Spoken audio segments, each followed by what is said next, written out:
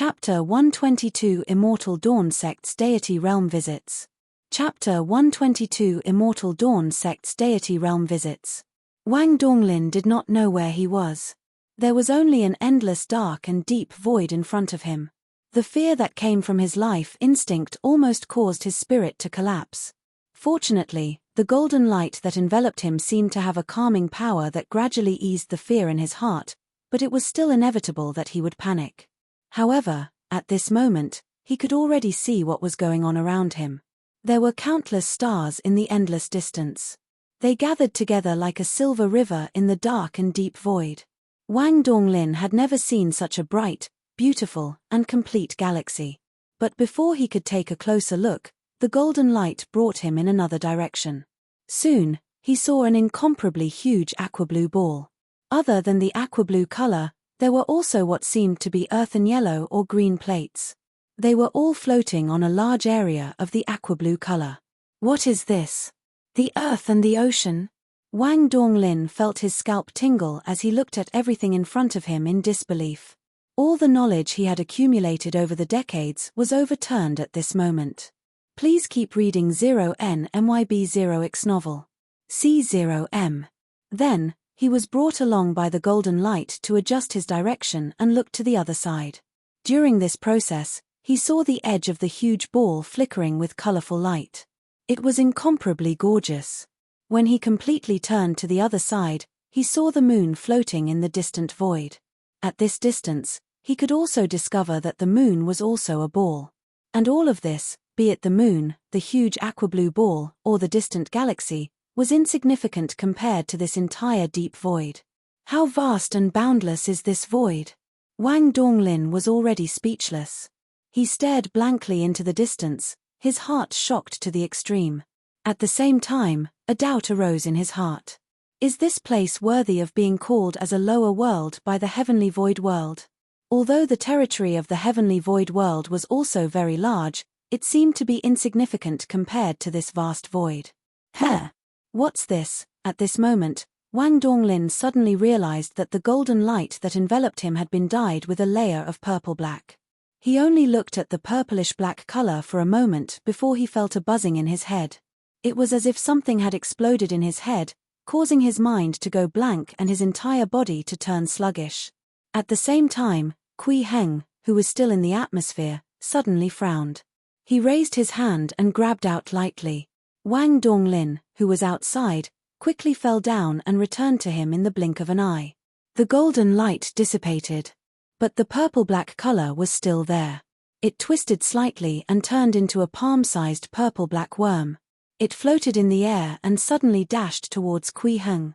Pa! A golden light flashed in Kui Heng's palm as he locked the little bug in a net of light. No matter how hard it tried, it could not break through the barrier. In a short while, the little bug turned back into a ball of purple and black light before gradually dissipating and disappearing without a trace. What is this? Kui Heng frowned and thought to himself, it doesn't have any signs of life and doesn't seem to be alive. Its essence is similar to the runes I developed, but it's more agile and somewhat like a living rune. However, the power of that little bug is very weak. It's only equivalent to the 3rd level of Qi refinement. It's far from being as powerful as any rune. However, such a weak thing actually has mental strength equivalent to the 9th level of Qi refinement. What exactly is this? Why is it in the void of the universe outside this planet? Since there's already something at this level, does it mean that there might be stronger ones? Thinking of this, he looked up again. His gaze passed through the distance and saw the dark and deep void of the universe. There were endless mysteries and unknown dangers there. Although from the intensity of the radiation and temperature reflected on his golden barrier, he sensed that he could completely move around in space with his body, this strange little worm made him give up on this idea. Although this little bug was weak, it was also filled with unknowns. It was even more unclear if there were any more of its kind, tens of thousands of times stronger outside. It was unsettling. Fortunately, I didn't go out rashly. The universe is boundless and mysterious. No one can be sure of the dangers. Kui Heng silently praised himself for his caution. He was even more determined to try stepping into the universe only after breaking through to the soul formation realm. Then, he looked at Wang Donglin, who had fallen unconscious from the intense mental impact, and then at the terrified people in the Wang family's mansion. He suddenly waved his hand. In an instant, the Wang family mansion that had flown 300,000 feet into the sky tore through the sky like a meteor and fell towards Langya County. Kui Heng's dharmic powers enveloped the mansion, preventing the buildings and people inside from being harmed. In fact, when the mansion was about to land, the dharmic powers even produced a buffer force, allowing the land and the courtyard above to steadily land back to their original place. At this moment, there were still commoners surrounding the deep pit created by the Wang family's mansion. Now that they saw that the Wang family's mansion and the land had returned, they immediately dispersed. No one went to investigate what was going on inside, nor did anyone dare to be curious about what had happened. That was because this was the Wang family of Langya. No one dared to be curious about the situation inside. They would simply be tired of living if they tried. At this moment, Kui Heng was still in the sky. He looked into his dantian and checked the 7 emotions light around his golden core. He had gained a lot from his actions against the Wang family and Wang Donglin just now. The green light that symbolizes fear had already reached 2 feet, and the grey light that symbolizes sorrow had also reached 1 foot and 3 inches. The other lights were not much different from before. The red and white colors that symbolizes joy and love were still only 1.5 feet. The purple color that symbolizes anger was 1 foot, and the black light that symbolizes evil was 1.3 feet. The tallest was still the yellow light that symbolizes desire. It was already close to 7 inches. For now, the most difficult thing to grow is actually the 2 emotions that were the fastest in the past, joy and love. The growth speed for the emotion of disgust is also very slow. Kui Heng fell into deep thought. Although he had a sustainable plan for both emotions, which was to promote the new decree and make the people everywhere happy and love him, as well as make the local families and sects hate him, the effects would definitely not be too fast. After all, promoting the new decree was not like treating people to a meal. Not only did they have to kill people, but they also had to govern well. They had to let the local people understand what was going on with the new decree and what benefits it would bring to them. Otherwise, it would be useless. Back then, it took nearly 3 months to promote the government decree in the 21 counties of Lu County. Now, they are going to promote the government decree in the entire Fengju. Without 2 years, it would probably be impossible to produce an effect on a large enough scale. The reason why fear, anger, sorrow, and desire grew so quickly is because I can obtain feedback from martial artists with high cultivation levels. I can even obtain feedback from the deity realm cultivators. Kui Heng thought of the key problem. I need to think carefully about how to obtain emotional feedback from high-level martial artists. Then, he turned around and flew towards Changfeng Prefecture City. After messing with the Langya Wang family, he did not intend to mess with the other preeminent clans for the time being. Otherwise, these people would be in a constant state of panic and their emotional feedback would be too rigid. After the human immortals and arhats of the heavenly void world descend, the situation might improve. Not long after Kui Heng left Langya County, Wang Donglin, who had fallen unconscious, slowly woke up. His eyes were filled with fear, then confusion, and finally relief. He heaved a long sigh of relief. Phew, fortunately, I'm still alive.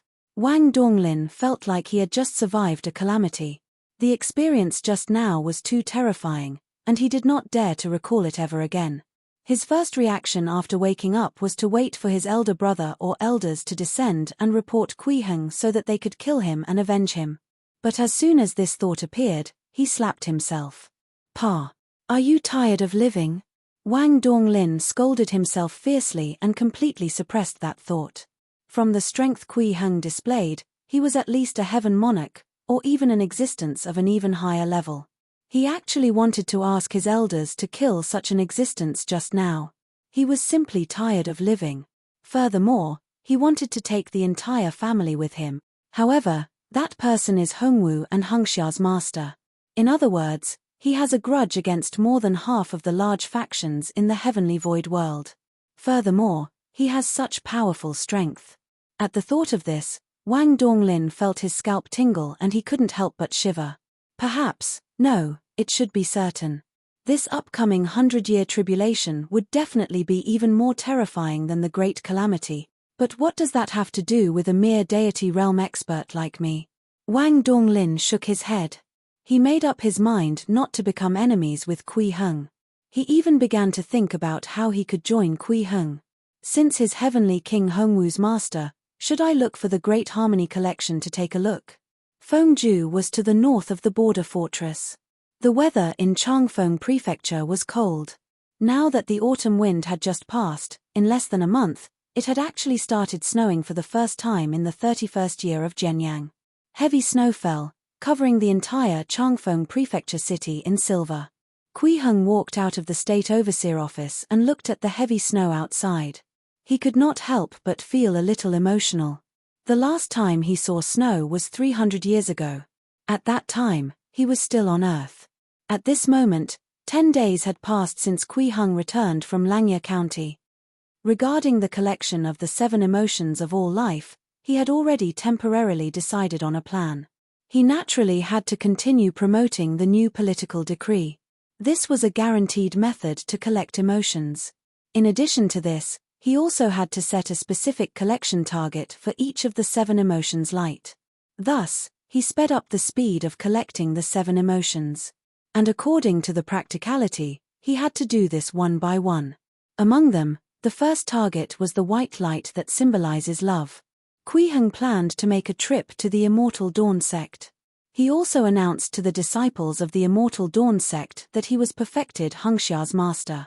After investigating so much information, it was time to really come into contact with the Immortal Dawn sect. Moreover, Chen Tong's sister, Chen Ying, had already returned to the Immortal Dawn sect. Although she did not know the identities of Kui Heng and Jiang Chichi, she would definitely tell the elders of the sect about her encounter with Kui Heng. Kui Heng's previous performance could let the people of the Immortal Dawn sect be mentally prepared in advance. Lord Overseer. Liu Litao's voice suddenly came from afar. He ran on the snow and hurriedly came to Kui Heng's side. Lord Overseer, I have something to report. What's the hurry? Kui Heng chuckled. This isn't like your usual self. Lord Overseer, Chen Tong's sister, Miss Chen Ying, has returned. Liu Litao panted and explained, it would be fine if she came alone, but she brought someone back. Someone from the Immortal Dawn sect. Kui Heng's eyes lit up. That's right. She's Miss Chen Ying's master, and she's a deity realm expert. Liu Litao said very solemnly. In his understanding, deity realm experts were still very important figures. Let's go, bring me to meet them. Kui Heng smiled, feeling comfortable. Chapter 123 Her name is Jiang Chichi. Chapter 123 Her name is Jiang Chichi. Chen Ying's master's name was He Qingru, and the sect addressed her as Perfected Qingru. She was the 3rd-generation disciple of the Immortal Dawn sect's founder, Perfected Hengxia, and had already reached the deity realm. However, because the martial cultivation techniques Kui Heng taught Jiang Chichi were more inclined towards the division of the cultivation system, and the qualitative change happened in a realm similar to the 7th level of qi refinement, her strength actually far exceeded ordinary deity realm martial artists. Even Zhong Shuming, the sect master of Daoi Palace, vaguely felt that he might not be He Qingru's match. At first, he found it difficult to accept. The Daoi Palace was an ancient sect that had been passed down for more than 10,000 years. Their martial techniques had been passed and modified and optimized by countless predecessors, but it was actually still inferior to the Immortal Dawn sect that had been established for less than 200 years. This feeling was like an old student who had been studying for 70 years meeting a genius who had entered the scholars' list at the age of 9. His mentality was about to explode. Of course, Great Jin did not have any imperial examinations. This was just an analogy.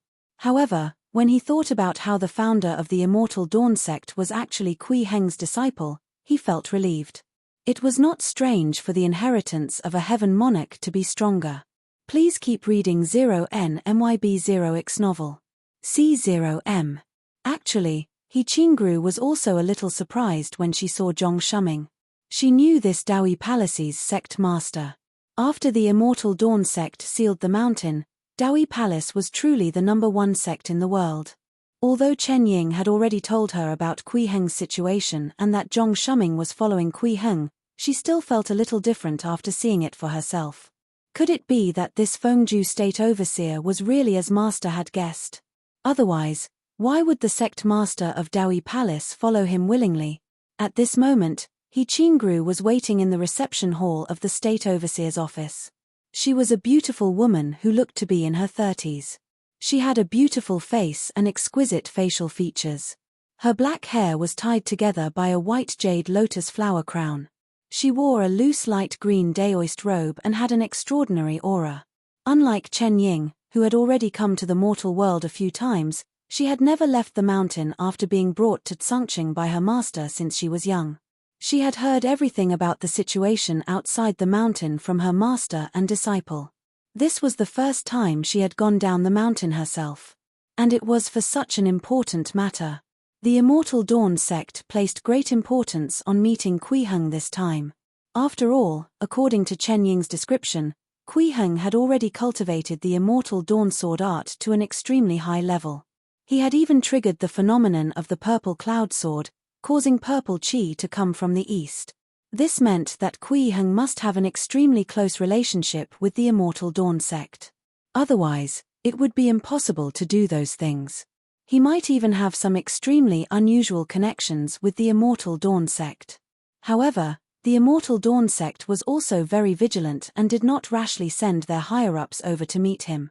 Instead, they let He Qingru come over first as the first wave of contact.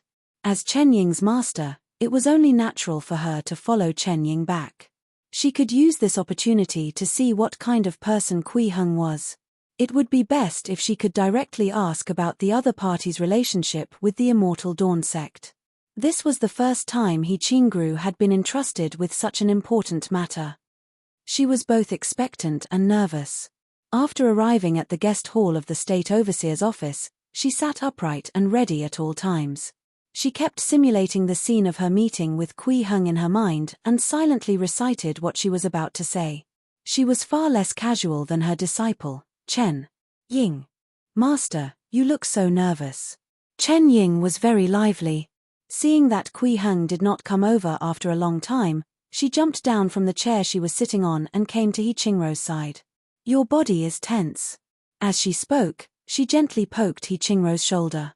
As Chen Tong's younger sister, she had already spent some time with Kui Heng when she was in Lu County.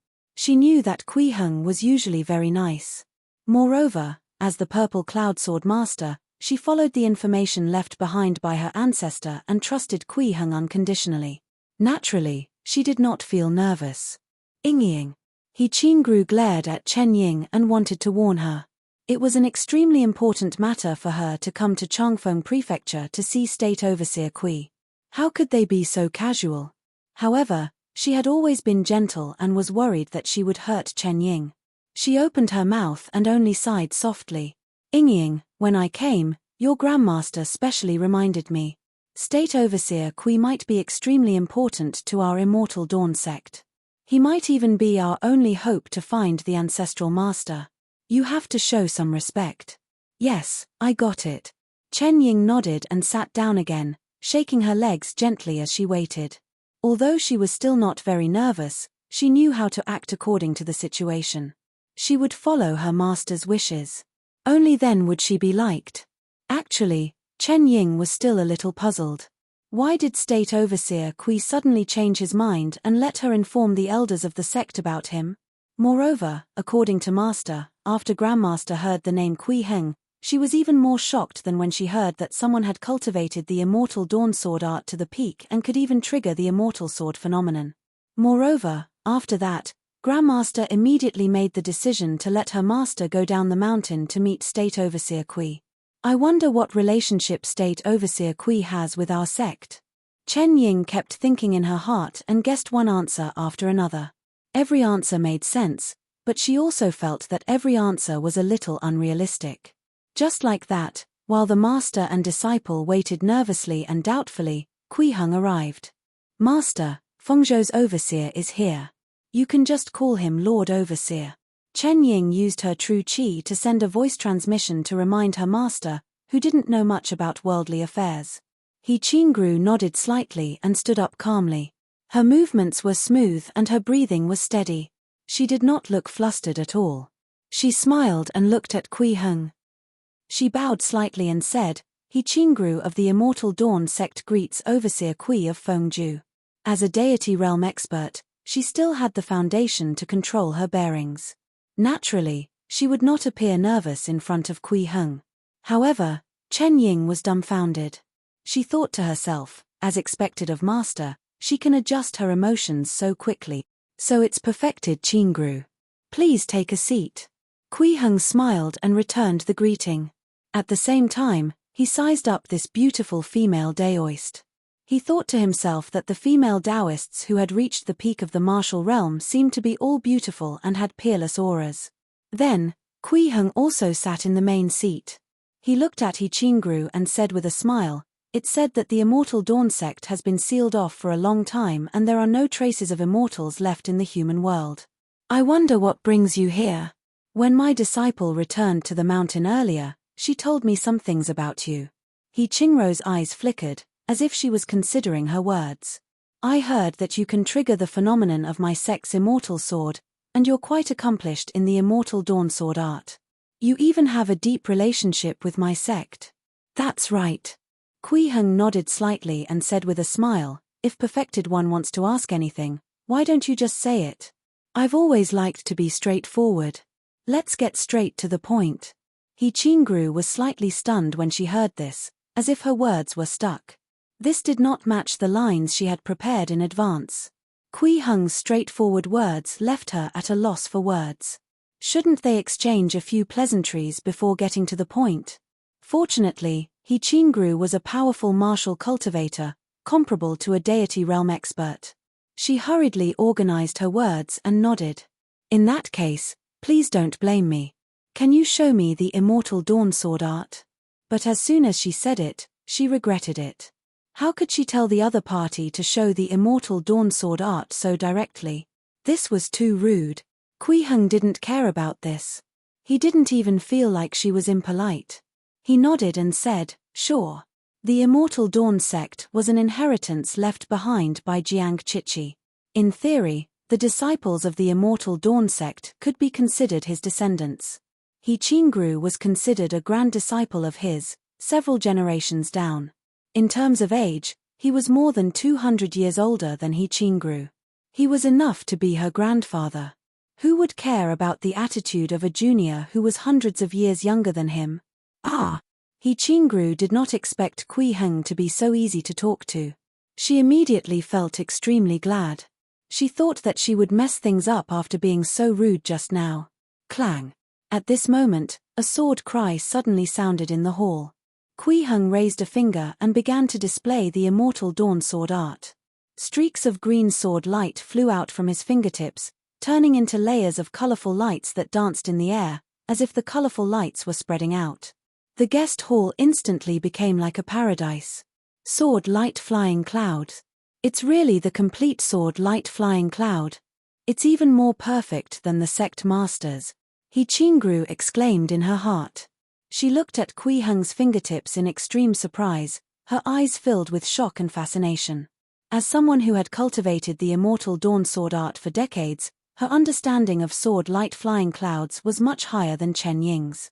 With just a glance, she could tell that this was definitely not the ordinary sword light flying clouds move.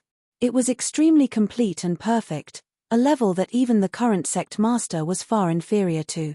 It was even more perfect than the description recorded in the Immortal Dawn sword art. At this moment, He Qingru's breathing almost stopped.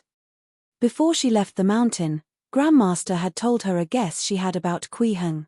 At this moment, that guess kept echoing in her mind. Could it be true? But nearly 200 years have passed. Thinking of this, He Qingru hesitated again and suddenly knelt down in front of Kui Heng.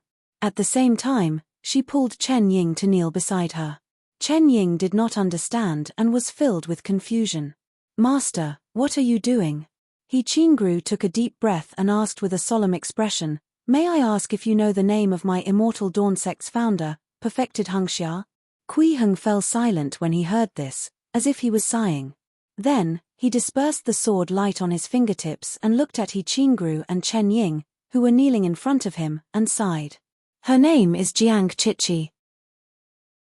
Chapter 124 Greetings, Ancestral Grandmaster. Chapter 124 Greetings, Ancestral Grandmaster. He Qingru's body trembled slightly when she heard this. Her entire body seemed to have frozen, and she did not move at all. After a long while, she knelt on the ground and kowtowed. Her voice trembled as she said, "May I ask if Exalted Immortal is our ancestral masters?" Jiang Chichi. This was the name of the Immortal Dawn sect's founder, perfected Wuxia. However, ever since she stepped into the martial world, she rarely used this name. She had always called herself Wuxia.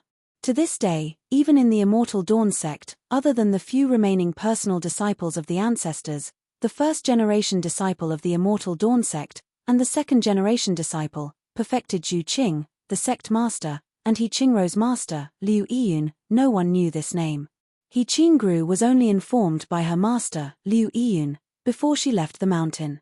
He even told a story. When the ancestral master, perfected Wuxia, was young, she accidentally entered an immortal realm and met a hidden immortal venerable who changed her life. Please keep reading 0NMYB0X novel. C0M. The Immortal Dawn sect's Immortal Dawn sword art was created by that hidden immortal venerable. From this perspective, that hidden immortal venerable should be the true source of the Immortal Dawn sect's inheritance, the founder of their lineage. And the name of that reclusive immortal venerable was Kui Heng. Kui Heng is the Fengju state overseer in front of me. He Qingru couldn't help but exclaim in her heart. Her current experience made her feel like she was facing history. The ancestral master's master was standing in front of her. Although she was already mentally prepared, she still felt inexplicably excited. I'm considered her master. Kui Heng nodded slightly, his eyes filled with memories. He seemed to have heard the little girl call him Big Brother Immortal again. He did not especially emphasize that Jiang Chichi had never taken him as her master and only called him Big Brother Immortal. In fact, he also treated Jiang Chichi as his younger sister. However, the relationship between master and disciple was real. As for calling him Big Brother Immortal, it was a matter between him and Jiang Chichi. There was no need to specially explain it to others.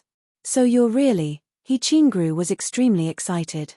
She took a deep breath and said respectfully, "Exalted Immortal, can we disciples of the Immortal Dawn sect address you as our ancestral grandfather?" Before Jiang Chichi disappeared, she had instructed her disciples that if they met Kui Heng one day, they could call him ancestral grandfather, but they had to obtain Kui Heng's approval. Grandfather? This little girl. Kui Heng's lips twitched slightly when he heard this. He didn't know whether to laugh or cry, but he still nodded and said with a smile, "That's fine." Greetings, ancestral grandfather. He Qingru immediately kowtowed, and at the same time, she pulled Chen Ying beside her and bowed. Ah! Chen Ying was still very confused and did not understand what was going on. However, seeing that her master beside her had already bowed, she also kowtowed. Greetings, ancestral grandfather. At this moment, in the reception hall of the state overseer's office, two beautiful women, one in her early 30s and the other in her early 20s, were kneeling in front of Kui Heng, who looked like a young man, and calling him ancestral grandfather. The scene was a little strange. "All right, get up." Kui Heng raised his hand and circulated his dharmic powers, allowing the two of them to stand up. He casually took out 2 copper coins from his sleeve and attached runes to them before handing them over. "Ancestral grandfather, what's this?" He Qingru and Chen Ying were very puzzled.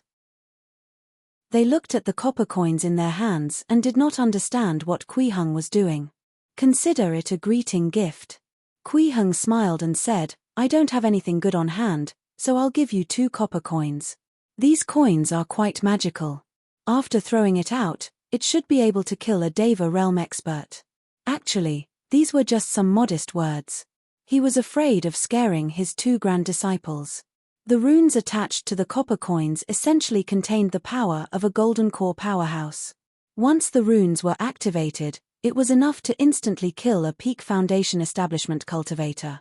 But even so, He Qingru felt an unprecedented shock.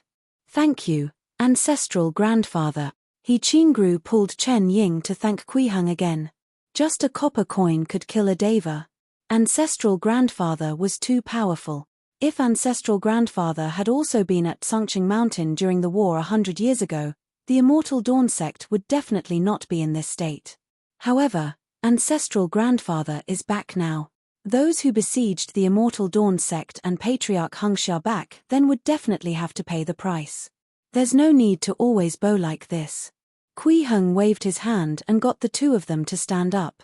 He asked He Qingru, "Did you come here just to verify my identity? This is indeed the most important thing." He Qingru nodded and said, "Your identity is extremely important to the entire Immortal Dawn sect. Now that it has been confirmed, I still have something to ask of ancestral grandfather's opinion." "Speak." Kuiheng nodded lightly. "This disciple wants to return to Sungqing Mountain and inform my fellow disciples and teachers about you, ancestral grandmaster," He Qingru said solemnly. "They also want to come to Changfeng Prefecture City to pay their respects to you. Aren't they sealing the mountain?" Kuiheng smiled. "That's why I need to ask for your opinion, ancestral grandfather," He Qingru said in a low voice. "Can the Immortal Dawn sect reopen its doors? Was it Chiji's decision to seal the mountain back then?" Kuiheng asked. Previously, he had asked Chen Ying about the Immortal Dawn sect sealing the mountain. The answer he received was that Jiang Chichi had left a warning before she disappeared and asked the Immortal Dawn sect to seal the mountain. "It's indeed Patriarch." He Qingru nodded first, then explained, "But this was not Patriarch's will. At that time, the Immortals and Buddhas of the upper world besieged the Immortal Dawn sect, and Patriarch single-handedly turned the tide. However, at the last critical moment, they were ambushed by a great bodhisattva from the upper world. The Immortal Dawn sect was at a disadvantage. However, the Ancestral Master also tried her best to kill that great bodhisattva. Therefore, both sides came to a compromise. The Immortals and Buddhas of the upper world promised not to attack the Immortal Dawn sect anymore, and the Immortal Dawn sect also announced that they would seal the mountain and not openly recruit disciples on a large scale. I heard from Master that the Ancestral Master was seriously injured at that time and could no longer fight, so she agreed to the conditions of those Immortals and Buddhas from the upper world.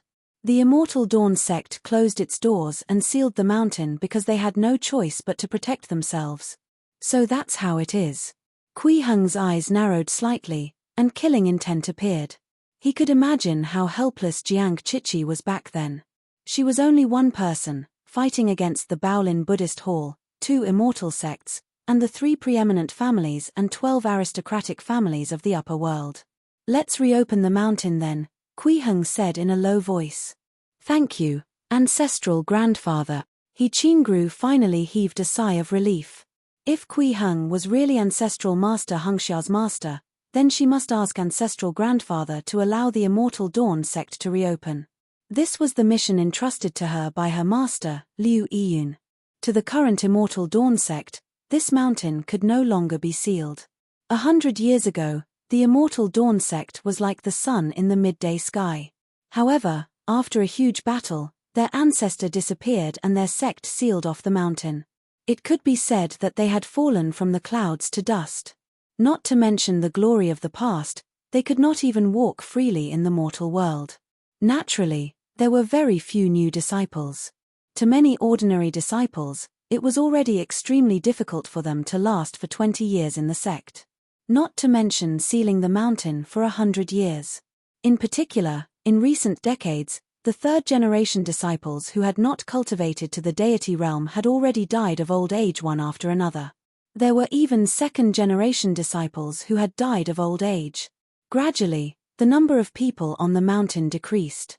Everyone in the Immortal Dawn sect was in a state of panic, and they were extremely secretive about the reason for sealing the mountain. No one knew when this mountain sealing would end. Now that the 100-year period was approaching and the Immortals and Buddhas of the upper world were about to descend, if those Immortals and Buddhas broke their promise and joined forces to attack again, Would the Immortal Dawn sect be able to survive? Even if they survived, if they continued to seal off the mountain, in a few more decades, or 100 years, 200 years, the people inside would eventually die of old age. In the end, wouldn't the Immortal Dawn sect turn into an empty grave? If they continued to seal the mountain, the Immortal Dawn sect would really be finished. After you return, you can inform your fellow disciples and teachers, Hung suddenly said. He walked towards the entrance of the guest hall with his hands behind his back and said indifferently, in less than 2 months, those so-called upper world immortals and Buddhas will descend. When the time comes, I'll bring the Immortal Dawn sect with me. To kill. He Qingru left Changfeng Prefecture with Chen Ying and embarked on the journey back to Tsangqing Mountain. At this moment, Chen Ying's mind was still a little dizzy. Lord Overseer Kui was actually Ancestral Master Hengxia's master and her ancestral grandfather. Oh, he was also Master's ancestral grandfather. Also, the Immortal Dawn sect actually didn't need to continue sealing the mountain. This was really great news. Master, can we leave the mountain freely in the future? Chen Ying asked her master happily. She felt that her master was much smarter than before. She could actually say such a long string of words. He Qingru did not answer. She kept inhaling and exhaling, as if she was calming herself down. After a while, He Qingru noticed that her disciple was asking her a question. She immediately said in embarrassment, "Are you talking about why I spoke so fluently? This is because I was prepared in advance and rehearsed it many times in my heart." Chen Ying rolled her eyes when she heard that.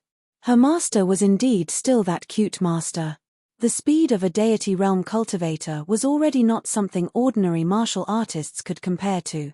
Especially He Qingru, who was far stronger than ordinary deity realm experts. In just 2 days, she brought Chen Ying back to Tsangqing Mountain. Then, the master and disciple walked past the 1,000-layer stone stairs, passed through the vast sea of clouds, and arrived at the mountain gate of the Immortal Dawn sect. This was an archway that seemed to be made of white jade. There were many clouds carved on it, and the words Immortal Dawn sect were personally carved by Jiang Chichi with sword light. 100 years ago, this was the mountain gate of the #1 sect in the world. Countless people had come here to seek the path to immortality. Today, 100 years later, this place was quiet and desolate. There were only pines, trees and cypresses, and clouds and fog. He Qingru brought Chen Ying to the mountain gate and saw clouds rising inside. 2 women who looked like fairies walked out quickly. They were the Immortal Dawn sect's sect master, Perfected Zhu Qing, and He Qingru's master, Liu Yiyun. They all asked eagerly, "Qingru, have you found ancestral grandfather?" Chapter 125 Envoy of the Great Jin Imperial Court. Chapter 125 Envoy of the Great Jin Imperial Court. Perfected Zhu Qing and Liu Yiyun looked at He Qingru with concern. To the current Immortal Dawn sect, it was too important to find their ancestral grandfather. This was enough to affect the survival of the entire sect. "Sect Master, don't worry." He Qingru smiled faintly and said, "Disciple has already verified that Lord Overseer Kui, who rules over Fengju, is Ancestral Master's master, our ancestral grandfather. Actually, under normal circumstances, He Qingru, Perfected Zhu Qing, Liu Yiyun, and the other disciples of the Immortal Dawn sect should have called Kui Heng as Ancestor Grandmaster. However, it was their ancestral master, Ancestral Master Hengxia, who had decided on how to address him. They had also obtained Kui Heng's approval, so they called him that. "Really? It's really our ancestor grandfather?" Perfected Zhu Qing and Liu Yiyun were overjoyed when they heard this. They could no longer maintain their composure and could not help but laugh. Please keep reading 0NMYB0X novel. C0M. Although they had already been mentally prepared when they found out the name Kui Heng corresponded with that person could use sword light flying clouds and even trigger the immortal sword phenomenon, they still felt that it was a little unreal now that they had obtained a definite answer. The Immortal Dawn sect had been waiting for this ancestral grandfather for too long. The 2 of them were the 2nd-generation disciples of the Immortal Dawn sect, Jiang Chichi's grand disciple. Unlike 3rd-generation disciples like He Qingru, they had truly cultivated beside Jiang Chichi. The two of them knew more about this ancestral grandfather than He Qingru. 100 years ago, before the war happened, when Jiang Qiqi was still in the Immortal Dawn sect, perfected Zhu Qing and Liu Yiyun, who were still in the inner world realm, had been ordered to leave the mountain to search for Kui Heng. This was an order given by their master, but both of them knew very well that this was definitely the patriarch's orders. Moreover, this search had already begun since the ancestral master destroyed the Tsunxuan sect and established the Immortal Dawn sect on Tsungqing Mountain. In the beginning, it was only the first-generation disciple of the Immortal Dawn sect, which was also Jiang Qiqi's personal disciples who were involved. Then, it was changed to the second-generation disciples like perfected Zhu Qing and Liu Yiyun. Although they had not gained anything for a long time, it was obvious that the ancestral master wanted to continue this tradition. However, after the battle 100 years ago, the ancestral master disappeared and the Immortal Dawn sect sealed the mountain. The disciples were no longer free to leave the mountain, so the mission to find Kui Heng was naturally left unsettled. Unexpectedly, at the end of the 100 years period, when the Immortal Dawn sect was about to face a life-and-death crisis, they actually found the ancestral grandfather. That's right, it must be ancestral grandfather. He Qingru said with certainty. Grand Teacher even displayed the sword-light flying clouds move for us. It was incomparably perfect, even more perfect than the description of the sect's secret manual. Ancestral grandfather also knows Patriarch Hengxia's secular name. Coupled with the phenomenon of the purple cloud sword, it's enough to prove that Lord Overseer Kui is our ancestral grandfather. Oma. Good, good. That's great. Perfected Zhu Qing was extremely excited.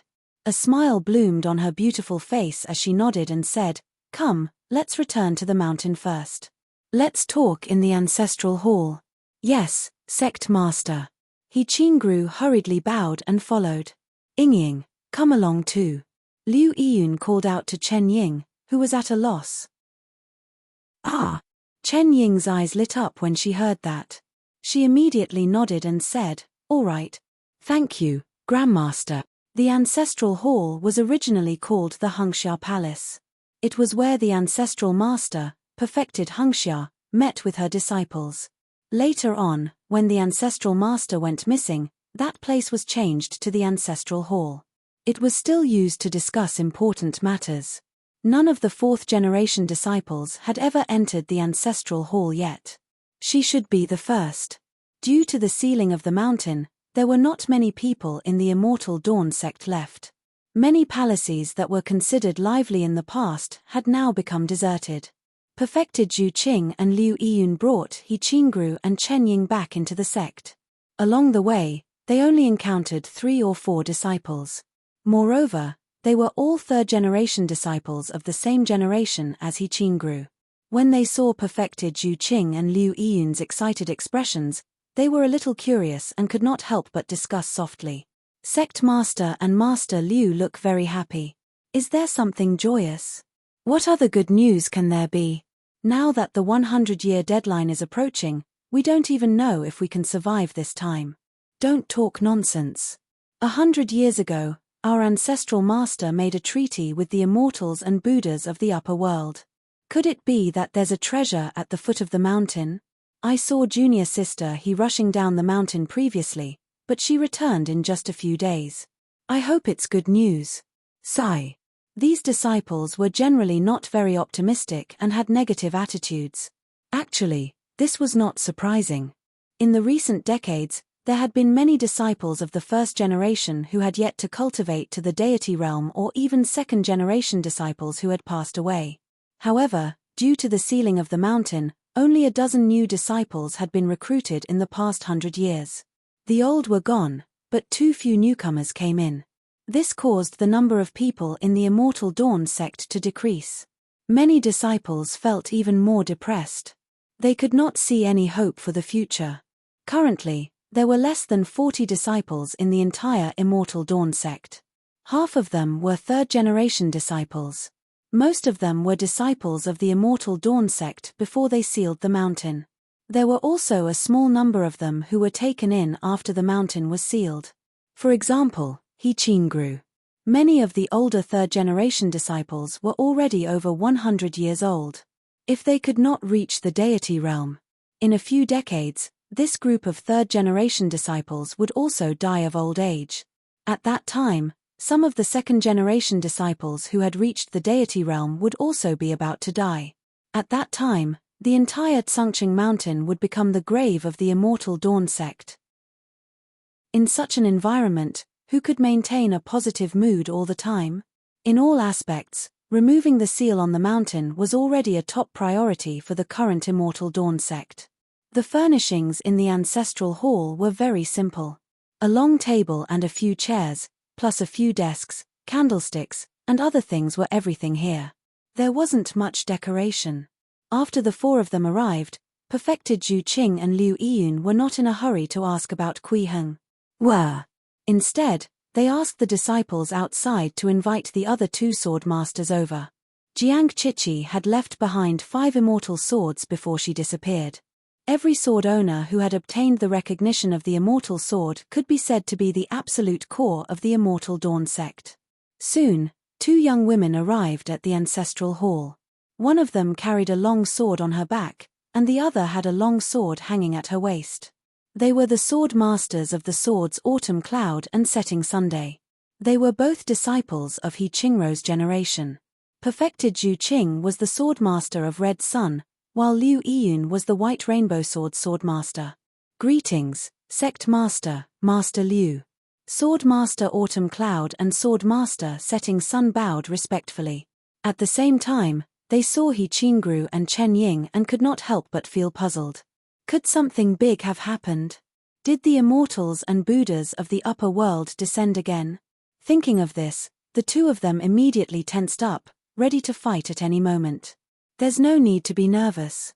Perfected Zhu Qing smiled faintly and said, "It's good news. Qingrou, tell everyone about Ancestral Grandfather." Ancestral Grandfather? Sword Master Autumn Cloud and Sword Master Setting Sun were stunned. What kind of address was this? Wasn't Ancestral Master Hengxia a peerless woman? How? Ancestral Grandfather is the master of Ancestral Master Hengxia.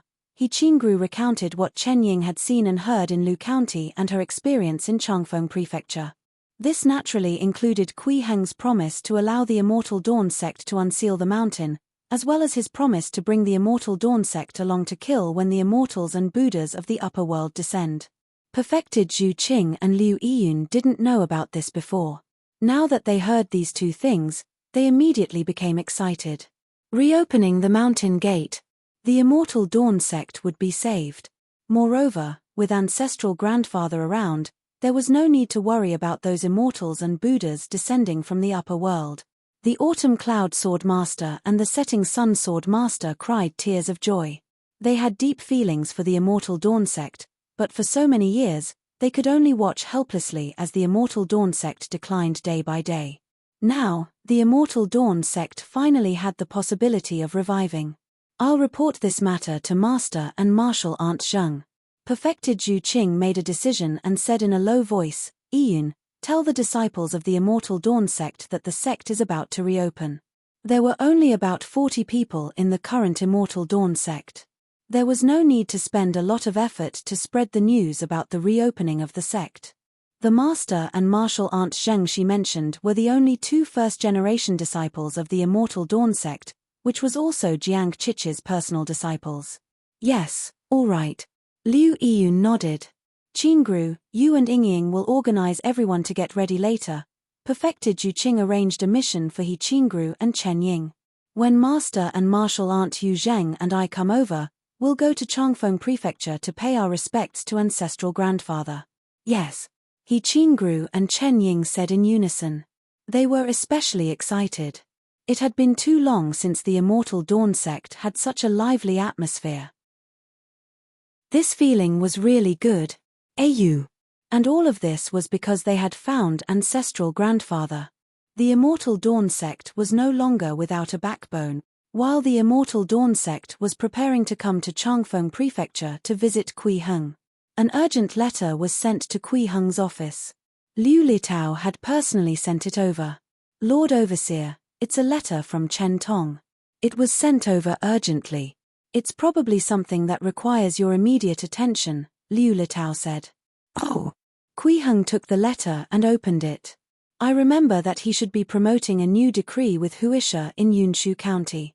It's really from Yunshu County. Yunshu County is a northern frontier fortress of the Great Jin, close to the grassland barbarians. Did something happen? Liu Litao immediately thought of several possibilities. The grassland barbarians gathered about 50,000 cavalry from the various tribes and planned to raid Yunshu County in the south. When they sent the letter, they were already at the city gate.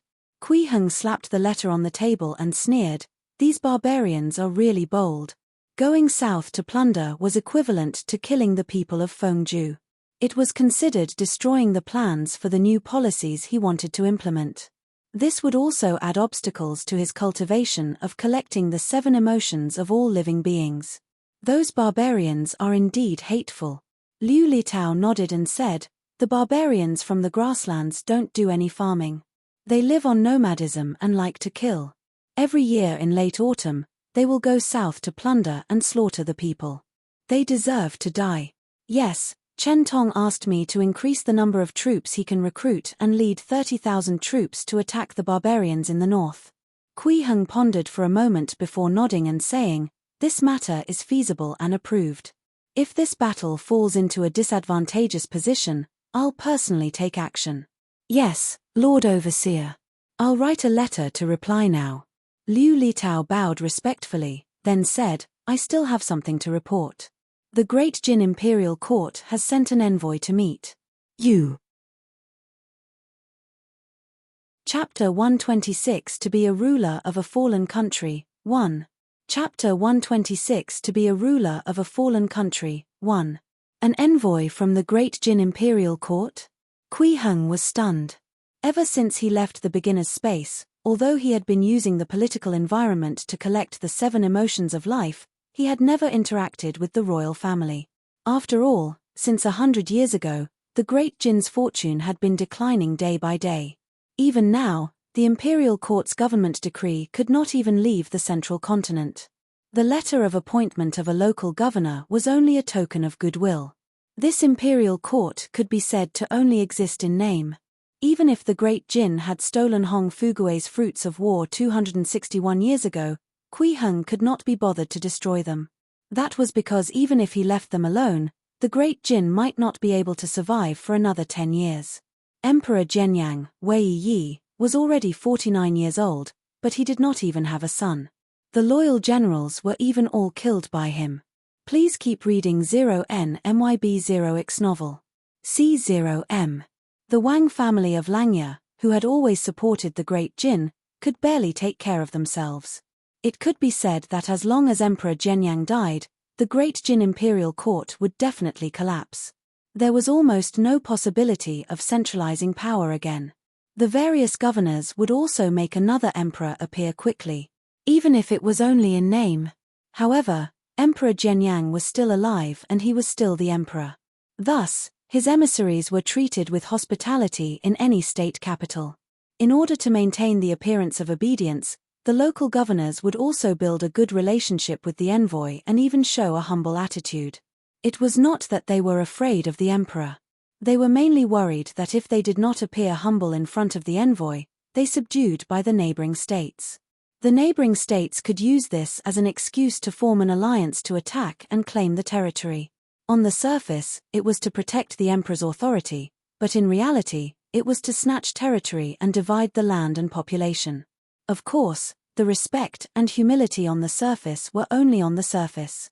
As for the emperor's orders brought by the envoy, they were usually ignored by the state overseers or they pretended to adhere just for show. Therefore, the emperor usually did not send any envoys to the state capitals. After all, it would be very embarrassing if his decree was ignored. But now, an envoy from the imperial court had suddenly come to Fengju. It was really strange. "What's his rank?" Kui Heng asked. The envoys sent by the imperial court were mostly eunuchs of the imperial court. They could determine the importance of the matter through the ranks of the officials. "Its attendant Wang Chun," Liu Litao said solemnly. "An attendant?" Kui Heng raised his eyebrows slightly and smiled. "What does Emperor Zhenyang want to do?" He actually sent such an important member of the inner court to me. Did he say why he came? According to the official system of the Great Jin, the regular attendants of the loose cavalry were the main officials of the loose cavalry. They were assigned to serve the emperor alone. They were also responsible for advising him. The authority they held was extremely heavy. That attendant didn't say why he came. Liu Litao shook his head. He insisted on meeting. You. Then let him come in. Kui Heng nodded slightly, curious about the Great Jin Imperial Court's goal. Yes, Lord Overseer. Liu Litao bowed and left. Accompanied by Liu Litao, the envoy of the Great Jin Imperial Court brought a servant along and entered the reception hall of the State Overseer's office. This envoy looked to be in his 40s. His face was fair and beardless, and his temperament was feminine. He was obviously a eunuch. The follower beside him looked to be in his 50s. He had an ordinary appearance. His eyebrows were lowered, and he looked humble. Wang Chun greets the Lord Overseer. This eunuch was not arrogant at all. He was very respectful to Kui Heng and even bowed obediently. Please take a seat.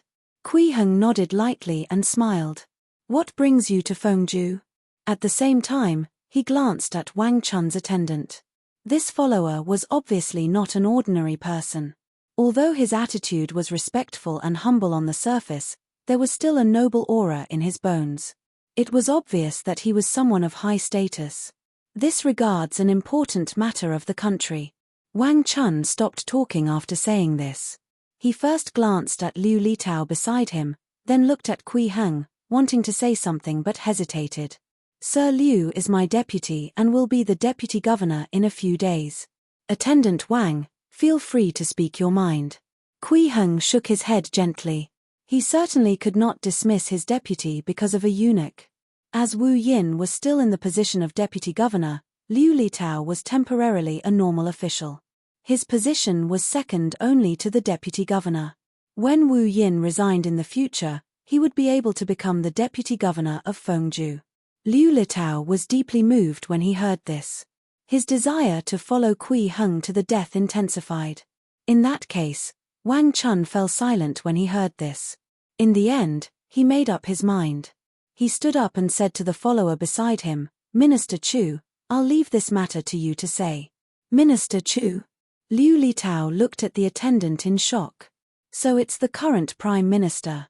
Kui Heng was still sitting there, sizing up this old man who was dressed like a follower. He was rather surprised. Although he did not care much about the Great Jin Imperial Court, he knew that the current Prime Minister was called Chu Yuanliang, and he was not an ordinary Prime Minister. The Prime Minister, Minister of Records, Commander-in-Chief of Military Affairs, Governor of Zhengzhou. These were Chu Yuanliang's current official titles. In terms of power, he could command all the military affairs of the Great Jin and execute any official below the rank of state overseer. Simply put, he was almost equivalent to the emperor. Normally speaking, it was impossible to put so many official positions on a single person. However, under the rule of Emperor Zhenyang, such a powerful prime minister really appeared. This made Kui Heng very curious as to why the current prime minister had personally come to Fengju. Chapter 127 To be a ruler of a fallen country, 2. Chapter 127 To be a ruler of a fallen country, 2. Greetings, Lord Overseer Kui. Chu Yuanliang did not have the airs of a top official at all. His attitude was very respectful as he bowed to Kui Heng and said, Please save the Great Jin.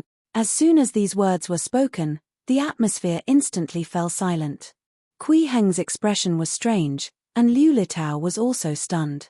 In this day and age, they still requested the help of a state overseer to save Great Jin. It was already very good that the state overseers didn't give the falling empire a shove in the back. This is not only for the Great Jin, but also for yourself, Lord Overseer. Wang Chun suddenly said, I believe Lord Overseer has already received the news of the grassland barbarians attacking the city in the south. Yes. Kui Heng nodded slightly and frowned. Is it related to this? It's indeed related. Chu Yuanliang nodded and said with a bitter expression, The emperors decreed that as the grassland chiefs of the land were benevolent and caring to their people, They should not be trapped in the 7 states of the grassland. So the ownerless Fengju was handed over to Chanyu to rule.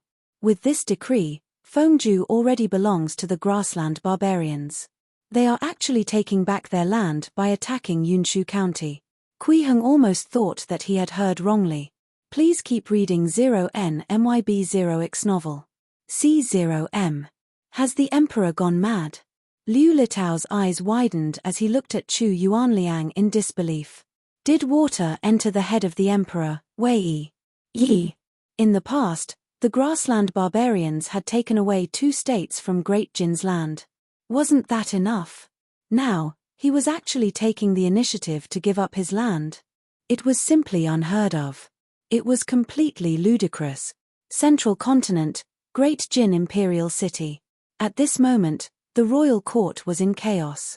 A few days ago, Emperor Wei Yi suddenly told all the courtiers that he had secretly sent an edict to the grassland and ceded the entire Fengju to the leader of the grassland barbarians, Chanyu. Immediately after, the Great Jin Imperial Court received news that the grassland barbarians were marching south and were about to attack Yunshu County. Prime Minister Chu Yuanliang was so angry that he vomited blood and fainted on the spot.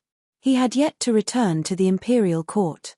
The court officials were also stunned by this explosive news. They never dreamed that the emperor, who usually ate and waited for death, would actually do such a ridiculous thing. It had been 3 years since the barbarians had marched south. At a time like this, he actually took the initiative to give up a state for Chanyu. It was not a county or a city, but a fucking state. There were only 11 states in the entire Great Jin. No, there were only 10 left. No one in their right mind would do such a thing. In order to deal with this matter, there was endless debate in the royal court. Emperor Wei Yi yawned and staggered to the imperial court. The courtiers immediately fell silent. However, Wei Yi ignored these courtiers. He came to the jade steps and tilted his body, lying on his side on the dragon throne. His eyes were half closed, and he looked completely sleepy. A courtier couldn't help but step forward and say, "Your Majesty, it's the duty of the emperor to guard the land and shepherd the people. How can your Majesty cede the land and people to the barbarians for no reason?" Then, another courtier stepped forward and said, "Your Majesty, although there has been no lack of rulers who have been defeated and ceded land for peace, there has never been a ruler who gave up his land without a fight. Your Majesty, please withdraw the edict." With the 2 of them taking the lead, more and more courtiers stood up one after another. The words they spoke became more and more intense. In the end, they even shouted words like "king of a fallen country." A fallen king? Wei Yi, who was lying on the dragon throne, suddenly spoke. He seemed to have been stimulated by something and instantly became 100 times more energetic. He no longer had the sleepy appearance from before. He stood up on the jade platform and stood in front of the dragon throne. "Who said that I'm the ruler of a fallen country just now?" Wei Yi's gaze was cold as he scanned the officials from head to toe. The royal court was silent. No one dared to make a sound. Whoosh! Wei Yi suddenly kicked the table in front of him and laughed loudly. "Ha ha ha ha, you're right. That's right, that's right. I am the ruler of a fallen country." The courtiers were shocked and filled with disbelief. How could an emperor say that he was the ruler of a fallen country? At this moment, Wei Yi seemed to have fallen into a state of mental excitement. He no longer looked down on the ministers but started talking on the jade steps. "When I ascended the throne at the age of 18, I worked hard to rule and wanted to become the ruler of a resurgent country, leaving my name in history. Hence, I used the great general Chen Pengju to attack the north. In just 3 years, I took back Fengju and restored the mountains and rivers. But what happened after that? What we obtained was not praise, but the unsolicited advices of the officials. They asked us not to exhaust our resources and disrupt the countries by fighting, and disturb the people's livelihood. They asked me to issue an imperial decree to summon Chen Pengju back to the capital. I thought that you were all loyal subjects who were dedicated to the country. After listening to your words, I summoned Chen Pengju back and he died on the way home. The hundreds of thousands of troops lost their backbone and were easily controlled by the large sects. At that time, I knew that I couldn't be the ruler of a resurgent country. I wasn't ruthless enough. My ears were too soft. I still had a group of good ministers, but I couldn't accomplish anything great. Thousands of years later, those who weren't familiar with history books might not even know my name. That won't do. When I came to this world, I was destined to ascend the throne and became the emperor. I'm to dominate the universe and rule over all living beings. This emperor is special and different from the mortal world. How can I be drowned in the dust of history like those mediocre living beings? Those who can be remembered by the people of the world are only the founders of countries, rulers of fallen countries, or leaders of resurgent countries. Since I can't be the ruler of a resurgent country, it's also very good to be the ruler of a fallen country. This fame is even easier to be remembered by the world than the ruler of a resurgent country. Therefore, I didn't give birth to any sons, and I slaughtered my brothers. I allowed the traitors to be in my court, and used them.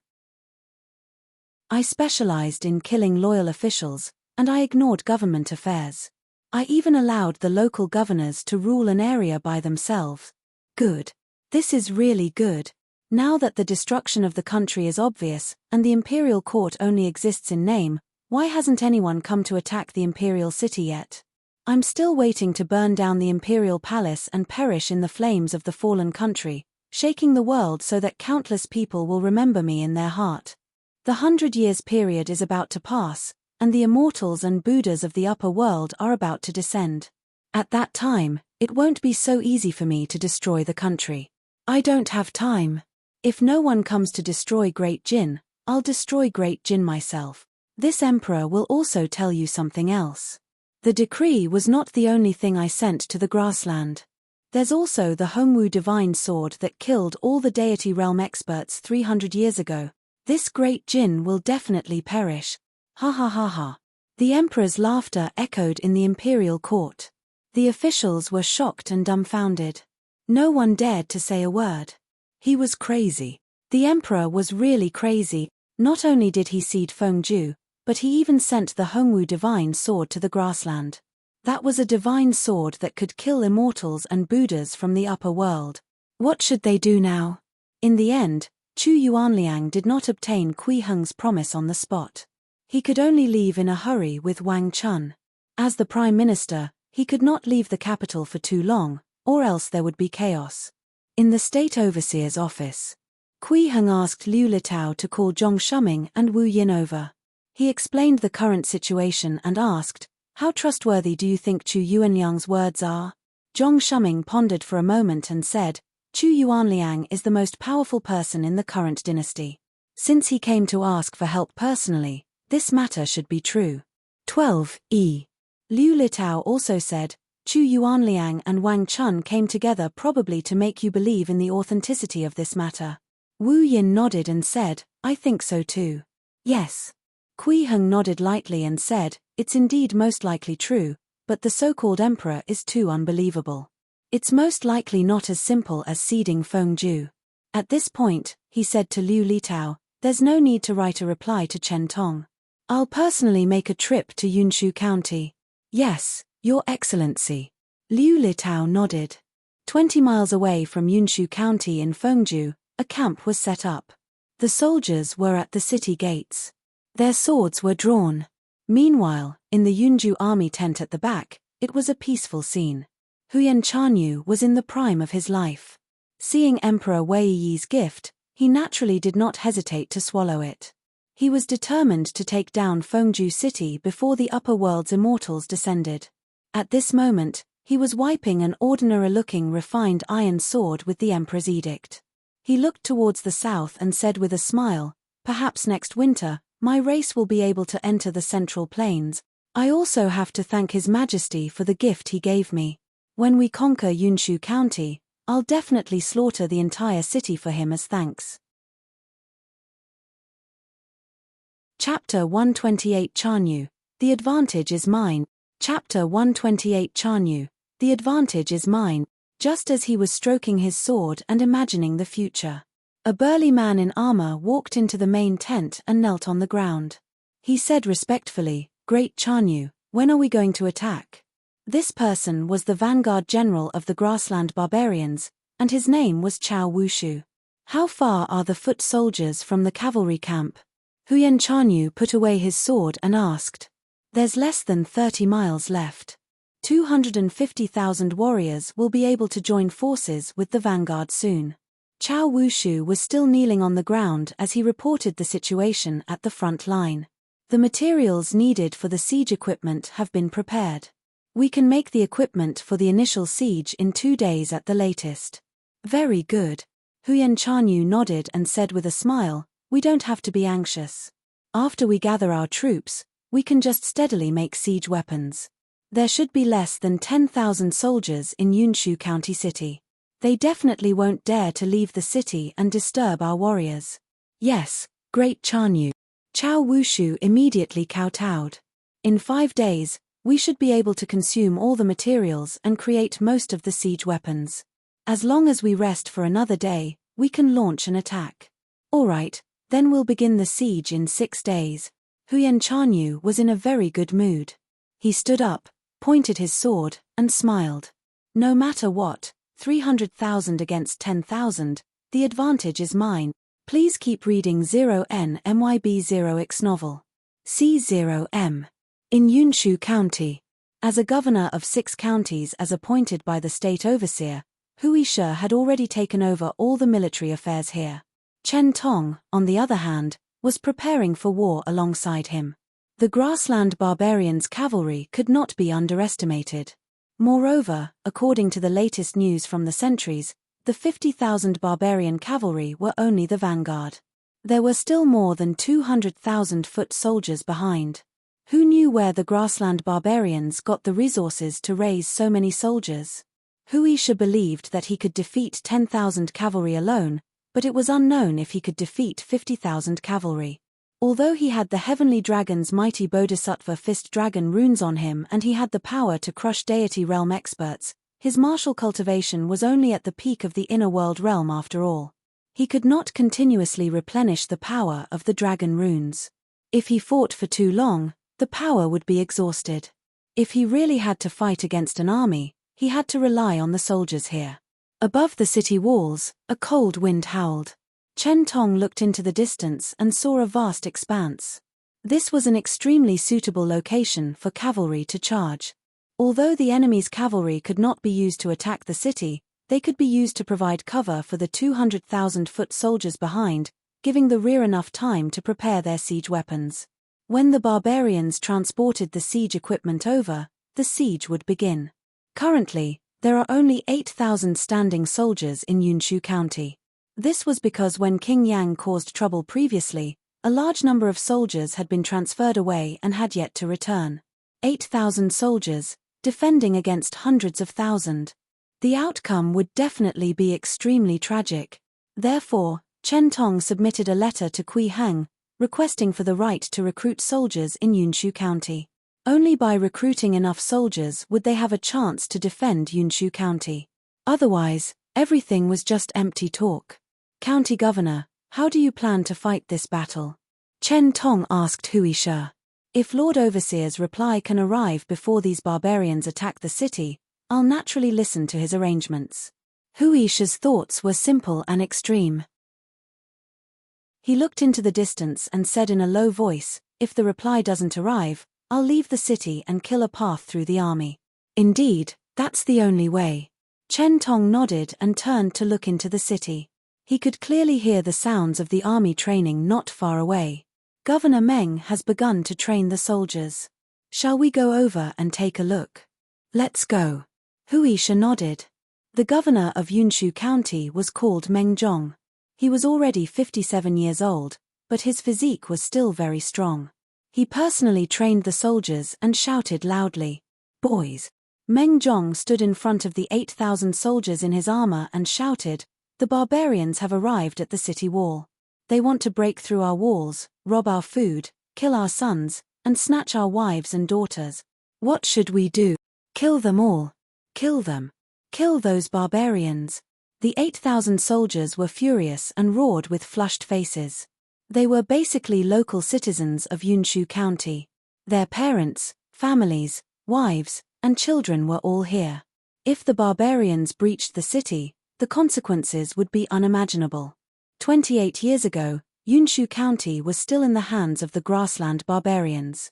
Many of the 8,000 soldiers were born in that era. They would often hear their elders talk about that tragic life. There were even some soldiers who had personally experienced that era. Everyone knew very well what kind of life they led under the rule of the grassland barbarians. No, not life. It could only be considered a mere existence. At that time, the people here could not even hold any hope in their hearts for a better life. Especially the ladies. As long as a girl was over 10 years old, they would basically become the playthings of the barbarians. They were simply living in hell. This time, they had to defend Yunshu County. Meng Zhong looked at the angry soldiers and felt very gratified. But there was no joy in his heart at all. He knew very well that once the battle broke out and the city defense began, the 8,000 soldiers in front of him would definitely die in large numbers. It was unknown if there would even be 2,000 of them left. However, as the governor of Yunshu County, he had to appear strong enough. Facing these soldiers, he continued to shout, "That's right. Kill those barbarians. This is our home. There's no place to retreat behind us. We have nowhere to hide or escape. We can only fight to the death. Only by guarding this city can we have a chance of survival." He was originally a soldier as well. He knew very well the importance of Yunshu County. This was the northern gate of Fengju. Without Yunshu County, the barbarians from the north could enter at any time and plunder the lands. The entire Fengju would become defenseless.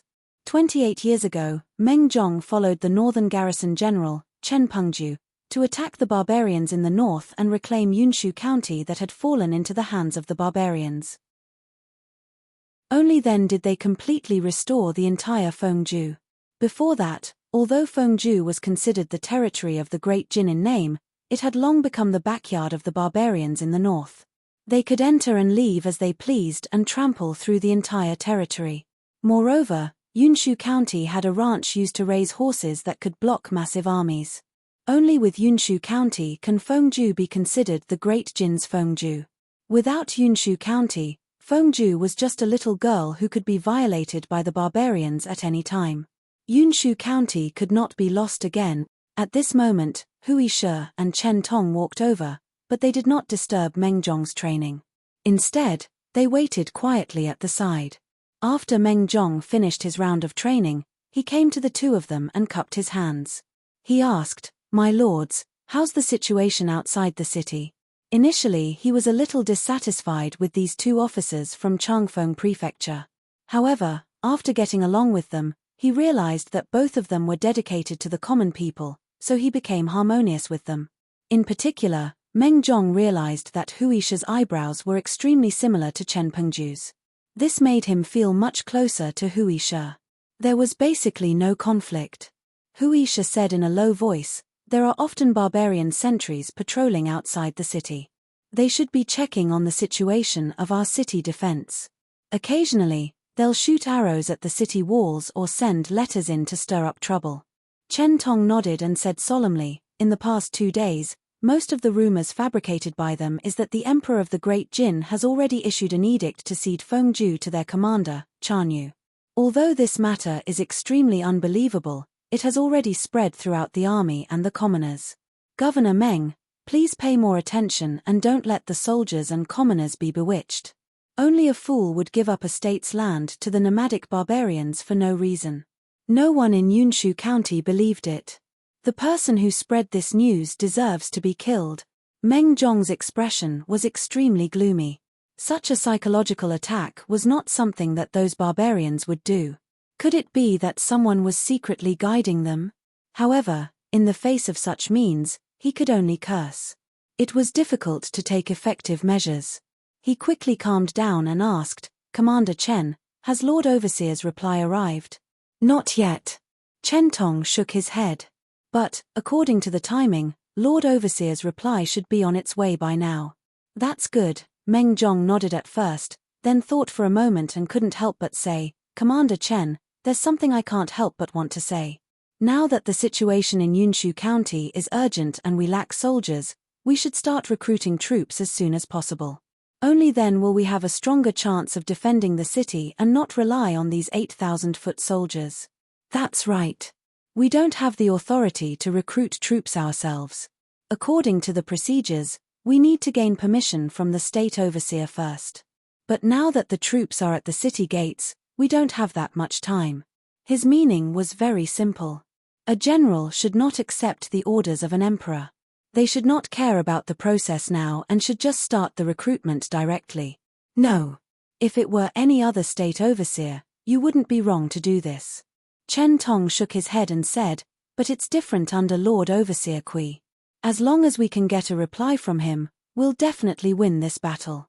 Lord Overseer has great divine powers. As long as he sends us even a piece of paper, we can destroy the barbarian army with a flick of our fingers, Wuxia explained. Meng Zhong fell silent when he heard this. He thought of some rumors about the Fengju governor, Kui Heng, and frowned. There's no giant river here. There's no way to drown the army with water. Like most people, he believed that Kui Heng had relied on the advantage of the terrain and the power of the giant river to defeat the army that was several times the size of his own. As for great divine powers, since ancient times, no one had ever heard of any mystical powers powerful enough to defeat an army of hundreds of thousands. It was impossible to believe. I don't think we'll receive a reply from Lord Overseer, Wuxia suddenly said. These words immediately shocked Chen Tong. What did that mean? He was about to ask when he saw Wuxia bowing respectfully to the sky. Welcome, Lord Overseer.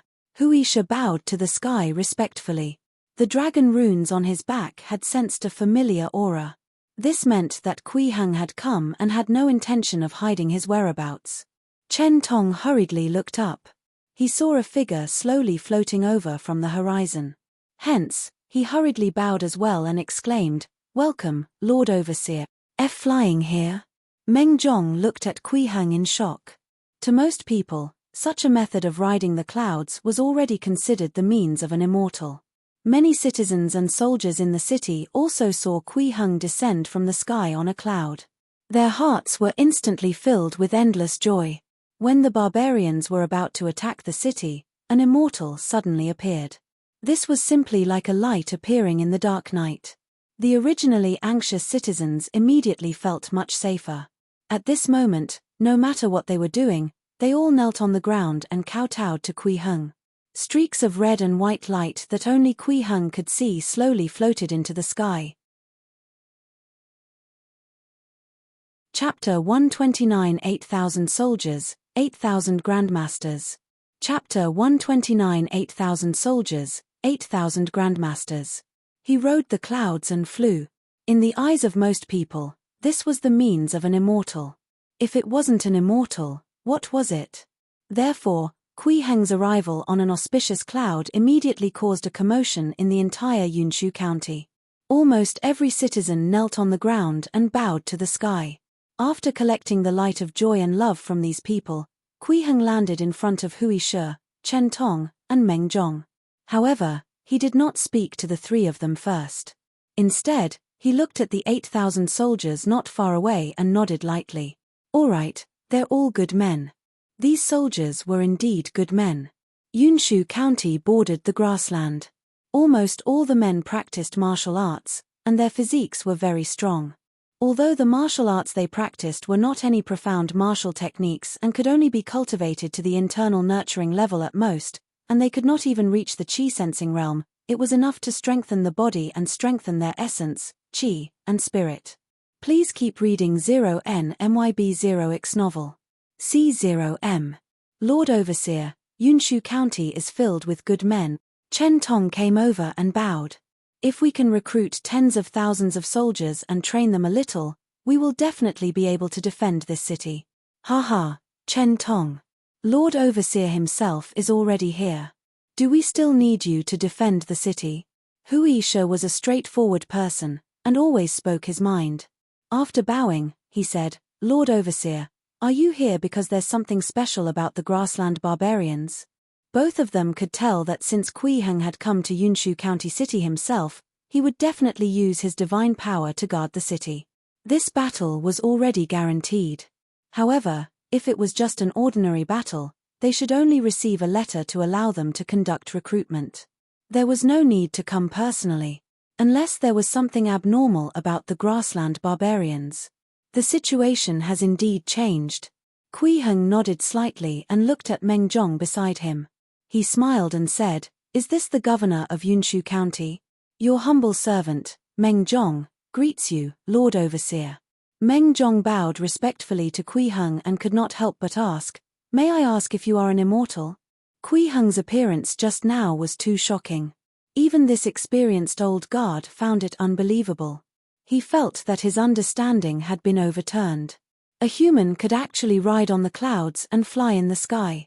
Wasn't this an immortal? After all, in this world, even if one cultivated their martial arts to the divine treasure realm, opened the treasures in their bodies, and possessed divine power, they would still be unable to fly. Only an ancient inheritance with a deep foundation like the Dawi Palace had methods to specially awaken divine powers like cloud riding and wind riding. I'm not an immortal. I'm still a mortal. I just have some tricks up my sleeves. Kui Heng shook his head slightly. This was the truth. To the current him, even this world still had too many unknowns. Compared to the vast universe, the ability of a golden core cultivator was even more insignificant. Meng Zhong was speechless. He had lived for most of his life and had never seen a mortal who could ride the clouds. "Lord Overseer, you came here personally to help us defend the city, right?" In the end, he still returned to the topic of defending the city. Right now, guarding the city is the most important thing in Yunshu County. Whether the people in the city lived or died depended on whether Yunshu County could be defended in the future. "That's right. I'm indeed here to help you defend the city." Kui Heng nodded and admitted. He was not in the habit of beating around the bush. He wasn't a riddle man. "Really?" Meng Zhong's eyes lit up when he heard that. He immediately knelt down and kowtowed. "Thank you, Lord Overseer. Please save the people of Yunshu County from war. There's no rush to thank me." Kui Heng gently held his hand up and did not let Meng Zhong continue kowtowing. He smiled and asked, "May I know what kind of troops you think are needed to protect this city?" "At least 12,000 soldiers, Meng Zhong said without thinking. He thought that Kui Heng was asking about the number of soldiers recruited, so he added, "If we want to attack the barbarians in the north and defeat them, we have to recruit at least 30,000 soldiers." Although the Great Jin dynasty had already been ravaged by war and the people were struggling to survive, the border troops still maintained powerful combat strength and relatively superior equipment. The grassland barbarians were good at riding and shooting. When they charged forward, they did not care about their lives. However, their equipment and commanding skills were far inferior to those of Great Jin. Therefore, during a large-scale battle, it was not strange for Great Jin's soldiers to repel the barbarians who were several times their number. Many of the hundreds of thousands of barbarians were craftsmen and laborious. The only ones who could really fight were 50,000 cavalry and more than 10 battalions of soldiers. This was also why Meng Zhong dared to say that 30,000 soldiers could defeat the barbarian army. "What if we only use these 8,000 soldiers?" Kui Heng asked again and emphasized, "What kind of troops are needed?" "That's impossible." Meng Zhong was extremely agitated when he heard this. He shook his head and said, "Lord Overseer, are you planning to let these 8,000 men defend the city?" "No, no way. If there are only these few people, they might not even be able to defend Yunshu County." "Governor Meng, please calm down." Kui Heng shook his head and smiled. "What I mean is, if these soldiers have profound martial arts and have the strength to fight 1 against 10 or even 1 against 100, can they defeat the barbarians outside?" In theory, that could work, but how is this possible? Meng Zhong was even more confused. He was also a martial artist, but due to his limited talent, he was only at the Marrow's purification realm. However, even if it was just the Marrow's purification realm, he could barely be considered a first-rate expert in the pugilistic world. Therefore, Meng Zhong knew very well that it was completely impossible to make up for the gap of hundreds of thousands of people just by improving one's physical strength. It was impossible. Chen Tong and Hui Shi immediately understood what Kui Heng meant. Especially Hui Shi. He had actually experienced it himself. If I raise these 8,000 people to the Qi transformation realm, can they defeat the barbarians outside? Kui Heng asked. What? Meng Zhong's eyes widened as he looked at Kui Heng in disbelief. He had never heard such a ridiculous question in his life. That was the Qi transformation realm. It was known as the transcendent realm. In the pugilistic world, such experts could be the ancestor of a sect. Lord Overseer, it should be enough, Chen Tong replied. As part of his missions, he had already helped the governor manage the military. It was appropriate for him to stand up and speak at this moment. All right, let's do that. Kui Heng immediately decided and said to Meng Zhong, may I trouble Governor Meng to order someone to send a cup of tea over? Sure. I'll follow Lord Overseer's orders. Meng Zhong was already filled with doubts, not knowing what Kui Heng wanted to do. Could he really raise 8,000 people to the Qi transformation realm? Don't be ridiculous. How was this possible? After a while, tea was served. Kui Heng circulated his dharmic powers and raised his hand to casually wave it around the teacup. He smiled and said, all right, bring this cup of tea to the men. Remember to ask them to drink more. This time, everyone was stunned and looked at Kui Heng in confusion. Did the Lord Overseer mess up his words? This cup of tea was clearly not even enough for 2 mouthfuls for an ordinary person. How could it be distributed to 8,000 soldiers? The person serving the tea was a young adjudicator. Now, the expression on his face was even uglier than crying. This adjudicator had never seen Kui Heng riding on the cloud before. He was only called over at the last minute. From his current point of view, Kui Heng was deliberately making things difficult for Meng Zhong. However, when the adjudicator saw the first soldier drink the tea in one gulp, the tea in the teacup was actually filled again. He was immediately shocked. He almost knelt down in front of Kui Heng. This was an immortal. Immediately after, something unbelievable happened that left the adjudicator and Meng Zhong extremely shocked. After drinking the tea that Kui Heng had handled, the 8,000 soldiers' bodies began to emit steam one after another. They immediately exercised their bodies. For a moment, crackling sounds sounded in the sky above the training ground. The auras of these soldiers were rapidly becoming stronger. They could clearly feel that their martial arts were advancing by leaps and bounds. There was no need to communicate with each other at all. With just a bit of movement with their arms and legs, they had become stronger. Unbelievable, it was really too unbelievable. In the blink of an eye, these soldiers' bodies were nourished from the inside. They even transcended the qi sensing, qi accumulation, tendons transformation, marrow's purification, and qi condensation realms to reach the qi transformation realm. 8,000 qi transformation grandmasters. Such a force was born just like that. The moment their transformations ended, the 8,000 soldiers knelt down to Kui Heng and prostrated themselves. Thank you, exalted immortal, for your kindness. Thank you, exalted immortal, for your kindness. Their voices rose like a tsunami that reached the clouds. At this moment, Meng Zhong was completely dumbfounded. His eyes widened as he looked at the soldiers in disbelief. He subconsciously slapped himself to test if he was dreaming. Hui Shi and Chen Tong, who were standing at the side, were also a little stunned. Although they had guessed that Kui Heng wanted to improve the martial arts of these soldiers, they did not expect him to cause such a scene. 8,000 grandmasters. This was too exaggerated. Has anyone ever led 8,000 grandmasters to war? Kui Heng, on the other hand, had a calm expression on his face, and his heart was unmoved. After all, the so-called transcendent grandmaster was actually only equivalent to the 4th level of qi refinement. They were even far inferior in many aspects. With his current golden core realm cultivation, just by scattering out a few handfuls of soybeans, he could create tens of thousands of soldiers at the 4th level of qi refinement. It was too easy to raise these 8,000 soldiers to the qi transformation realm. Lord Overseer is really an immortal. Meng Zhong bowed to Kui Heng respectfully, as if he was bowing to a god. There's no need to be so polite. Kui Heng shook his head lightly and gestured for Meng Zhong and the soldiers to stand up. He then faced Hui Shi and said, in the next few days, help them familiarize themselves with the power they just obtained. You can also teach them some martial techniques. Yes, Lord Overseer. Wuxia hurriedly bowed. 6 days later. In the barbarian camp 20 miles away from Yunshu County. One by one, the siege machines had been built, and the 300,000 soldiers, including the craftsmen and workers, were ready to set off. Chao Wushu sat on his horse at the front of the army, his eyes fixed on the distant Yunshu County city. He suddenly pulled out the scimitar at his waist and roared at the sky. Warriors, follow me.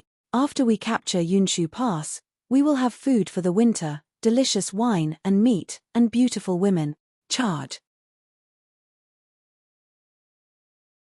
Chapter 130 Hongwu Divine Sword, 1. Chapter 130 Hongwu Divine Sword, 1. At the same time that Chao Wushu set off to attack, Chanyu, who was in the king's tent, also moved. However, he did not bring anyone with him. He even dismissed his personal guards. Alone, he held a seemingly ordinary iron sword and walked towards Yunshu County. The key attack to break through Yunshu County should be personally made by me. Huyen Chanyu looked at Yunshu County in the south and was rather excited. 28 years ago, his father was defeated by the Great Jin's North Suppression General, Chen Pengju, in Yunshu County. He fled to the grasslands in defeat, but in the end, he was beheaded by the chief because he lost a strategic pass like Yunshu County. He was only 9 years old then. Although he had already killed his predecessor, the previous Chanyu, to avenge his father, Yunshu County was still a sore point in his heart. The memory of escaping from Yunshu County in a panic back then was deeply imprinted in his mind. He would never forget it for the rest of his life. To him, only by reclaiming Yunshu County could he truly cure this heart demon. Please keep reading 0NMYB0X novel. C0M. After killing the previous generation's Chanyu and taking over as the chief, the nomadic tribes have become several times stronger in my hands. Chanyu's eyes lit up as if he was imagining the future. However, although I'm Chanyu, I'm not in the deity realm. While those large tribes submit to me in name, they don't really listen to my orders. Originally, I planned to gather strength for another 10 years and make proper preparations. As long as that gentleman helps me, I will definitely be able to lead the tribes into the Central Plains in 10 years. What can I do? That old man Jian Yang actually sent me such a huge gift. That's the entire Fengju. Not just Yunshu County. Most importantly, he actually gave me the Hongwu Divine Sword. This is really a ruler of a fallen country. There's a saying in the Central Plains. If one doesn't take what the heavens give to them, they'll suffer the consequences. Now is a rare opportunity. I have to seize it and conquer the world and enter the Central Plains. As Huyen Chanyu thought this, he raised the sword in his hand. He held the sword against the sunlight and examined it carefully. After a long time, he praised sincerely, as expected of Heavenly King Hongwu's sword back then. It's indeed different. This is an immortal sword that can even kill a deity realm expert with just the sword chi. Its sharpness can even slay a human immortal. It looks no different from an ordinary iron sword. Is this what it means to be a divine item? This sword was too famous. As the grasslands did not deliberately suppress Heavenly King Hongwu's deeds, there were all kinds of stories about this sword even among the barbarians on the grasslands. Moreover, after nearly 300 years, Heavenly King Hongwu's deeds back then had become a legend. This sword was a legendary divine weapon, an immortal sword. It possessed unbelievable power. Many children on the grassland grew up listening to Heavenly King Hongwu's stories. Every boy's childhood dream was to hold the Hongwu Divine Sword. Huzheng Chanyu was no exception. However, he should be the only one whose dream had come true in the past 300 years. Of course, when he was young, he only wanted to use the Hongwu Divine Sword to show off in front of his companions. Now, he was determined to use this divine sword to conquer the Central Plains and slaughter the Central Plains citizens. The legendary Heavenly King Hongwu loves the people like his own children. He doesn't have any selfish motives. Even though he has almost conquered the entire world, he's still simple and thinks about the people. Huyen Chan slowly put down the sword and slowly stroked it in his hand, as if he was admiring a supreme treasure. Suddenly, his expression became serious and he let out a long sigh. Heavenly King Hongwu, when I was young, I really admired you. I felt that you were very powerful. You were actually able to sweep through the Central Plains and do something that even my father couldn't do. But now, I think you're too benevolent. You actually treated the ordinary people so well. What can those stupid farmers do? How can they help you when you're besieged by the world? You clearly have such a powerful divine sword, so why did you let those enemies go? You didn't kill them all, and in the end, you harmed yourself.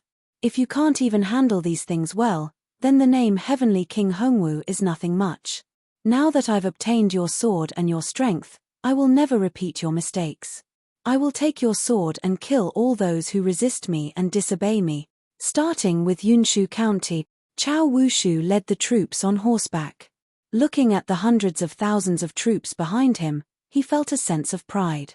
Even if a deity realm expert came, he could only escape in the face of such troops. Even if the immortals and Buddhas of the upper world descended, they would not dare to face such an army of hundreds of thousands. What a powerful force this was. Now, it was in his hands. If I lead this army back to the grasslands now, will I be able to easily obtain Chanyu's position? This thought suddenly appeared in Chao Wu's mind. However, he quickly rejected this thought.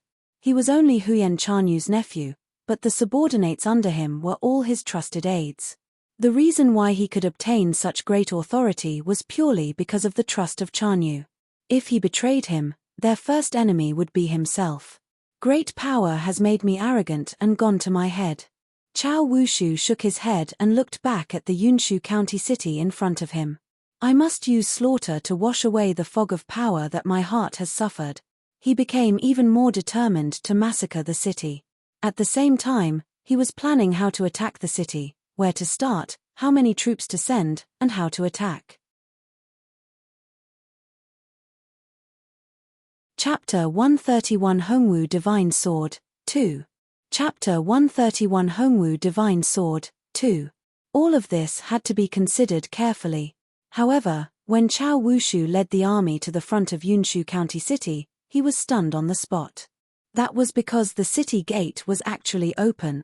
About 7,000 to 8,000 soldiers stood unarmed outside the city in front of them. The person leading them was also an unarmed man. What's going on? Is this a trap? Chao Wushu frowned. He was puzzled and even a little confused. Facing such a strange situation, he did not act rashly. However, Hui Shi, who was standing in front of Yunshu City's gate, had already pointed at the other side and started cursing. Is that Chao Wushu? Hurry up and kneel down and beg for mercy.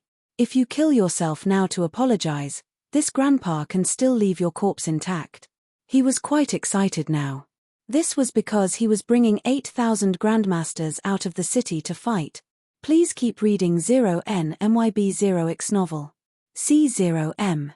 Since ancient times, who had led an army of 8,000 grandmasters? Such a magnificent feat had never happened before.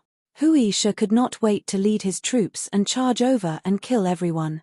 How dare this Central Plains fellow curse at us? Chao Wushu was even more perplexed. At the same time, he was even more certain that there must be a trap ahead that he could not see through. Otherwise, it was impossible for a group of unarmed men to leave the city to come out and die like this. Hence, he gestured to his subordinates to watch over their soldiers and not act rashly. This fellow was cautious enough. However, his caution made Hui Shi impatient. Men, the enemy is right in front of us. Follow me and kill the enemy, Hui Shi shouted. At the same time, he charged towards the barbarian army at an extremely fast speed. The 8,000 grandmasters behind him also circulated their true qi and used their movement techniques to follow behind Hui Shi, charging towards the barbarian army. What is this? Chao Wushu was completely dumbfounded. He did not expect that a group of unarmed people would dare to take the initiative to attack an army of hundreds of thousands. They were simply tired of living and were courting death. Chao Wushu felt that at this point, if he didn't make a move, the enemy would fool him to death. He wouldn't even be able to obtain any battle merits. Hence, he immediately ordered, "Warriors, the stupid Central Plains people think that we're sheep on the grasslands and can kill as they please. They actually dare to charge over like this. Follow me." However, before he could finish speaking, he stopped abruptly. Because Wuxia had already rushed in front of him and grabbed his throat, wanting to pull him off the horse and throw him to his death. Cao Wushu was protected by personal guards all around.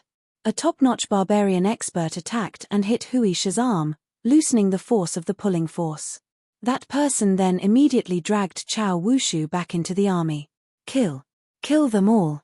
Cao Wushu's voice came from the army, filled with anger. He had almost been assassinated just now, and this made him extremely angry. At this moment, the 8,000 Grandmasters were already engaged in close combat with the barbarian army. And then, the barbarian army collapsed. These so-called warriors who had not undergone much training were mostly nomads who had been forcefully recruited. They did not have any practical concept of war. Now that they were facing the charge of 8,000 Grandmasters, this army naturally had no resistance at all. However, just as the barbarian warriors dispersed, the 50,000 cavalry had already split into two large groups, intending to surround and annihilate the 8,000 Grandmasters on both sides. However, Wuxia was not idle at this moment. After he failed to catch the Cao Wushu, he immediately found a flaw in the barbarian cavalry's formation and rushed over. Then, a huge gap appeared. The hundreds and thousands of barbarian cavalry were crushed under his fists that were filled with dragon roars. They were crushed on the spot. Wuxia had already activated the Heavenly Dragon's mighty Bodhisattva fist and began to carry out a large-scale unilateral massacre of the barbarian cavalry. Although there were 50,000 cavalry, it was extremely difficult to attack a single person together. It was impossible for all of them to charge at just one target. In just a few moves, Wuxia had killed hundreds of barbarians. The 8,000 Grandmasters had also gone crazy with killing. These barbarian soldiers were surprisingly weak. Most of them did not even have a decent piece of cloth armor. In front of 8,000 Grandmasters, all resistance was futile. Therefore, in less than 10 minutes after the two armies fought, the barbarian army began to collapse. Furthermore, the soldiers were all fleeing in all directions. Under the escort of his personal guards, Cao Wushu could only take advantage of the chaos to escape. Atop Yunshu County, Chen Tong and Meng Zhong watched all of this with their mouths agape. They were all dumbfounded. Initially, they thought that even if there were 8,000 Grandmasters, it would be a bitter battle against an army of hundreds of thousands. However, they did not expect such an outcome. What did it mean to collapse at the slightest touch? This was called collapsing at the slightest touch. It was too fast. Now, the scene below has become Wuxia leading 8,000 Grandmasters to chase and kill. Blow the horn for retreat. Heng suddenly frowned. He seemed to have sensed something and looked into the distance in confusion. This order puzzled Chen Tong and Meng Zhong. Now that the situation was good, they should chase after the enemy and wipe them out. Why did he suddenly want them to come back? However, although they were puzzled, Chen Tong and Meng Zhong still followed Heng's orders. The two of them immediately got someone to blow the horn, indicating for Wuxia and the 8,000 Grandmasters to return. At this moment, Wuxia was leading the 8,000 Grandmasters and slaughtering in all directions. Those deserters did not even have the slightest chance to resist. But at this moment, they suddenly heard the call to retreat. What's going on? Are we retreating now? Wuxia frowned slightly, but he quickly reacted. This was definitely Heng's order. Chen Tong and Meng Zhong could not and did not dare to do such a thing. Wuxia had always carried out Heng's orders in all aspects. He would never be careless. After hearing the horn, he immediately stopped what he was doing and stopped chasing. He turned around and returned to Yunshu County. The Grandmasters who followed him were puzzled. Why withdraw now? However, these 8,000 Grandmasters did not dare to disobey the military order. Especially since Wuxia was the first to retreat, they could only reluctantly stop the pursuit and return to Yunshu County with Wuxia. But just as Wuxia turned to retreat with 8,000 Grandmasters, the soldiers who were originally dispersing actually regained their order and turned around to attack. What's going on? I've never heard of a defeated army being able to fight their way back. Chen Tong's eyes widened when he saw this scene. He looked in disbelief at the barbarian army that had just been fleeing in defeat and was now suddenly counterattacking. What was going on?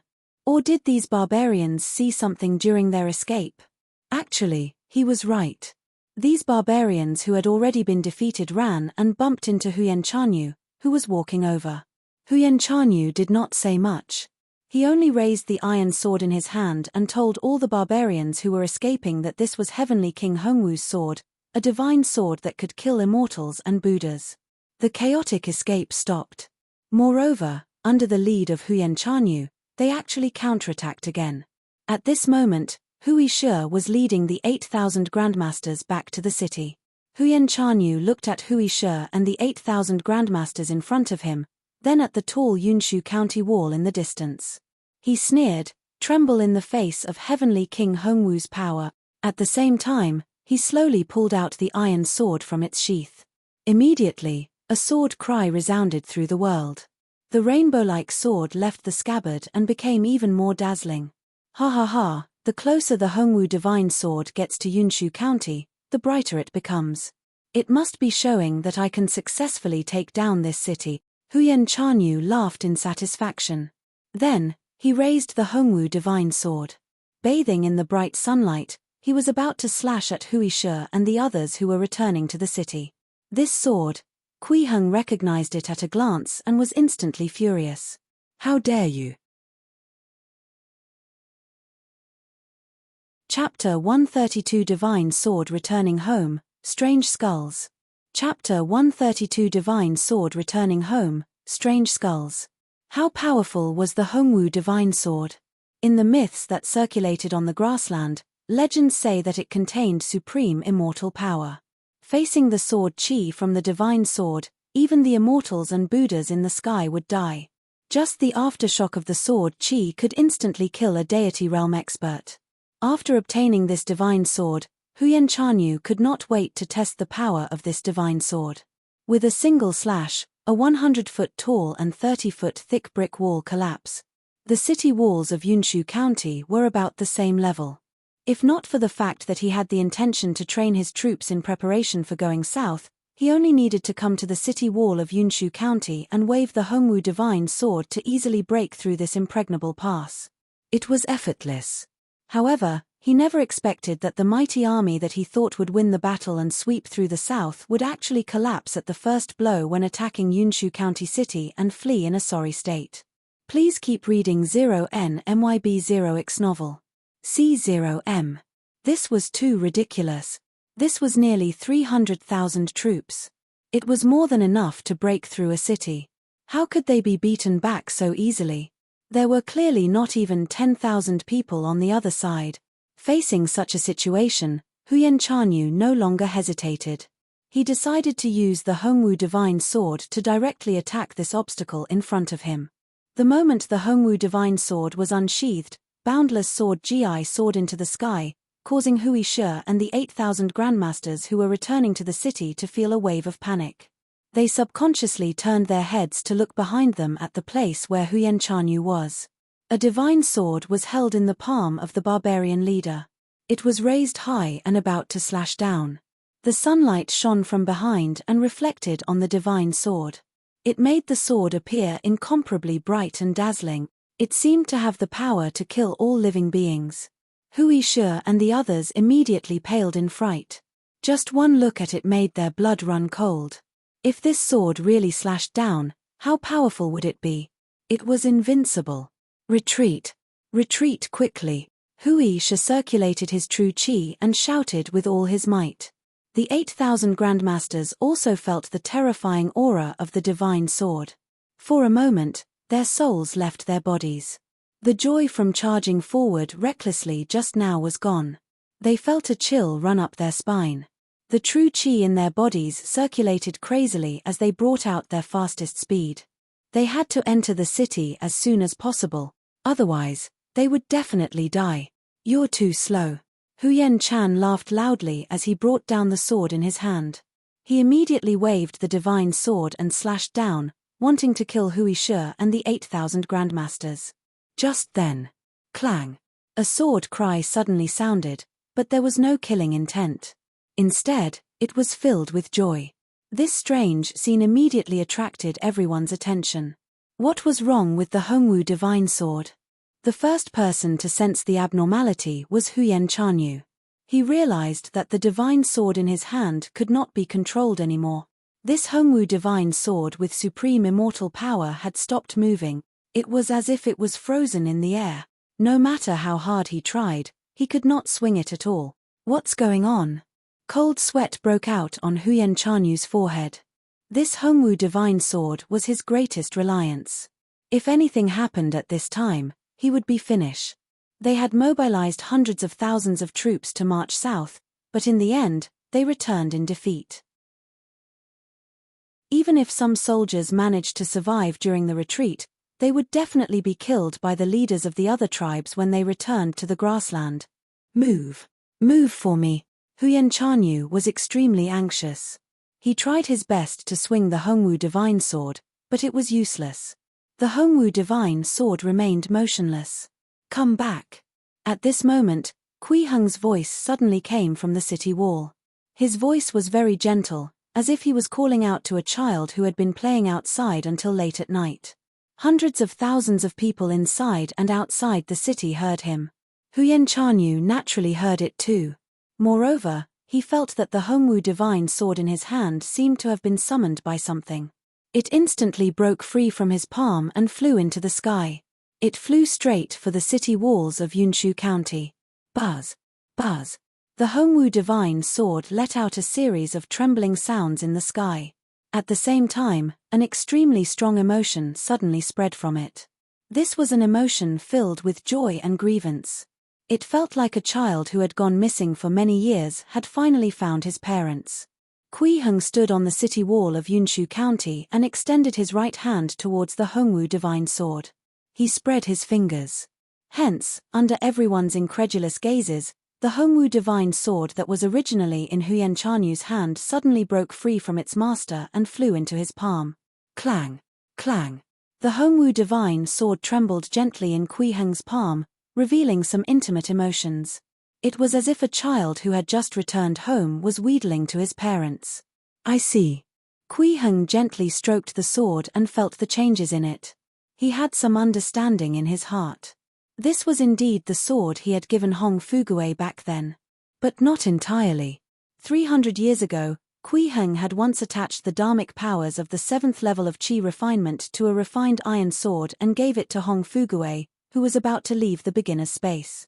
Because the dharmic powers in that sword could only be used 9 times, he originally thought that the sword had already exhausted its strength. However, he had been hearing legends about the Hongwu divine sword recently, which puzzled him. Now that he had obtained this sword, he finally understood what was going on. Because in the 21 realms of the immortal and mortal realms, human immortals were only equivalent to the 8th level of Qi refinement, there was actually no qualitative change for martial artists at the deity realm. In the cultivation system, the 7th level of Qi refinement was a qualitative improvement compared to the 6th level of Qi refinement. This caused the strength of this world's deity realm cultivators to be much weaker than immortal cultivators at the 7th level of Qi refinement. Therefore, if Hong Fugue used dharmic powers at the 7th level of Qi refinement 9 times, he could kill several or even 10 deity realm experts on the spot each time. Even human immortals had to temporarily avoid him. As such, there were not many instances where such a huge power needed to be used. By the time Hong Fugue disappeared, this sword was only used 7 times. Later on, when the Great Jin was established, it was regarded as a national treasure and was stored in the royal treasury. It had never been used. Just like that, this ordinary iron sword, which retained a trace of Kui Heng's dharmic powers, existed for nearly 300 years. It was equivalent to 300 years of being nourished by this trace of dharmic powers. In the end, spirituality was born. Simply put, this sword had formed a spirit. However, this spirituality was still very basic, similar to a newborn baby. It was very young. It could only absorb heaven-earth essence energy and refine it into dharmic powers. But even so, it made its dharmic powers that were about to be exhausted extremely abundant. There were now even more dharmic powers contained in it than when he first handed it to Hong Fugue. It could now be used at least another 40 to 50 times. Of course, now that this sword had returned to Kui Heng's hands, it would definitely not consume the dharmic powers it had painstakingly accumulated. Is this a sword spirit nurtured by my dharmic powers? A dead object naturally gave birth to spirituality. Kui Heng was a little lost in thought after understanding the situation of this sword. He thought of the process of condensing a nascent soul. If one wanted to break through to the nascent soul realm after reaching the grand completion stage of the golden core realm, one had to birth a spirituality in the golden core and let the golden core come to life on its own, becoming an infant with spirituality. Now that this sword had gained spirituality and come to life, the process seemed to be equivalent to a simplified version of a golden core nurturing a nascent soul. If I carefully nurture the spirituality in the sword, can it be a reference for my future nascent soul cultivation? Kui Heng was overjoyed. I can give it a try.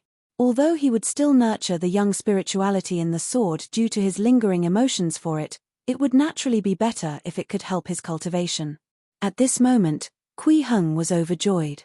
Outside the city, Huyen Chanyu's face was pale and he was panicking. Having suddenly lost the Hongwu divine sword, he had already fallen into a great panic. Moreover, this panic did not come from the Yunshu County city in front of him, nor from Kui Heng, who had recalled the Hongwu divine sword. Instead, it came from Chao Wushu in the chaotic army. The moment Huyen Chanyu lost the Hongwu divine sword, he felt a few gazes filled with killing intent land on him. Oh no, this evil creature wants to kill me. He covets my Chanyu position.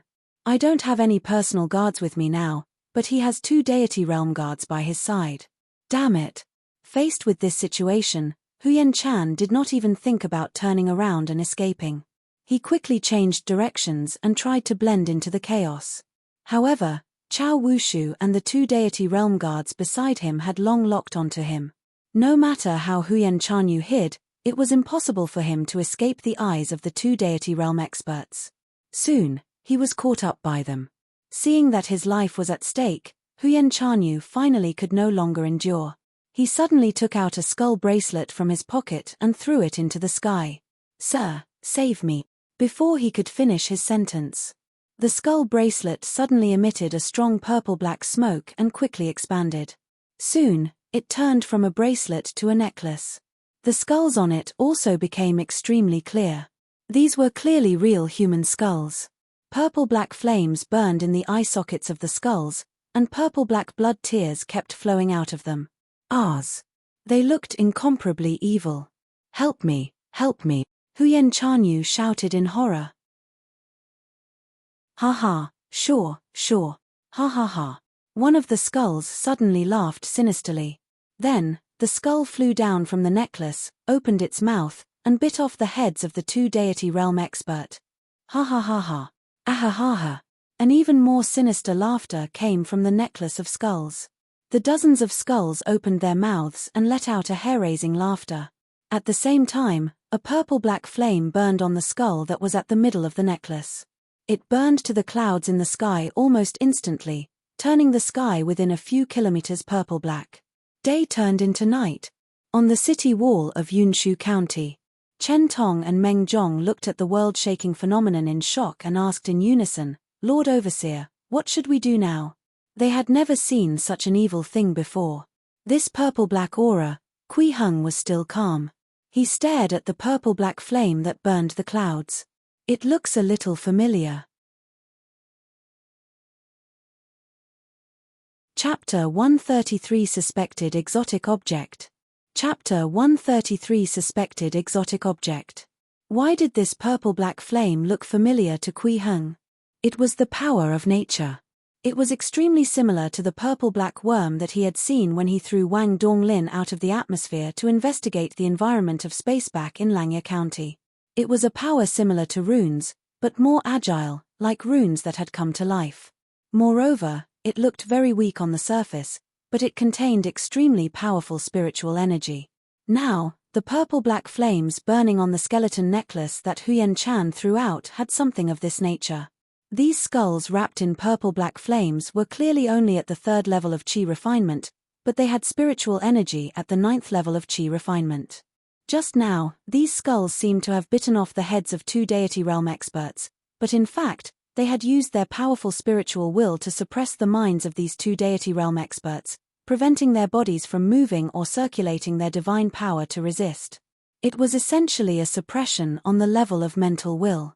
Please keep reading 0NMYB0XN0VEL. C0M. The last time I saw this sort of thing was in space outside the planet. It actually exists here as well? Kui Heng frowned. Although this purple-black substance was not powerful to him and could even be said to be extremely weak, it still represented the unknown. He had no idea what it was. However, this seemed to be an opportunity. The skull necklace that Huyen Chan threw out was clearly different from that small worm.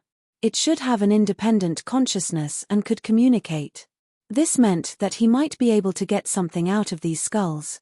He strived to make the unknown known. When the mystery was no longer mysterious, the danger would be greatly reduced. However, Kui Heng did not intend to attack immediately. He wanted to see what the skull was going to do, how it was going to do it, and what it could do. After all, observation was also one of the methods to understand the unknown. At this moment, the sky outside Yunshu County had already turned purple-black. An apocalyptic phenomenon appeared before everyone's eyes. The grassland barbarians were all dumbfounded. They had never seen such a magical sight before. An evil purplish-red flame burned the sky, and a huge necklace made of skulls danced in the air, laughing sinisterly. This was like hell on earth. Devil. It's a devil. Run. Terrified shouts began to appear among the fleeing barbarians. They became even more panicked than before and began to flee desperately, wanting to escape the range of the purple-black flames. With such a chaotic escape, a large number of barbarian soldiers were quickly trampled to death. But no one cared. In the face of this unbelievable situation, it was already good enough that they could escape. How could they have the time to care about others? Being trampled to death meant that the person's life had reached its end. He deserved to die. Indeed, this was how Chao Wushu died. After the 2 deity realm guards' heads were bitten off by the skull, he no longer had any guards by his side. In the face of hundreds of thousands of panicking defeated soldiers, he was directly trampled to death. Hui Shi and the 8,000 grandmasters who were still outside the city felt as if they had fallen into an ice cave. They felt a chill run down their spines. They were also shocked by the strange scene in the sky. In this world where most people were still fighting with swords and arrows, an anomaly such as this skull necklace had suddenly appeared and even burned with flames that changed the color of the sky for several kilometers. They would definitely be shocked to the extreme. Even Hui Shi, who had seen many of Kui Heng's immortal methods, was still extremely shocked when he saw the purple-black sky. What was this skull necklace? Why did it have such terrifying power? At this moment, Huyen Chanyu had fallen into an unprecedented state of excitement. His entire body was trembling, and his eyes were red. He opened his arms and looked at the sky with a deranged expression as he laughed. Ha ha ha. Sir is mighty, Sir is mighty. With a flick of your finger, you can change the world. It's really the means of an immortal. No, even the immortals in the sky are not worthy of being compared to you. Boom. Boom. Boom. At this moment, thunderous sounds had already begun to appear in the sky. Layers of purple-black clouds surged in the air, and thousands of wisps of purple-black flames actually burst out and floated in the sky. Hungry. I'm so hungry. I'm so hungry now. Dozens of skulls cried out at the same time. They kept opening and closing their mouths and flew around in the sky, as if they were looking for food. At the same time, the purple-black flames that had just appeared in the sky fell towards the ground like meteors. Some of them fell towards the fleeing barbarians, while the rest fell towards Yunshu County City. This sudden situation immediately caused the guards and officials on the city wall to panic. Even Chen Tong and Meng Zhong, who were standing beside Kui Heng, were a little flustered. Fire was falling from the sky. How could they block this? No matter how high one's martial cultivation was, it was impossible to withstand such heavenly might. However, when the two of them saw that Kui Heng's expression was still calm, they could not help but heave a sigh of relief. Since the Lord Overseer was so calm, it should be fine. But just as this thought appeared in their minds, hundreds of purple-black flames had already arrived above the city wall. In the next moment, it was about to fall and turn this place into a sea of fire. Chen Tong and Meng Zhong were shocked. "Relax." Kui Heng's cold voice sounded, but it easily calmed their hearts. Then, he took a light breath and exhaled. Boom. When he exhaled, it was as if a world-shaking bolt of lightning had exploded above Yunshu County. Everyone felt as if the top of their heads had been torn open and the loud sound had been stuffed into their brains. But what they saw next was not thunder. It was a tornado, an incomparably huge tornado that stretched from the sky to the ground. It was more than 10,000 feet tall. Facing such a strong wind, the purple-black flames could not fall at all. They were all swept away by the strong wind and did not cause any damage to Yunshu County. Everyone on the city wall was stunned. Especially Meng Zhong, who had lived here for a long time and did not know much about the outside world. He almost suspected that he was dreaming. He blew away the natural disaster with a light breath. This was too ridiculous. Although they had already seen Kui Heng use a cup of tea to create a great army of 8,000 grandmasters, that kind of method did not have as much direct and visual display of strength. Chen Tong was also stunned and felt ashamed in his heart. "I was really scared out of my wits just now. I was actually thinking that Lord Overseer might not be able to withstand it. Lord Overseer is a true immortal. He's omnipotent." The tornado Kui Heng spat out not only protected Yunshu County, but also Hui Shi and the 8,000 grandmasters outside, preventing the purple-black flames from landing on them. However, the fleeing barbarians did not receive such good treatment. Countless purple-black flames transformed into dense streams of light that fell from the sky and smashed into the chaotic crowd. Then, they exploded, and purple-black light scattered in all directions. Wherever this light passed, everyone collapsed to the ground. Their bodies were not damaged at all. However, they had lost all consciousness and life. Immediately after, countless defeated soldiers ran over and trampled these dead people into meat paste. However, the purple-black flames were still falling. Moreover, as more and more defeated soldiers died, the purple-black flames became more and more powerful. This caused even more of the barbarian soldiers to die. In a short while, tens of thousands of barbarians had already lost their lives under the purple-black flames. They either became motionless corpses or were trampled into meat paste. At this moment, Huyen Chanyu still did not notice anything at all. His entire body was trembling as he looked at the skull necklace above him with a deranged expression. He looked like a fool. He, ha ha ha ha ha. At this moment, a sinister but even clearer laughter came from the skulls. The purple-black flames enveloping it became even larger. After killing hundreds of thousands of barbarian soldiers, it actually expanded into a huge black fireball with a diameter of more than 1,000 feet. It was as if the sun had fallen into the mortal world and was dyed purple-black. However, this purple-black flame did not give off any heat. Instead, it made one feel extremely cold, causing a cold wind to howl through the land. Kui Heng sized up the fireball and thought to himself, its spiritual will has actually swelled to the foundation establishment realm, but the actual strength is still at the 3rd level of Qi refinement. Although its actual strength was relatively weak, the spiritual will of a foundation establishment cultivator was enough to affect the weather on a large scale and unleash great power. This was the most powerful creature he had seen since he came to this world. If this was even considered a living being. Jasiv. 1 Co. Delicious, it's really delicious tilde. A clearer voice spoke. This time, it was like a real person was speaking, as if the skulls had become living people. Then, the fireball quickly distorted and finally condensed into a dignified old man over 10 jong tall, whose entire body was wrapped in purple-black flames. His body emitted an evil and strange aura. He was high and mighty, looking down on all living beings. However, the aura on his body was still filled with chaos and mystery. His mental state was also unstable, as if he was filled with madness. The old man suddenly looked at Kui Heng on the city wall and roared, "Kill, kill, kill." He then opened his arms and instantly condensed tens of thousands of purple-black fireballs that floated behind him. The extremely cold flames instantly enveloped the sky within a radius of thousands of feet. Such might was world-shaking, making Wuxia, Chen Tong, Meng Zhong, and the others to subconsciously panic. At this moment, Kui Heng suddenly raised his right hand and grabbed the air. Whoosh! The 10 zhong tall old man was crushed on the spot, and even the skull necklace was crushed into the size of a palm. He was instantly transported to the city wall and landed in Kui Heng's palm. The purple-black sky instantly returned to its original clear day. The cold wind in the world also disappeared, and the sinister aura no longer existed. Everything returned to normal.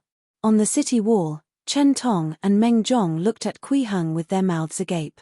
Outside the city wall, Wuxia and the 8,000 grandmasters were even more impressed with Kui Heng. As expected, Lord Overseer was stronger.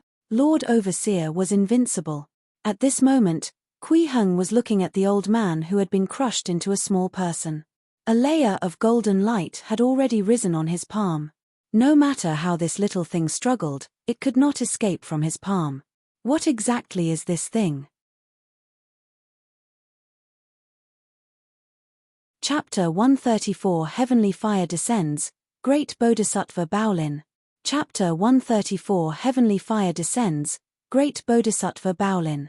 Bang! Bang! Bang! The palm-sized little person carried a pocket-sized skull necklace and crazily collided with the surrounding light curtain. It let out a crazy roar and tried its best to escape. But it was meaningless. In the light barrier formed by Kui Heng's golden core power, it was impossible for it to escape. In the face of an absolute difference in strength, no matter how strong one's spiritual will was, it was useless. Not to mention that this so-called strength was only at the 9th level of Qi refinement. Chen Tong, Governor Meng, I'll leave the rest to you. Kui Heng instructed the two of them before taking out a piece of white paper from his sleeve and handing it to Chen Tong. You can write the word Heavenly Fire on it to deal with those corpses to prevent an outbreak of plague. With that, he left the city wall. He had to hurry up and study this strange thing in his hand. This was to prevent it from dissipating before it could be studied like the purple-black worm he had captured previously. Please keep reading 0NMYB0XN0VEL. C0M. Yes, Lord Overseer. Yes, Lord Overseer. The two of them bowed and then looked at Kui Heng's departing figure in silence for a long time. This Lord Overseer was really an immortal god that walked the mortal world. Too powerful. Just now, the strange purple-black fireball transformed into an old man with monstrous killing intent, causing the sky within a few kilometers to change color. In the blink of an eye, he had killed hundreds of thousands of barbarians. He was simply like a god of death that wanted to destroy the world. However, such a powerful, terrifying, and despairing monster was still unable to resist the methods of Lord Overseer. Just now, Lord Overseer seemed like he was only dealing with a rabbit that was jumping around. He casually crushed this monster and held it in his hand, imprisoning it in his palm. Too formidable. However, when Kui Heng left Chen Tong a piece of white paper to deal with the corpses, Meng Zhong felt a little puzzled. It would not be an exaggeration to say that there were mountains of corpses and a river of blood outside the city. That was the corpses of hundreds of thousands of barbarians. If such a huge number of corpses were not dealt with in time, it was very likely that a plague would erupt. But what should they do with a piece of white paper? In fact, not only was Meng Zhong puzzled, but the soldiers guarding the city also felt confused. They were all worried about what to do with the corpses outside. This was a huge project. How could it be resolved with a piece of paper? Governor Meng has doubts. Chen Tong smiled, looking confident. Lord Chen knows what the overseer meant. Meng Zhong asked hurriedly. After Wuxia comes up, Governor Meng will know. Chen Tong smiled. When he was in Lu County, he had personally seen how powerful the paper Kui Heng had given him was. He knew how powerful the might it contained. However, Wuxia was still outside and would inevitably be affected. He would definitely wait for Wuxia to return before using this paper. Lord Overseer actually bestowed an immortal talisman again. Wuxia looked at the paper in Chen Tong's hand in surprise and envy. Next time, I must ask the envoy to let me release the immortal talisman. He had once heard Ju Hongyi say that when releasing an immortal talisman, one would feel as if they were facing the laws of the great Tao at close range. He felt that the truths of the world were reflected in his eyes. This was extremely beneficial to any martial artist. If one hadn't reached the Xiantian realm, with just this perception of the laws of heaven and earth, he wouldn't have any problems before stepping into the Xiantian realm. If one was in the Xiantian realm or higher, he could also use this to quickly construct an inner world. If one had already cultivated to the inner world realm, they could more accurately find the direction to adjust their inner world. They could even adjust the awakening of their divine power through the comparison between the inner world and the laws of the outer world. It could definitely be said to be a great opportunity. Go, go, go. You have obtained Lord Overseer's bestowment technique that allowed you to directly cross several realms. There's no need to care about such a small realm, Chen Tong scolded with a smile. In his eyes, Hui Shi was the person who was truly worthy of envy. Using the divine power bestowed by the Lord Overseer, one could instantly step into the Xiantian realm and successfully refine the inner world. This was much better than comprehending the laws of the world bit by bit. Ha ha ha. Hui Shi laughed loudly. He turned his gaze to the city below and nodded. It's time to activate the immortal talisman. The blood aura below is too strong. That's right. Chen Tong nodded. At this moment, a soldier had already prepared the brush and ink. He took a pen and wrote the words Heavenly Fire on the white paper. Meng Zhong, on the other hand, had been standing at the side the entire time. As he listened to the two of them speak, the Yunshu County governor became even more puzzled. What was Chen Tong trying to do? Could it be that writing on a piece of paper could really trigger the heavenly fire to descend? How was this possible? On the wasteland outside the city, Huyen Chanyu looked at the sky in a daze and looked at the blue sky and white clouds that had completely returned to their original state in disbelief. Then, he looked around in confusion. The pungent smell of blood filled the air. The hundreds of thousands of troops had long disappeared, leaving only a mountain of corpses and a river of blood. How is this possible? How is this possible? Huyen Chan seemed to have gone crazy as he knelt on the ground with a thud. His eyes were empty and filled with despair as he muttered, "Sir, why did you let me down?" Why? The sir he was talking about was actually the strange old man who had emerged from the skull necklace. 12 years ago, not only had he accidentally obtained an exquisite bead chain, but the beads on it had been carved into the shape of very fine human skulls. He liked it very much. However, this bracelet quickly revealed its extraordinariness. Every night, the skulls on the bracelet would emit a black and purple glow, increasing his spiritual perception so that he could hear other people's conversations from afar. As time passed, his grasp of the situation around him became clearer and clearer. After he killed the previous Chanyu and cleaned up the opposition, sounds that only he could hear would come from the bracelet from time to time. It was an old man's voice. This voice taught him how to strengthen his forces, how to recuperate, how to manage the army, and even told him where there were good ranches to raise horses and where there was fat prey to hunt. Huyen Chanyu called this voice Sir. It was under this old man's guidance that the forces of Huyen Chanyu grew rapidly, and he even nurtured hundreds of thousands of foot soldiers. Under normal circumstances, this was something that was impossible for the grassland barbarians. Originally, Chanyu thought that with the help of Sir, he would continue to be successful and would soon be able to enter the Central Plains. Especially before this battle began, the Sir had even promised that if he encountered any life-threatening danger, he could summon him to appear and he would definitely be able to help him out. This made Huyen Chanyu's confidence swell to the extreme. But what was going on now? Why did that seemingly omnipotent man directly slaughter his hundreds of thousands of troops?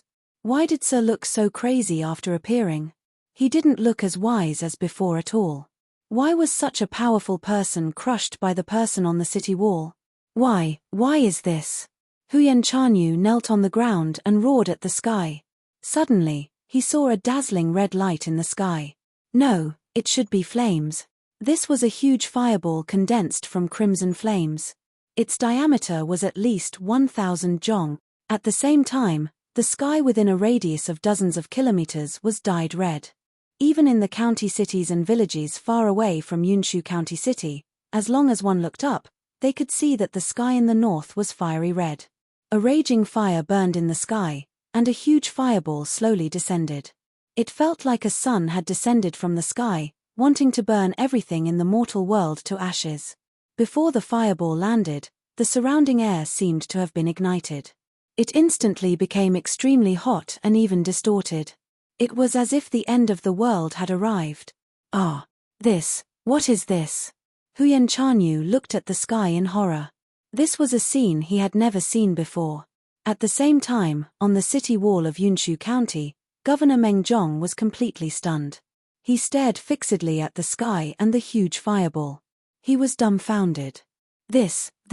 What is this? Heavenly fire, is it really heavenly fire?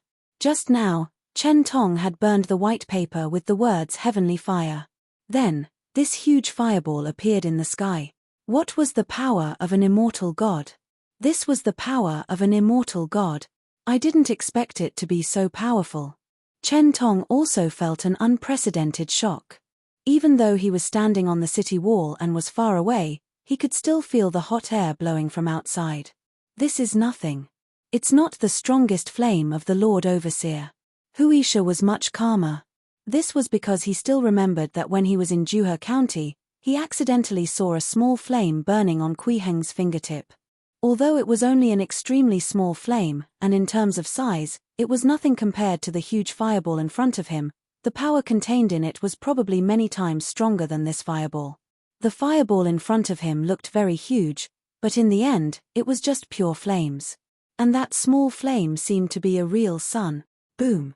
At this moment, the giant fireball fell to the ground. An unparalleled light and heat were instantly released, and the aura dissipated on the spot. Hundreds of thousands of broken limbs and bodies were instantly reduced to ashes in the blazing heat. The surging airwaves swept up a huge amount of sand and dust, surging towards Yunshu County like a tsunami. However, it was blocked by a layer of golden light barrier and could only be swept back. This was a dharmic power left behind by Kui Heng to prevent the power of the heavenly fire from harming Yunshu County City. But even so, the citizens in the city still heard the deafening sound. At the same time, they felt the ground under their feet shake extremely violently. If not for Kui Heng's dharmic powers protecting them, most of the houses in the city would have been flattened. Inside the governor's office, Kui Heng looked up at the red light outside and muttered, 10% of my dharmic powers seems to be too much. This time, it was rare to see the wilderness outside. He wanted to test the strength of his dharmic powers, so he left 10% of his dharmic powers on the talisman to clear the mountains of corpses and rivers of blood in the wilderness outside the city. Although it's a little too much, just treat it as a thank you gift for those barbarians. Kui Heng silently mourned for those barbarians for a second. Just now, he had collected a lot of grey light that symbolizes sorrow and green light that symbolizes fear from the barbarians outside the city. Coupled with the red and white light that erupted from the citizens in the city, he could be said to have gained a lot this time. However, the most important thing now is to figure this thing out. Kui Heng opened his palm. After a series of violent collisions, the old man who had turned into a pocket-sized person was no longer as crazy as before. Instead, he woke up from that chaotic state. Now, he was like an accomplished monk. He clasped his hands together and sat cross-legged. He wore the skull necklace around his neck like a Buddhist prayer bead. However, the old man looked at Kui Heng with hatred in his eyes. He no longer looked like an eminent monk. Fortunately, he had regained consciousness and could communicate. "Which monk are you?" Kui Heng asked in a low voice. "And where did you get that purplish-black power from?" Amitabha. When the old man saw Kui Heng looking at him, he chanted the name of Buddha and shouted sternly, "Evil cultivator, I am a great bodhisattva from Baolin Buddhist Hall. How dare you imprison me?" Chapter 135 3,000 years ago, Sky Ruins Evil Bug. Chapter 135 3,000 years ago, Sky Ruins Evil Bug. Great Bodhisattva? Kui Heng narrowed his eyes when he heard this, and the golden light in his palm instantly expanded. Dense runes suddenly flowed on the golden light. Every rune was a light that shone on the purple-black old man. Ah, ah, ah. The old man screamed. His face was ferocious and twisted in extreme pain. Wherever the golden light shone on, wisps of purplish-black smoke would rise. It was very sinister. However, under the purple-black smoke, one could vaguely see a golden Buddhist light. He was really a Buddhist. It seemed that he had been infected by the purple-black power and had lost his mind. At the same time, Kui Heng also discovered the essence of this old man. Please keep reading 0NMYB0XN0VEL. C0M. It was a broken soul. To be broken to this extent and still be equivalent to the 9th level of Qi refinement. If his soul was complete, his strength was very likely to be equivalent to the early stage foundation establishment realm. He was indeed a great bodhisattva. This power. Kui Heng frowned. He noticed the traces of external forces involved in this remnant soul. This should be the power that turned this great bodhisattva into a remnant soul. It was a sword mark and a multicolored light.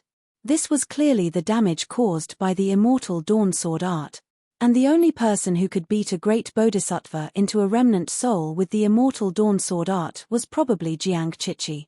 Was this great bodhisattva the one who led the immortals and Buddhas to attack the immortal dawn sect 100 years ago? Thinking of this, Kui Heng stopped shining the runes on the old man and said in a low voice, "You're a monk from the Baolin Buddhist Hall. You besieged the immortal dawn sect 100 years ago. I immortal dawn sect, immortal dawn sect." The old man's eyes were blank at first, then they turned to anger, and finally to extreme hatred. He roared, immortal dawn sect, exterminate, we must exterminate, exterminate." At the same time, the power on the old man's body quickly expanded, and the purple-black flames burned again. The skull necklace also bloomed with light again. Whoosh! The old man actually collided with the golden light curtain condensed from the power of the golden core again, and naturally, he returned empty-handed. However, his eyes were still filled with madness as he continued to attack the golden light. Kui Heng snorted coldly. Vast soul power surged out and instantly suppressed the old man's will, causing him to freeze on the spot. After a while, the old man regained his senses. He looked at Kui Heng with extreme fear and knelt down, trembling. This little monk remembers that I did participate in the siege of the Immortal Dawn sect. The old man was clearly frightened by Kui Heng's soul power, and his voice was trembling. But, I can't remember the details. I only remember that a sword light rushed out of the Immortal Dawn sect. He really couldn't remember. After all, his soul was already incomplete. This wisp of remnant soul might not even be a tenth of its original state. Kui Heng stared at him and said in a low voice, "What's your name?" The old man said shakily, I can't remember. I only remember that others called me Great Bodhisattva Vast Bright. Vast Bright. Kui Heng gently remembered this Dharma name and asked, "What's the situation in the Baolin Buddhist Hall in the heavenly void world?" Vast Bright thought for a moment and said with some fear, I only remember that our ancestral master is Buddha Baolin. Other than me, there should be 2 other great bodhisattvas in the Buddhist Hall. What realm is a Buddha? Kui Heng frowned slightly. He had never heard of the realm of Buddha from Wang Donglin. Although it sounded like it was above the great bodhisattva realm, it was uncertain if it was just a subsection of the foundation establishment realm like the Heaven Immortals and Heaven Lords, or if it was a higher realm. I don't know, Vast Bright shook his head. He didn't even know what a great bodhisattva was, let alone what a Buddha was. He only remembered that he had once been a great bodhisattva. After that, Kui Heng asked him some more questions. Most of them were what he knew, and there were also some that he did not understand, but he did not gain much. In the end, Vast Bright was only a remnant soul, and his memories were too incomplete. Other than remembering how he died and being a great bodhisattva under Buddha Baolin, he only remembered some things about his childhood. To Kui Heng, this only allowed him to have a better understanding of the secular world of the heavenly void world. It was not of much value. However, apart from these, Kui Heng also had an extremely important question. Since you've already been killed and only your remnant soul is left, you should have dissipated. Kui Heng stared at Monk Vast Bright and let the golden light light up with runes again. How did you get infected by this purple-black power? Don't shine that at me. I know. I haven't forgotten about this. Vast Bright hurriedly exclaimed, his face filled with fear. Just now, under the light of these runes, he only felt that life was worse than death. He wished that he could end it immediately and not endure that feeling anymore. Then, seeing that the rune light did not shine down again, Vast Bright seemed to heave a sigh of relief. He raised the skull necklace on his neck and said, This is it. In the battle of the Immortal Dawn sect, my remnant soul should have dissipated, but I accidentally landed on this thing. The strange power inside instantly contaminated me, but it also allowed me to regain my consciousness and live. I didn't mean to be contaminated by this strange power. I also want to get rid of it, but once I get rid of it, my soul will dissipate. Where was this skull necklace at the beginning? Kui Heng asked. Sanjun Town. Yes, it's Sanjun Town. Although I could only vaguely sense the outside world after recovering my consciousness, I could occasionally hear people talking. Vast Bright lowered his head and said, That place is called Sanjun Town. Sanjun Town? Kui Heng had never heard of this place before. He frowned and asked, What is that place? I don't know. Vast Bright shook his head. Before I came to the grasslands, my perception of the outside world was very vague. I could only hear the names of some places occasionally, but I didn't know where I was. Amen. Kui Heng nodded. Next, he interrogated Vast Bright a few more times. After confirming that he had squeezed everything dry, the runes on the golden light lit up again. Kui Heng did not intend to keep Vast Bright for further observation. For him, it was extremely dangerous to carry an unknown thing that he did not understand. It was the purplish-black power that had contaminated Vast Bright. Therefore, after confirming that Vast Bright was no longer of any value, he naturally had to eliminate the purple-black power on him. As for whether Vast Bright could still live after the purple-black power was eliminated, it was not important. At this moment, Vast Bright screamed miserably. Layers of purple-black smoke rose from his body, and soon, all the purple-black smoke on his body was illuminated. The purple-black power quickly condensed into a small bug. It was exactly the same as the purple-black bug Kui Heng had seen when he was exploring the void of the universe. What followed was also an old scene. After the purple-black bug collided with the golden light a few times, it dissipated into its original purple-black color and disappeared. The necklace of skulls also turned to ashes. Vast Bright's remnant soul let out a scream. His soul dissipated. The reason why he could survive until now was because of the existence of the purple-black power. Now that the purple-black power had dissipated, his remnant soul naturally could not survive anymore. This world is far more dangerous than it appears. Kui Heng thought to himself. At the same time, he reminded himself again not to be arrogant. He had to be cautious at all times. He was just a golden core realm cultivator. In the world of immortal cultivators, a small golden core cultivator like him was nothing. He could only be considered to have officially stepped onto the path of cultivation. There were too many things stronger than him.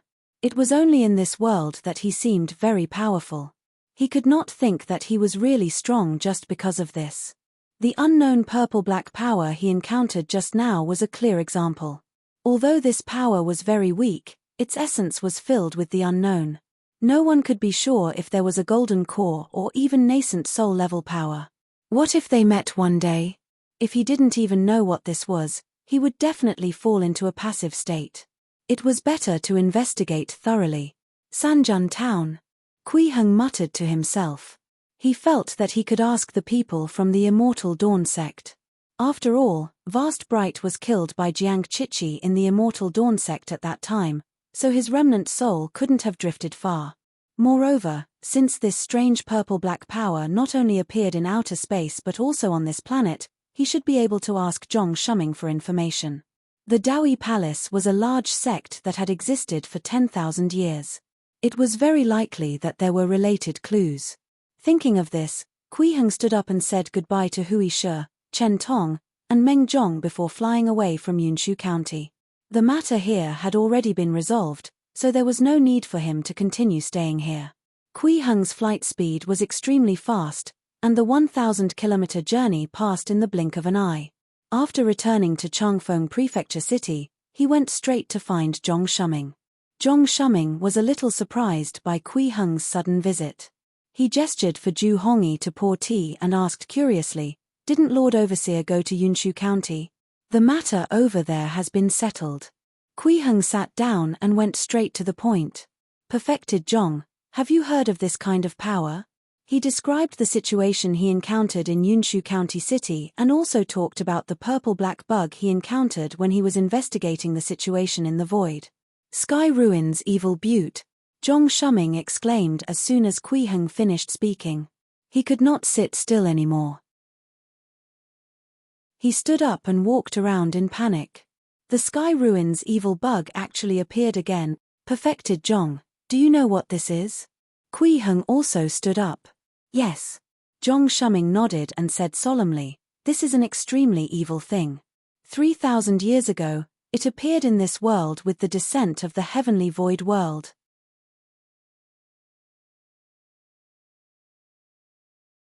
Chapter 136 Buddha's Affairs, Great Wish. Chapter 136 Buddha's Affairs, Great Wish. Under Zhong Shuming's explanation, Kui Heng finally learned what these strange purple-black bugs were. During the Great Yang Dynasty 3,000 years ago, the people of the heavenly void world suddenly appeared, and the Daoi Palace suffered an extremely tragic attack. In the end, the ancestral master had no choice but to ascend to the upper world and become a part of it. Only then did he avoid the calamity. However, 3,000 years ago, there was no lack of heavenly immortals in Daoi Palace. It was not easy to force such an incomparably powerful sect to ascend. Back then, the reason why Daoi Palace was quickly defeated was because of this Sky Ruins evil bug. This was a poison unique to the heavenly void world. Its exact origin was unknown, and it was used as a rare treasure by the 9 great immortal sects of the heavenly void world. The Sky Ruins evil bug's strength was extremely weak, but its spiritual energy strength was comparable to an earth immortal. And there was also a strange and evil ability corruption. As long as one had yet to become a heaven immortal, once they came into contact with this kind of heavenly ruins evil bug, there was a high chance that their soul would be contaminated, and they would lose their rationality and kill crazily. Moreover, they liked to devour living souls. Please keep reading 0NMYB0XN0VEL. C0M. Back then, many devas and earth immortals in the Daoi Palace had been contaminated by the Sky Ruins evil bug. Even heaven immortals and heaven monarchs were helpless against it and could only compromise. So it's a poison from the heavenly void world. Kui Heng nodded slightly, but he was also a little puzzled. But why are there heavenly void evil bugs in space? Could it be that the evil bugs in the heavenly void world were actually obtained from the starry sky of the universe? It's not impossible. Zhong Shuming nodded and said, "It's rumored that outer space is extremely dangerous. Only heaven monarch-level mighty figures can go out to explore. Perhaps this is also the reason." At this point, he couldn't help but sigh and say, "It's a pity that the books of my Daoi Palace are severely damaged. Otherwise, it definitely wouldn't be like this. I can only vaguely understand some of the situation." "That's enough." Kui Heng smiled and said, "After the immortals and Buddhas of the heavenly void world descend, I can personally ask them." Although Zhong Shuming did not provide many clues, it was enough for him to figure out the danger level of the heavenly void evil bugs. Furthermore, there was another pleasant surprise. The level of danger in space did not seem to be high. Heaven Monarch could already go out and explore. This was equivalent to the late stage or peak stage foundation establishment realm. Of course, it was also possible that martial artists in this realm could not discover the true danger. It was better to wait until he reached the nascent soul or soul formation realm before attempting to explore the universe. By the way, do you know what realm the Buddha that great Bodhisattva vast bright mentioned is? Kui Heng asked Zhong Shuming. Buddha is a very strange realm. Zhong Shuming thought for a moment and said, 800 years ago, I heard from the patriarch of my sect that although the Buddhas mentioned by the Buddhist sects is above the heaven monarch realm, they are still in the third realm of the immortal world. At that time, I was puzzled. Since heaven monarchs are already at the peak of the three realms of the immortal world, why were the Buddhas who were above the heaven monarch realm still considered to be in the third realm? Ancestral Master answered me that the paths of Buddhism and Taoism were different and were not completely the same. Even if they are both in the third realm of the immortal world, there will be all kinds of differences due to the different cultivation methods and concepts. Although Buddhas are above the heaven monarch realm, it is extremely difficult to reach this realm because above the realm of great Bodhisattva is Buddha. I see. Kui Heng came to a realization when he heard this. He said thoughtfully, breaking through to the Buddha realm directly after the great Bodhisattva realm. This leap is a little huge. He already knew what realm this Buddha was equivalent to. A heaven monarch was most likely equivalent to a late-stage foundation establishment cultivator. If Buddha was above the heaven monarch realm, then it should only be at the peak of the foundation establishment realm. But if that was the case, the cultivation method of Buddhism in the three realms was ridiculous. Great Bodhisattva was only equivalent to the early-stage foundation establishment realm, while Buddha was equivalent to the peak of foundation establishment. The difference was like the difference between heaven and earth. If Buddha was above great Bodhisattva, it was equivalent to letting a Buddhist martial artist directly jump from the early-stage foundation establishment realm to the peak of the foundation establishment realm. It was almost impossible to do that. The distance was too great. Yes, the difference is indeed huge. Zhong Shuming nodded and said, therefore, there are rumors that if a great Bodhisattva wants to become a Buddha, he has to make a great wish. Only by completing the great wish can he become a Buddha. There's actually such a thing. Kui Heng frowned. It seemed that it was not easy for Buddhist martial artists to cultivate. I don't know if it's true or not. When the ancestral master told me about this, he only spoke of rumors. Zhong Shuming shook his head, his expression a little ashamed. It was rare for exalted immortal to ask him so many things, but he couldn't give an accurate answer. This made him feel a little embarrassed. The Buddhist sect is quite strange. Kui Heng sat down again. At the same time, he gestured for Zhong Shuming to sit down and smiled. After the immortals and Buddhas of the heavenly void world descend, I should really communicate with them. At the same time that Kui Heng returned to Changfeng Prefecture and asked Zhong Shuming, the news that the barbarian army was about to attack Fengju from the south had just reached the central continent imperial city. This immediately caused an uproar among the courtiers. Wei Yi, who had made it clear that he wanted to be the ruler of a fallen country after scolding the officials, came out to attend court again. There was no choice. Chu Yuanliang had already recovered and returned to court. This king of the fallen country could not withstand the prime minister's persuasion and could only step up again. However, although Wei Yi came out, he only planned to brush the matter off. He was still lying crookedly on the dragon throne. His eyes were half closed, and he looked like he had not woken up. He said with a muffled voice, "Everyone, isn't it just the barbarians? What's the big deal? Didn't you already know that I had already given Fengju to Huyen Chanyu? It's not wrong for him to want to take back his land. What's wrong with that? This was a complete mess. Your Majesty, it is the will of the heavens for the Son of Heaven to protect the land for the ancestors." Chu Yuanliang stepped forward and said loudly, "Your Majesty's order to give Fengju to the barbarians is against the laws of the ancestors. It should be invalid. Now, the barbarians have sent troops to Yunshu County City. Governor Meng Zhong only has a few thousand old soldiers in his hands. He can't take on a battle of that scale. It's already too late to send reinforcements. Only by sending troops over to meet the barbarians and subdue Yunshu can Fengju not fall into the hands of the barbarians. I request Your Majesty to confer the title of Northern Garrison General on Kui Heng, the state overseer of Fengju. He is allowed to recruit troops from all over Fengju to resist the barbarians. Only then can we defend the entire Fengju." Wei Yi was still napping, but when he heard the name Kui Heng, he was stunned. He remembered that this seemed to be the county magistrate who defeated King Yang's army of bandits previously. Now, He was actually the state overseer of Fengju? How many months had it been? Your Majesty, you can't. At this moment, Jiang Wanshan, the central secretary, suddenly jumped out and bowed.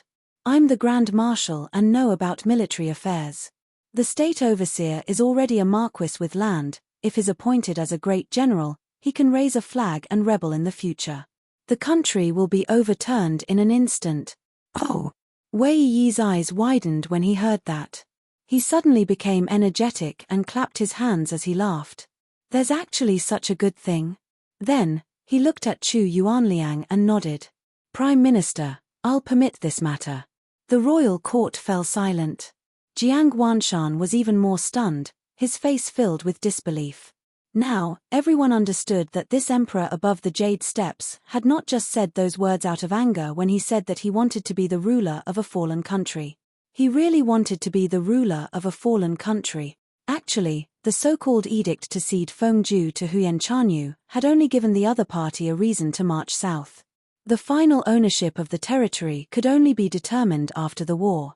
But now, he had directly conferred the title of Northern Garrison General on a state overseer. This was clearly digging his own grave. If the dynasty really changed, they, as court ministers, would be finished as well. Hence, the ministers stepped out one after another and knelt under the jade steps. They bowed and kowtowed, begging Emperor Wei Yi to retract his orders. Jiang Wanshan also reacted and hurriedly led the ministers beside him to scold Chu Yuanliang. In Chu Yuanliang's opinion, if he wanted to protect Fengju and prevent the people of Fengju from being ravaged by the barbarians, he could only let Kui Heng lead the troops to resist. In any case, the imperial court had long lost control of Fengju. It would not be much different from now if they conferred a title of Northern Garrison General. They could still protect their territory, so why not? However, the court ministers did not think so. Under Jiang Wanshan's lead, they continued to argue with Chu Yuanliang. 18. Emperor Wei Yi stood on the jade steps and watched the court ministers argue with a mocking expression. He said nothing. This situation continued for 3 days. It was on this day that the latest news about Yunshu County City finally reached the imperial court in the capital. The bizarre outcome of the battle with the 300,000-strong barbarian army was presented in front of all the court ministers. The entire hall was shocked. Jiang Wanshan and the others were speechless, but Chu Yuanliang was also shocked. No one expected this outcome. With the situation in Yunshu County City, they could actually win. Not only did they win, but they also won a huge victory and wiped out the entire barbarian tribal army. Just as everyone was feeling puzzled, Emperor Wei Yi suddenly spoke. He gave an edict that made everyone's scalps tingle. The state overseer of Fengju disregarded the friendship of his neighbors and attacked without permission. He cruelly killed 300,000 people from the grasslands and violated the virtue of the heavens. His crimes are unforgivable. I order the state overseers of the world to execute him. Chu Yuanliang vomited blood again and fainted. The other courtiers were also completely dumbfounded. He was crazy. The emperor was really crazy. Kui Heng did not know about the dispute in the Central Continent's imperial court, nor did he know how ridiculous the Yang Emperor, Wei Yi, was. Even if he knew, he wouldn't care. After all, letting the state overseers of the world go after him together was definitely more beneficial than harmful to him. He could take the opportunity to harvest a large wave of 7 emotions light. He might even be able to push the grey and green light to 7 feet. It was just that the progression of the red and white lights would take some effort. On this day, Kui Heng was nurturing the young spirituality born in the Hongwu divine sword. At the same time, he comprehended the profundities within. Suddenly, his heart skipped a beat as he looked up. Red and white light could be seen faintly in the sky. This was the light of the 7 emotions that only Kui Heng could see. It symbolized joy and love, and they were all directed at him. After a while, Liu Litao came over to report. Emissary, the sect master of the Immortal Dawn sect, perfected Ju Qing, is here.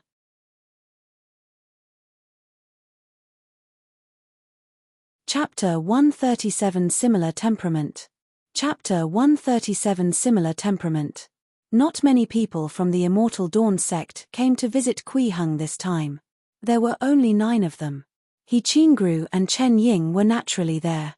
In addition, there was the sect master, perfected Zhu Qing, the deputy sect master, Liu Yiyun, the 2 sword masters, Autumn Cloud and Setting Sun, perfected Zhu Qing's 2 grand disciples, and the personal disciple of ancestral master perfected Hengxia, Zhang Nanxuan. Initially, perfected Zhu Qing planned to lead all the disciples to visit Kui Heng.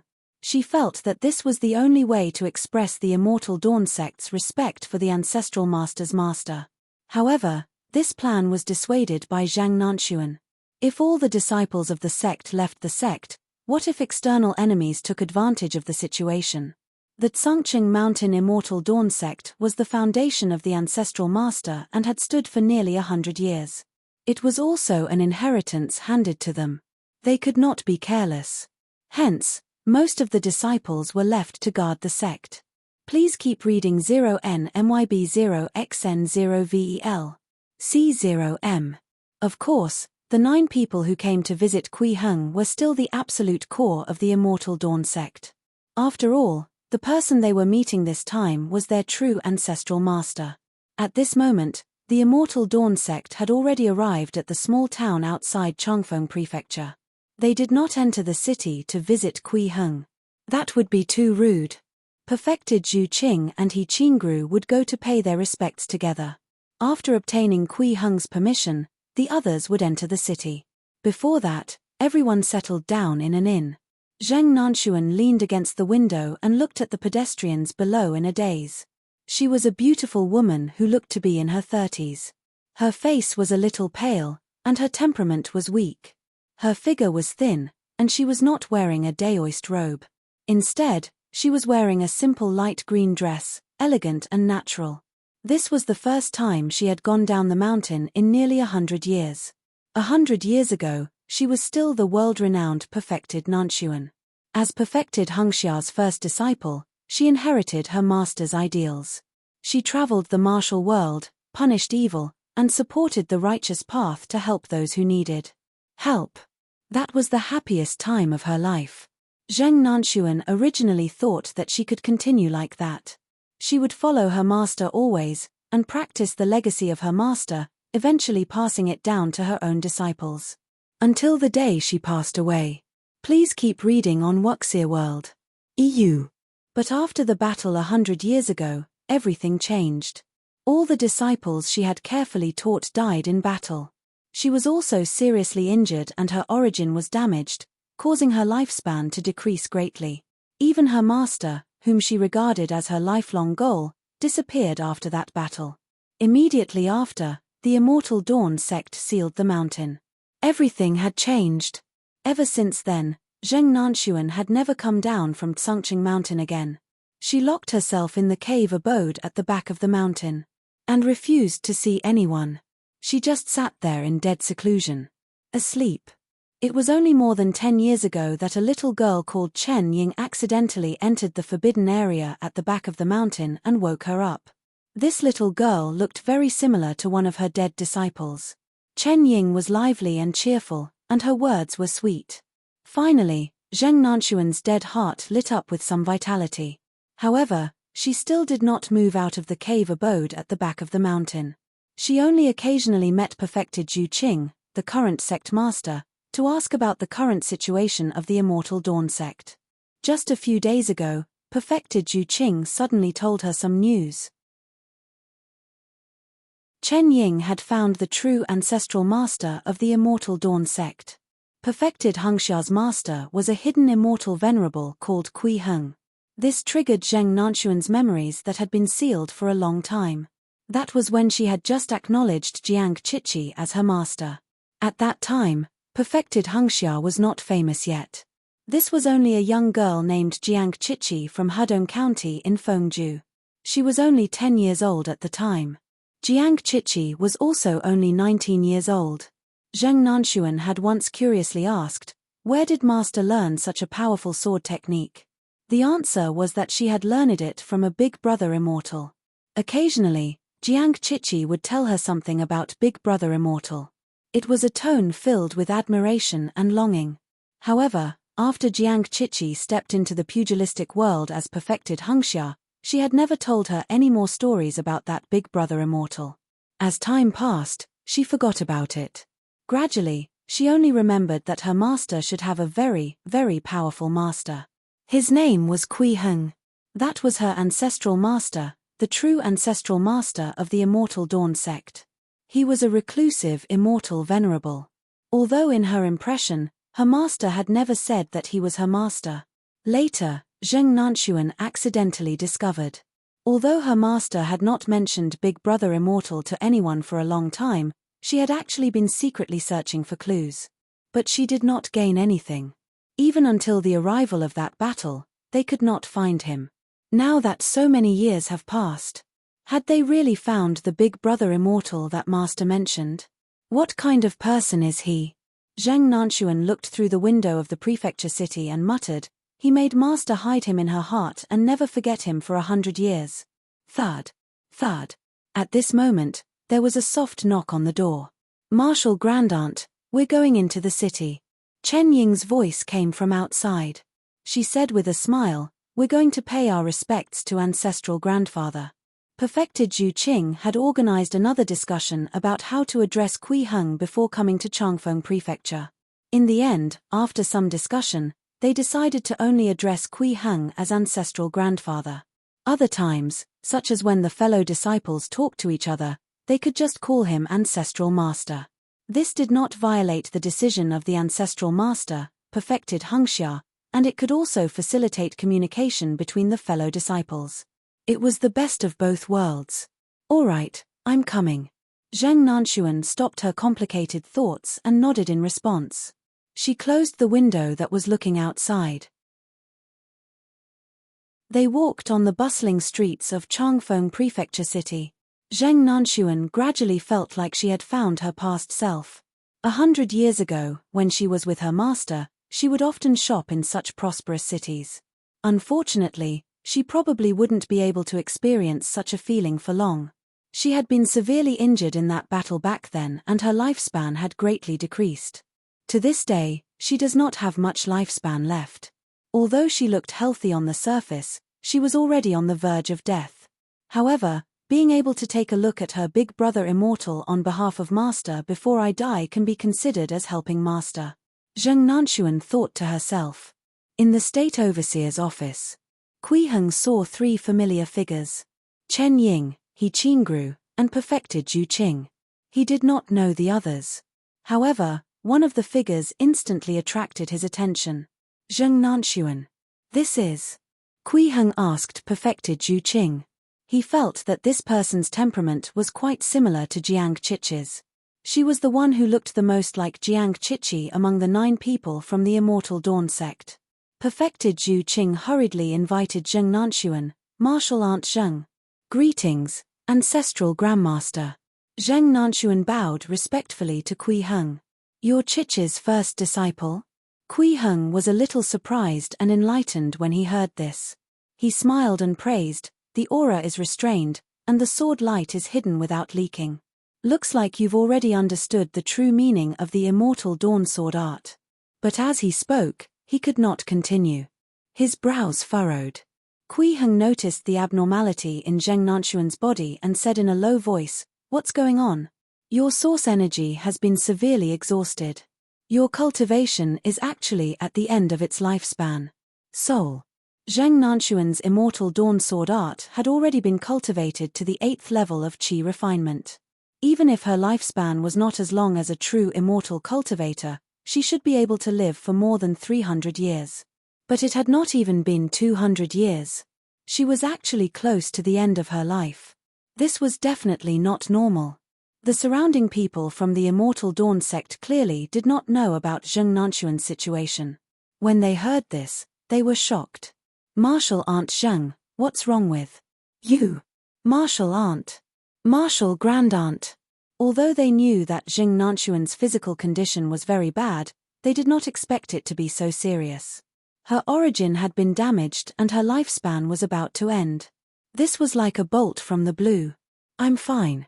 Zheng Nanxuan shook her head indifferently and said to Kui Heng, Grandmaster, don't worry. It's just an old injury left behind from 100 years ago. It's an old problem. Come over. Kui Heng waved at Zheng Nanxuan. I'll help you treat it. Tea treat? Zheng Nanxuan looked confused when she heard this. She asked curiously, Grandmaster, actually, my injuries have long been healed. It's just that my origin has been damaged. The damage to the origin energy meant that the foundation of the body had been injured. There was no possibility of recovery. No matter how powerful a tonic was or how brilliant a martial technique was, it was impossible to make up for the deficit and consumption of the origin energy. This was already the consensus of every martial artist. Could this be treated? Martial grandaunt, don't worry. Ancestral grandfather is very powerful. Chen Ying moved to Zheng Nanxuan's side and said, he will definitely be able to treat your injuries.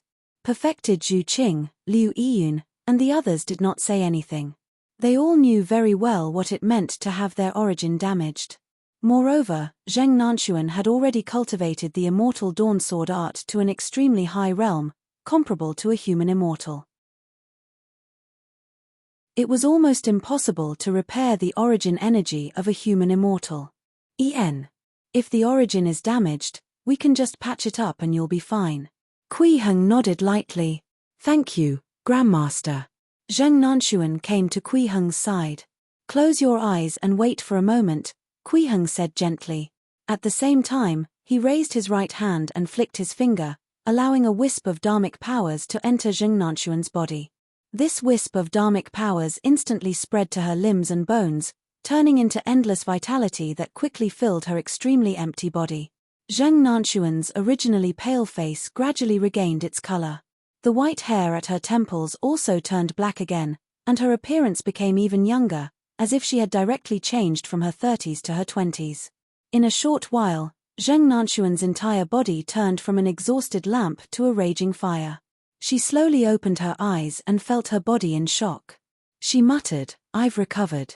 I've completely recovered. Perfected Zhu Qing, Liu Yiyun, and the others also felt an unprecedented shock. Ancestral grandfather was too powerful. Even the origin energy of a human immortal could be recovered so easily. Thank you, Grandmaster. Zheng Nanxuan bowed to Kui Heng. There's no need to be so polite. Kui Heng raised his hand to stop her from bowing. Tell me about what happened before Chichi disappeared.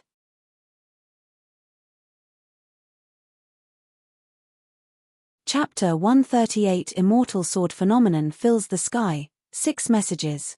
Chapter 138 Immortal Sword Phenomenon Fills the Sky, 6 Messages. As soon as Kui Heng said this, everyone present fell silent. The disappearance of the ancestral master was the darkest page in the history of the Immortal Dawn sect. Even He Qingru, Chen Ying, and the others, who had not personally experienced this matter, knew what this meant to the Immortal Dawn sect. As for perfected Zhu Qing and Liu Yiyun, who had personally experienced that change, they knew even better how they felt back then. The ancestral master, perfected Hengxia, was the Immortal Dawn sect's sky, their everything. Especially after that battle. It was even more so. But at that time, the ancestral master disappeared. The sky of the Immortal Dawn sect had collapsed. Please keep reading 0NMYB0XN0VEL. C0M. Of course, the one who felt it the most was Jiang Chichi's first disciple, Zheng Nanxuan. She was silent for a while and sighed softly. Grandmaster, from the end of that battle to Master's disappearance, the period was more than 3 months. In these 3 months, Master has been busy every day. In the first month, she dragged her heavily injured body and forged 5 immortal swords. In the second month, she set up a mountain protecting array for the Immortal Dawn sect. In the third month, she preached to the disciples of the sect every day and answered their questions. On the 100th day after the battle, the disciples of the sect went to listen to Master's lecture as usual, but they didn't see Master. From that day on, Master disappeared. In other words, before Chichi disappeared, she had actually been making preparations for the Immortal Dawn sect. Kui Heng frowned slightly and said in a low voice, didn't she even treat her injuries? No. Zheng Nanxuan's expression was a little sad. Actually, Master's injuries should be even more serious than mine.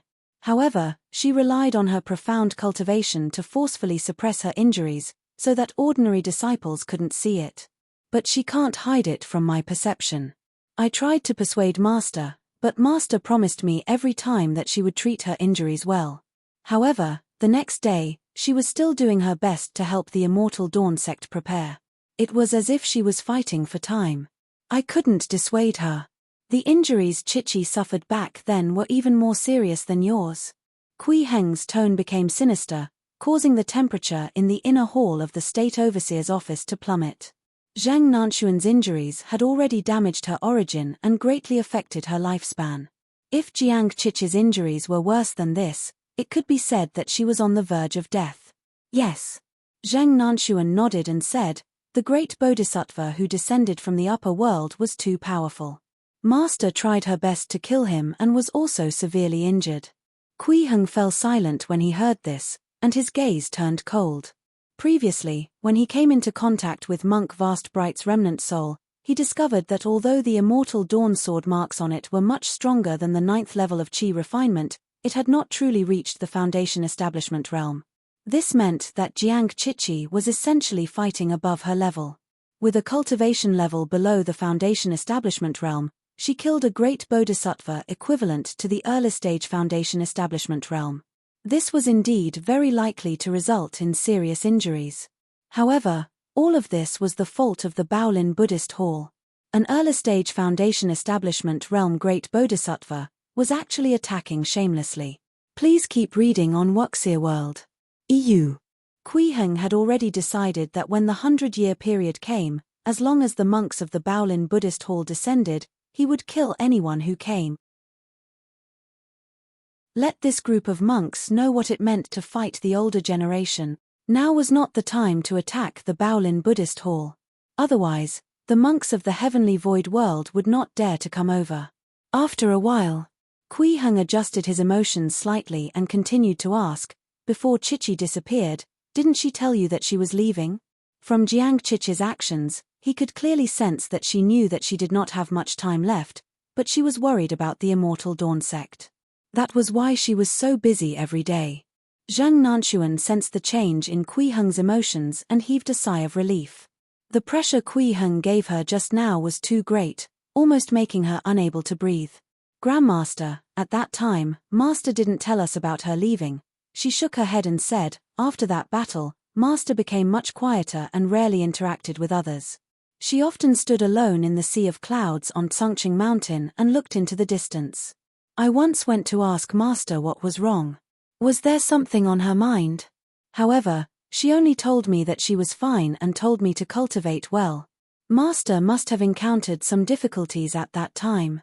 This might be the reason why she had to leave in a hurry. All right. Kui Heng nodded lightly. She didn't tell you because she was afraid that you would be worried about her. However, perhaps we can find the answer from what she left behind. At this point, he paused and looked at perfected Zhu Qing beside him. Have the immortal sword masters all arrived? The last time he came into contact with Chen Ying's purple cloud sword, Kui Heng had discovered that the 5 immortal swords left behind by Jiang Chichi were most likely the 5 letters left for him. Yes, perfected Zhu Qing hurriedly said. Then, she introduced them one by one. I'm the Red Sun Sword Master, junior sister Liu is the White Rainbow Sword Master, and these 2 martial nieces are the Sword Masters of Autumn Cloud and Setting Sunday. You know Ying, she's the Purple Cloud Sword Master. She had already learned from Chen Ying that Kui Heng could trigger the phenomenon of the Immortal Dawn 5 swords. This time, the 5 sword masters had all come and brought their immortal swords over. Then, they stood up and bowed. Chen Ying was among them. Put all these swords on the table. Kui Heng's gaze swept across them and finally landed on the 5 immortal swords. He could feel Jiang Chichi's aura in all 5 swords. After the 5 swords were placed on the table, Kui Heng raised his right hand and shook it gently. Balls of multicolored light bloomed in his palm. They were colorful and beautiful. At the same time, the 5 immortal swords on the table trembled. As if summoned, they unsheathed themselves. Clang, clang, clang. Sword cries sounded in the spacious inner hall. Sword lights of various colors soared into the sky, revealing their sharpness. 5 extremely powerful sword intents appeared in the state overseer's office. This alarmed Zhong Shuming and the others outside. They looked in the direction of the inner hall in shock. This was especially true for Zhong Shuming. As an experienced deity realm expert, he could clearly sense how powerful this sword intent was. What a powerful sword intent! These are the immortal swords inherited from the Immortal Dawn sect. Isn't it too powerful? The might emanated by these swords were countless times stronger than the human immortals he knew. These are Earth immortal level immortal swords. What kind of treasure was this? The Immortal Dawn sect is indeed worthy of being a sect left behind by the disciples of an exalted immortal. Their foundation is indeed extremely deep. Zhong Shuming could not help but praise in his heart, feeling very envious. Although the Dawi Palace had been passed down for a long time, it had suffered a great calamity 3,000 years ago and suffered heavy losses. To this day, the Dawi Palace did not have so many Earth immortal level immortal weapons. At this moment, the people of the Immortal Dawn sect in the inner hall were unprecedentedly shocked.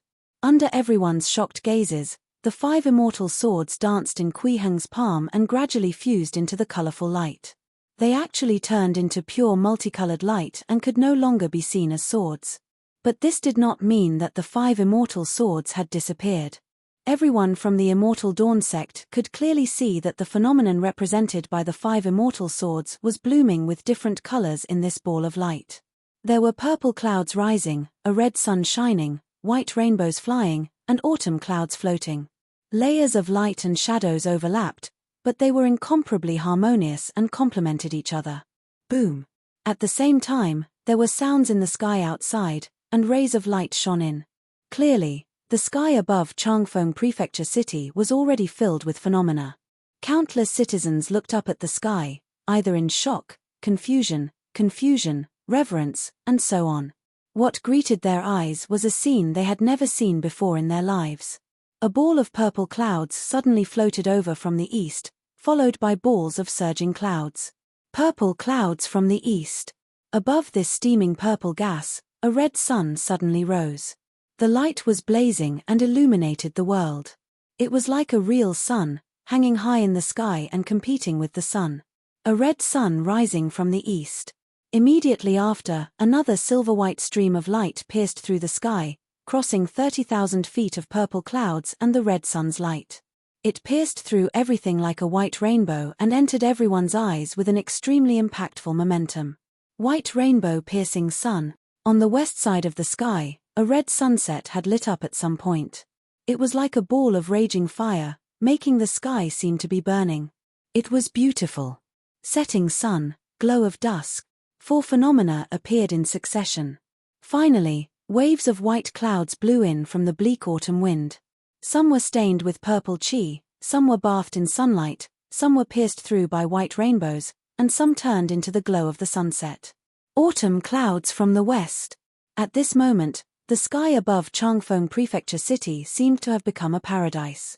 Finally, someone could not help but kneel on the ground and worship the sky. They felt that an immortal had descended. There were also many people who felt that this was because after the new state overseer Kui Heng took office, he was dedicated to the people and touched the heavens. Therefore, auspicious signs descended from the sky to protect the people here and the new state overseer, Kui Heng. This also made the originally uneasy citizens completely at ease. Strands of red and white light of 7 emotions flew out from these commoners. They all gathered in the direction of the state overseer's office. These lights that only Kui Heng could see entered his dantian and were refined by the 7 emotions light around his golden core. His cultivation had advanced another step. Kui Heng smiled. He had activated the phenomenon on the 5 immortal swords just to check Jiang Chich's messages. He did not expect to receive so much emotional feedback. It was a pleasant surprise. At the same time, as the phenomenon outside appeared, the 5 immortal swords in his palm finally connected with each other. It began to reveal the core secrets. Kui Heng sensed Jiang Chich's thoughts again. This was the information she had imprinted in the 5 immortal swords. It was her message. Also, there were more than 5. There was a 6th message. This was after gathering 5 immortal swords and activating the phenomenon at the same time, connecting the auras of the 5 immortal swords. This final message that could only be seen at that time.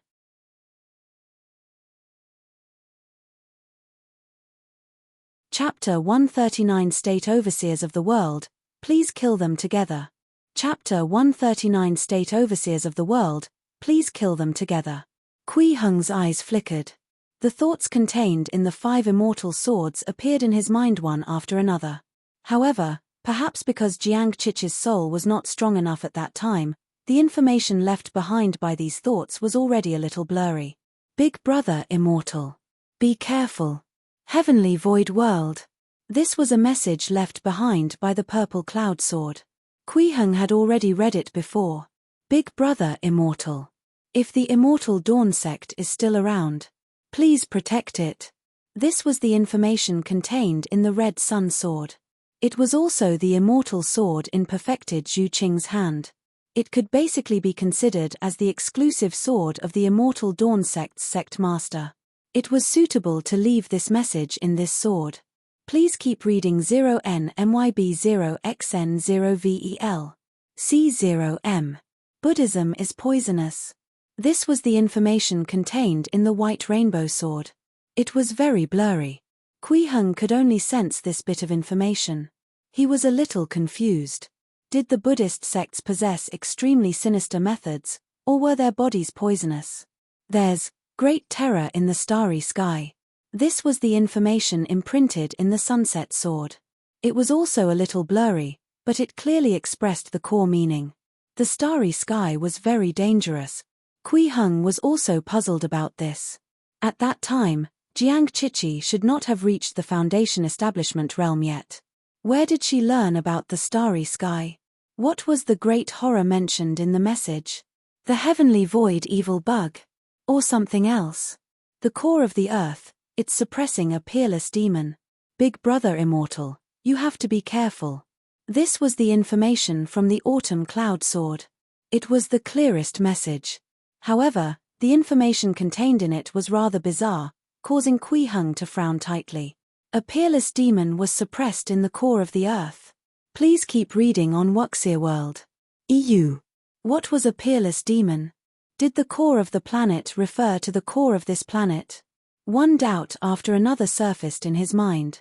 These were the 5 messages that Jiang Qiqi had imprinted in the 5 immortal swords.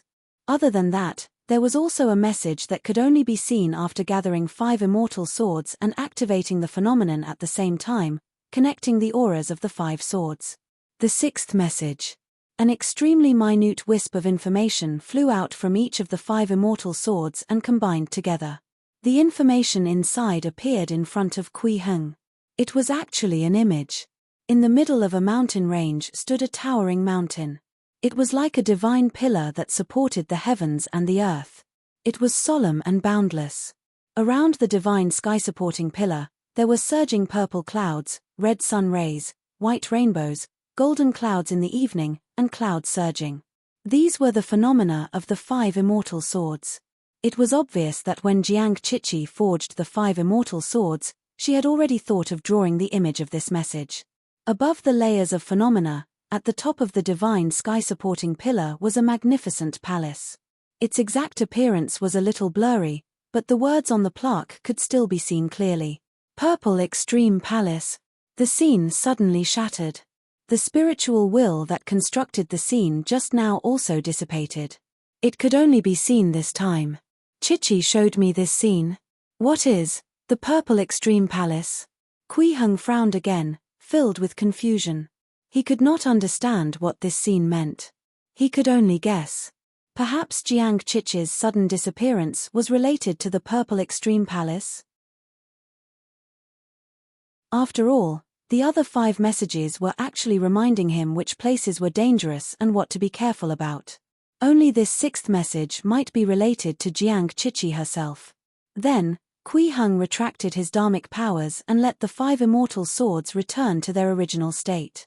He looked at Zheng Nanxuan and asked, "Did Qiqi mention the Purple Extreme Palace to you when she was around?" Purple Extreme Palace? Zheng Nanxuan was stunned when she heard that. She thought carefully for a moment and shook her head. No, Master never mentioned the Purple Extreme Palace. I see. Kui Heng nodded slightly. After pondering for a moment, he said, you can pay more attention to the news about the Purple Extreme Palace in the future. Is it related to Master's whereabouts? Zheng Nanxuan's eyes lit up. Perhaps there's some connection. Kui Heng nodded and smiled. Yes, Grandmaster. Zheng Nanxuan immediately bowed, overjoyed. She had finally found her future goal. She had to find information about the Purple Extreme Palace and find her master's whereabouts. The other Immortal Dawn sect disciples were also very excited. After 100 years, they finally found some clues about the ancestral master. That's great. Grandmaster, I have a request. At this moment, Perfected Zhu Qing suddenly stood up and bowed to Kui Heng. I plan to hold the Immortal Dawn sect's reopening ceremony in a month. May I ask if Grandmaster can participate? She was Jiang Chiche's grand disciple, so she could naturally call Kui Heng Grandmaster. Of course. Kui Heng nodded lightly and smiled. Coincidentally, I'll go and see what the inheritance Chichi left behind looks like. Thank you, Grandmaster. Perfected Zhu Qing bowed respectfully and said happily, I won't disappoint you. The 9 people of the Immortal Dawn sect did not stay in Changfeng Prefecture City for long. They still had to go back and prepare for the grand ceremony to reopen the sect. This was a big deal. In their opinion, this concerned the face of their ancestral master and their ancestral grandfather. After all, sealing the mountain was not a glorious thing. Who wouldn't want their legacy to be like the sun in the midday sky and be infinitely glorious?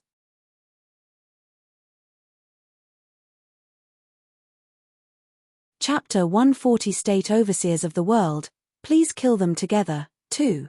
Chapter 140 State Overseers of the World, Please Kill Them Together, 2. Although the ancestral master did not say this, they felt that they had to work hard in that direction.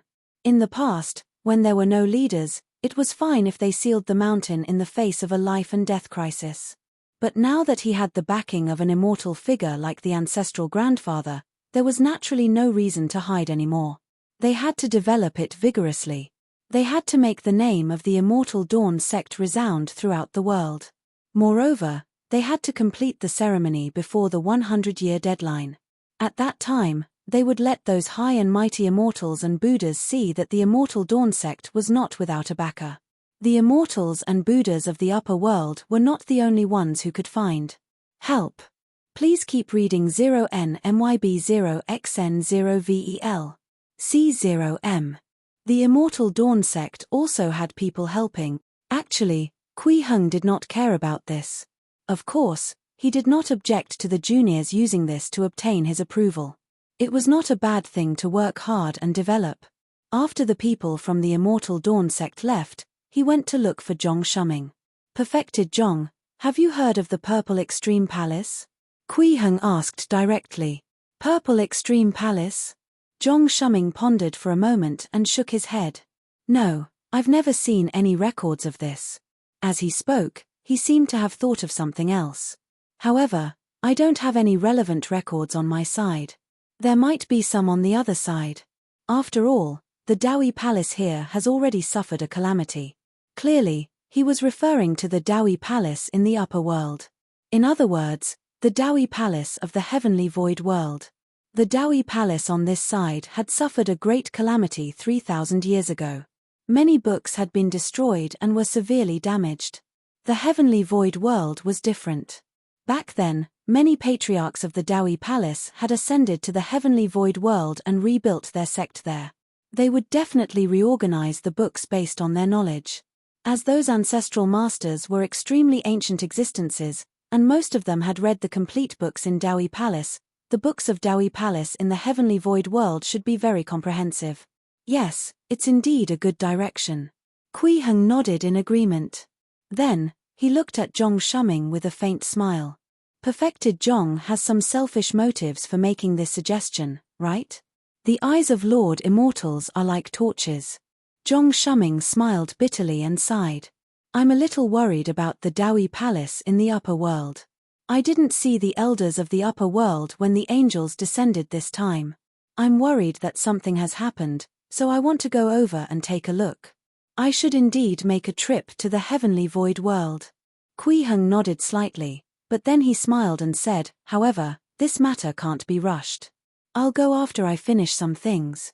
This some things naturally referred to nurturing a nascent soul. From the golden core to the nascent soul realm, there would be an extreme sublimation of the essence of life, and his strength would also undergo a world-shaking change. Please keep reading on Wuxia World. EU. It would not be an exaggeration to say that he would directly transcend the mortal world.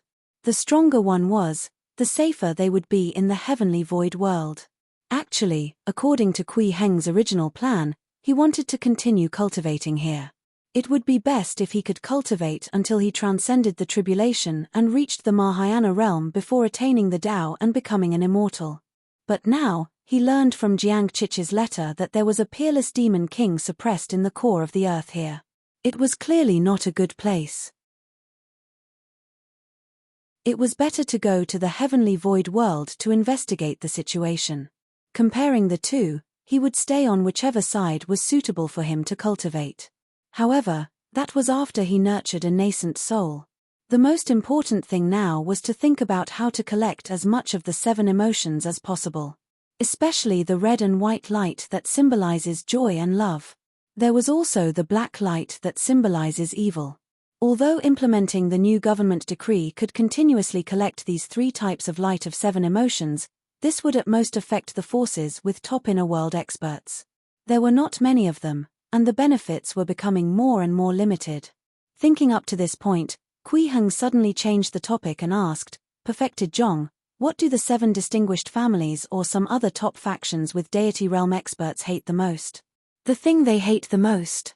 Zhong Shuming thought for a moment and said, it should be the theft of the deity realm martial techniques, especially the secret techniques about the awakening of the divine treasures. What if I print the deity realm secret manuals of the 7 distinguished families and distribute them all over the world? Kui Heng chuckled. This, Zhong Shuming said in shock, they're probably going to curse Exalted Immortal all day long. That's good. Kui Heng clapped his hands and smiled. Not only would this make the 6 distinguished families apart from the Wang family of Langya hate him to the extreme, but it would also make most of the top inner world experts in the world shed tears of gratitude. He could harvest black, purple, red, and white lights at the same time. It could be said to be perfect. On the yellow light side, the Bodhisattva jade bone was still stirring up trouble in Yuzhou. It had been growing rapidly and would probably reach 3 feet in a few days. This left only the green light and grey light that symbolizes fear and sorrow. Although he had already collected a lot of them when he was in Yunshu County City, there was still some distance from the height of 3 feet. If not for the fear of alerting the enemy and scaring those immortals and Buddhas from the upper world. Kui Heng wanted to take the initiative to capture some upper world angels to collect the green and grey light. After all, angels were all deity realm experts. They should be very useful for his cultivation. Or if someone took the initiative to cause trouble, it would be a good thing. Lord Overseer, Lord Overseer. At this moment, Liu Litao jogged over from outside and hurriedly reported, Lord Overseer, something has happened. Something has happened. Emperor Zhenyang of the Central Continent has issued a crazy decree. He said that you disregarded the friendship of his neighbors and attacked without permission. You cruelly killed 300,000 people from the grasslands and violated the virtue of the heavens. Your crimes are thus unforgivable, and he ordered the state overseers of the world to execute you. What should we do now? When Zhong Shuming heard this news, he was stunned on the spot. He frowned and said, Is the emperor crazy? Lord Overseer went to help Yunshu County defend the city. They had successfully defended the city, but the emperor still let all the state overseers in the world join hands to kill them. This kind of insane decree was simply unheard of. The key was that this kind of insane decree might really be effective. The various state overseers could not wait to attack the surrounding areas and plunder the land. This gave others an excuse to attack Fengju. However, Kui Heng laughed. Ha ha ha, good. I was just afraid that they wouldn't come. Actually, Kui Heng was indeed a little worried that these state overseers would not dare to attack him. After all, times were different now. There were too many dazzling achievements on him. Moreover, he would destroy the enemy's entire army every time. Even if people did not believe that he had great divine powers, they would still be afraid of such a solid battle record. Kui Heng calculated in his heart. I have to find someone to connect the dots and persuade them. I have to make these state overseers send troops to attack me. Yuju was adjacent to Fengju, and their borders were extremely long, more than 2,000 kilometers. When Cao Quan was still the state overseer of Fengju, Shen Yu, the state overseer of Yuju, had been coveting the land of Fengju. He always wanted to find trouble and snatch some land and people over. Therefore, after Cao Quan was assassinated, Shen Yu directly sent his deputy, Wei Xiong, who was in charge of another mission, to Ren Yuankuei's side. He planned to take this opportunity to install a puppet state overseer and annex the territory bit by bit before expanding his land. However, Shen Yu never expected to encounter Kui Heng. Not to mention his plan being completely messed up, even Wei Xiong had been killed.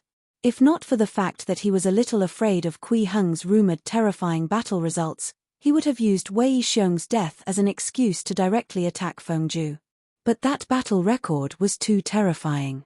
Even if he disregarded the rumors about the great divine power of summoning wind and rain and only looked at the actual results, he had to take it seriously.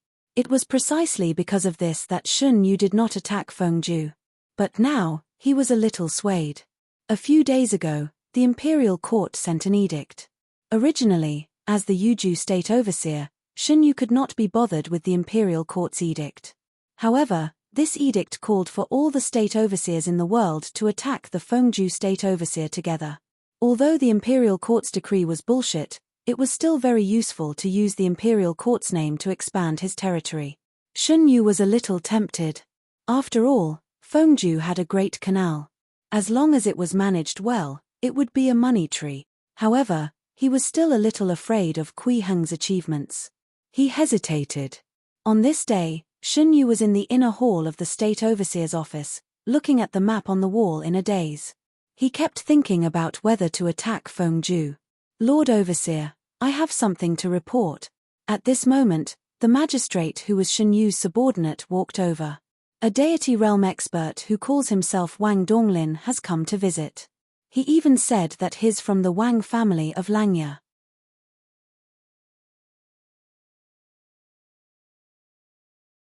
Chapter 141 Giving the Chicken Bone Bodhisattva a Home.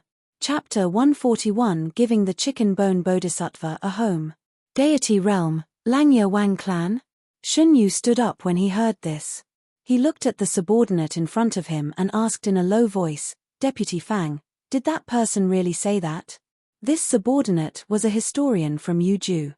At this moment, Wei Xiong had already died in Yuju, and there was no new deputy, so he had become Shen Yu's most important subordinate. Lord Overseer, that's indeed what that person said. Fang Cheng nodded and asked, should we welcome this person into the residence? Of course. Is there a need to ask? Shen Yu immediately glared at him and strode forward. Hurry up and welcome the esteemed guest in. No, I'll go with you to welcome the esteemed guest. Now, he was a little flustered. That was a deity realm expert from the Wang family of Langya. He actually did not welcome him in immediately. He was simply courting death. As someone who had been a state overseer for more than 10 years, he knew very well what these two identities meant. Please keep reading 0NMYB0XN0VEL. C0M. Either one of them was earth-shattering. Not to mention both. Deity realm experts were true immortals in the truest sense of the word. They had unbelievable power, and their strength far surpassed the so-called inner world realm. The Wang family of Langya was a colossus that had existed for 3,000 years. As early as the beginning of the Great Yang dynasty, they were already a wealthy family in the world and had produced countless experts. Other than the time when Heavenly King Hongwu appeared 300 years ago, the Wang family of Langya had a large number of rulers in every dynasty. Although no one in their family had ever been an emperor, many nobles and generals had appeared. Although Shen Yu was also from a large family and was one of the 13 aristocratic families of the world, and he was also a state overseer with a high status, he knew his status very well. Compared to a top family like the 7 distinguished families, be it himself or the Shen family behind him, they were nothing. The difference was too great. Just like that, he arrived outside the state overseer's office with an uneasy heart. He saw a middle-aged man who looked to be in his 30s. He had a noble and steady temperament, and one could tell at a glance that his identity was extraordinary. Governor Shen Yu of Yuzhou greets perfected Wang. Shen Yu bowed respectfully and said with a humble expression, "I was busy with official matters just now and didn't expect perfected Wang to arrive. Please forgive me for not coming out to welcome you." Deity realm experts could be addressed as perfected ones, regardless of whether they were from the Dao sects. "It's fine." Wang Donglin smiled and waved his hand. "I came to look for you to seek cooperation. There's no need to be so courteous." "Thank you, perfected Wang. Please come in." Shen Yu hurriedly invited him in. At this moment, he heaved a sigh of relief. It seemed that perfected Wang did not care that he was late to welcome him. However, he was even more puzzled. What was worth the deity realm experts of the Wang family of Langya coming over to ask for cooperation? Please keep reading on Wuxia World. EU. After arriving at the reception hall, Shen Yu asked carefully, "May I know why perfected Wang is here?" Wang Donglin took a sip of tea calmly and asked slowly, "Do you know about the Emperor's decree issued a few days ago?" Shen Yu was stunned when he heard that. He nodded and said, "Of course I know. His Majesty said that the Fengju governor, Kui Heng, massacred the people of the grassland. He was crazy and asked the state overseers of the world to kill him." "That's right." Wang Donglin nodded and said solemnly, "I came here to look for you because of this. Are you willing to send troops to Fengju?" "Ah." This, Shen Yu frowned. He naturally had this thought, but he was afraid of Kui Heng's strange battle results and could not make up his mind. Now that the deity realm expert of the Langya Wang clan had suddenly come over to persuade him, his first reaction was naturally to agree. However, he instinctively felt that this was a little strange. He did not have any interactions with the Wang family of Langya, so why did they come to persuade him? This was not normal. "Lord Overseer Shen, are you wondering why I specially came to persuade you?" Wang Donglin saw through Shen Yu's thoughts. He had the ability to sense the fluctuations in one's emotions. It was very convenient to use this as a reference to deduce the other party's thoughts. "Perfected one, please enlighten me." Shen Yu stopped beating around the bush and said bluntly, "I don't have any interactions with the Wang family of Langya, let alone a perfected one like you coming over to persuade me. Can you tell me please?" Since Wang Donglin had already revealed his concerns, it would be easier to anger him if he continued to hide it. It was better to directly explain the doubts in his heart. It's normal for Lord Overseer to have such doubts. Wang Donglin was not angry. He still had a kind expression and smiled. Lord Overseer should know about the hatred between our Wang family of Langya and Kui Heng. Wang Qinghe, Wang Qingchuan, Wang Jinsheng, and the old family head, Wang Huaiyi, all died in Kui Heng's hands. The Wang family of Langya is already in an irreconcilable situation with him. However, Kui Heng is indeed powerful. He has a shocking secret in his hands. The Wang family alone can't match him. We have to join forces with other forces to have a chance of defeating him. Now that the Central Continent Imperial Court has issued an edict to let the state overseers of the world kill Kui Heng together, this is a good opportunity bestowed by the heavens. It's the best time to kill Kui Heng. We naturally won't let go of this opportunity. I won't hide it from Lord Overseer. Yuzhou isn't our only target. Other than that, there's also the State Overseer of Yangzhou, the State Overseer of Yuzhou, and the State Overseer of Yuzhou. We also invited 2 deity realm experts from the Baolin Buddhist Hall to join forces to kill Kui Heng. This, Shen Yu's eyes widened when she heard this. He looked at Wang Donglin in disbelief and said in shock, "Perfected one has actually joined forces with so many forces and even invited 2 deity realm experts. Is Kui Heng actually so powerful?" "Indeed, that Kui Heng is indeed incomparably powerful."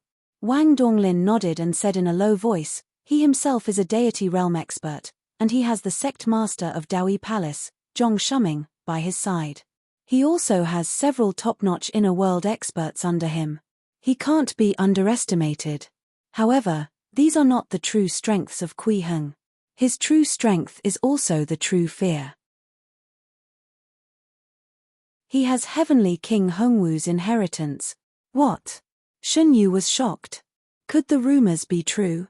Kui Heng is really the successor of Heavenly King Hongwu. He has the supreme treasure left behind by Heavenly King Hongwu, so he can have all kinds of unbelievable and achieve powerful results. That's right. Wang Donglin said in a low voice, I don't think I need to say much about what the name Heavenly King Hongwu means. You definitely don't want to see that day, and neither do we. But now that Kui Heng has matured, if we don't kill him in time, I'm afraid the Hongwu calamity from 300 years ago will repeat itself. At that time, you and I will be in big trouble. That's true, but Shun Yu had always been indecisive. He was still a little hesitant and worried. But that Kui Heng is so powerful. He can even easily destroy an army of tens of thousands or hundreds of thousands. What's the point of me getting involved? Lord Overseer, why are you belittling yourself? Wang Donglin shook his head and said, the entire Yuju is bordered by the grasslands. The soldiers are on the border day and night. Their combat strength is so powerful. If they can march into Fengju, they will definitely be unstoppable. As for Kui Heng's strange methods, Lord Overseer, you don't have to worry. I'm a deity realm expert and the two more from the Baolin Buddhist Hall. There will be other deity realm experts joining later. Only then will we face Kui Heng. Lord Overseer and the other state overseers only need to lead your troops to attack various parts of Fengju. You might not even see Kui Heng. There's no need to worry about what strange methods he has or how powerful he is. After the matter is done, the Wang family only needs Kui Heng's head. You can distribute the rest of the gains. The inheritance of Heavenly King Hongwu and the land in Fengju will be distributed by you. All. This, after Shun Yu heard this, he was so excited that his breathing became a little heavy. He tried his best to hold his breath and focus. After thinking for a moment, he finally made up his mind and gritted his teeth. All right, I'll do it. Haha, good. Wang Donglin also laughed and said, to be honest, I'm actually not from the Wang family of Langya. Ah! Shun Yu was stunned. What did this mean? I'm from the upper world. Wang Donglin had a proud expression as he chuckled. I'm a deity realm expert of the Wang family in the upper world's Jiangdong. As an angel, I've descended to the Wang family of Langya. This time, there will be other angels participating in the execution of Kui Heng. You can be at ease and do it boldly. You're an upper world angel. Shun Yu's eyes widened, and he became even more excited. When Wang Donglin suddenly revealed this identity, the last trace of doubt in Shun Yu's heart completely disappeared. The upper world angels were about to join forces to kill Kui Heng. What was there to worry about? They would definitely win this battle. Wang Donglin felt the excitement in Shun Yu's heart and felt that this person was really pitiful. This was a path to death. He actually left so happily. In the next few days, Wang Donglin had been moving between the various factions. He persuaded them to join the alliance to kill Kui Heng. Among them, someone asked if the Wang family of Langya had really been captured into the sky some time ago. Wang Donglin explained again and finally obtained recognition as an upper world angel. An extremely huge alliance gradually formed around him. There was only one final goal for this alliance. Kill Kui Heng. Then, they would divide Fengju, divide the immortal opportunities, and divide everything. The commotion caused by Wang Donglin colluding with the various forces to kill Kui Heng was not small. Kui Heng naturally received the news as well. Although he had ordered Wang Donglin to do this, he did not expect this upper world angel to be so hardworking. The forces that Wang Donglin had formed had already exceeded Kui Heng's expectations. He's trying to trick them to death. Kui Heng looked at the letter on the table and smiled. Then, with a thought, he thought, since he has even linked up with the Baolin Buddhist Hall, I might as well make them feel more confident. It's time to let that chicken bone be eaten. Yuzhou was still in chaos. Many deity realm experts were gathered here, and there was no lack of upper world angels. Their goal was to fight for the strange Bodhisattva jade bone. The Bodhisattva jade bone was good at escaping. After so long, no one could catch it. However, the Bodhisattva jade bone today was a little different. It seemed to have decided on a direction and fled as though it was flying. Soon, it arrived at the foot of a tall mountain with dense Buddhist light. This was the Golden Light Mountain, Baolin Buddhist Hall.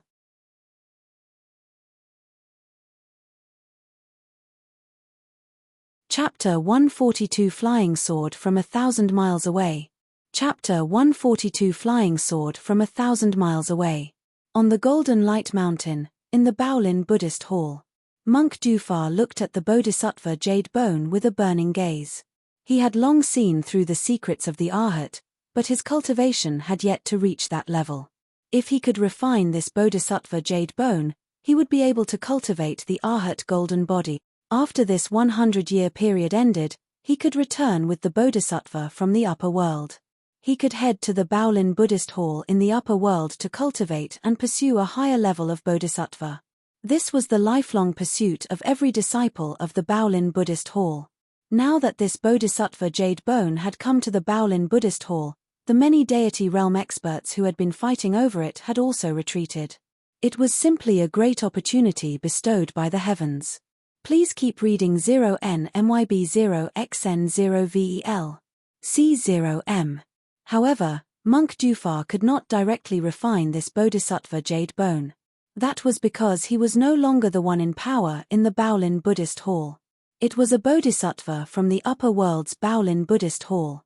Dharmic runes floated in the air.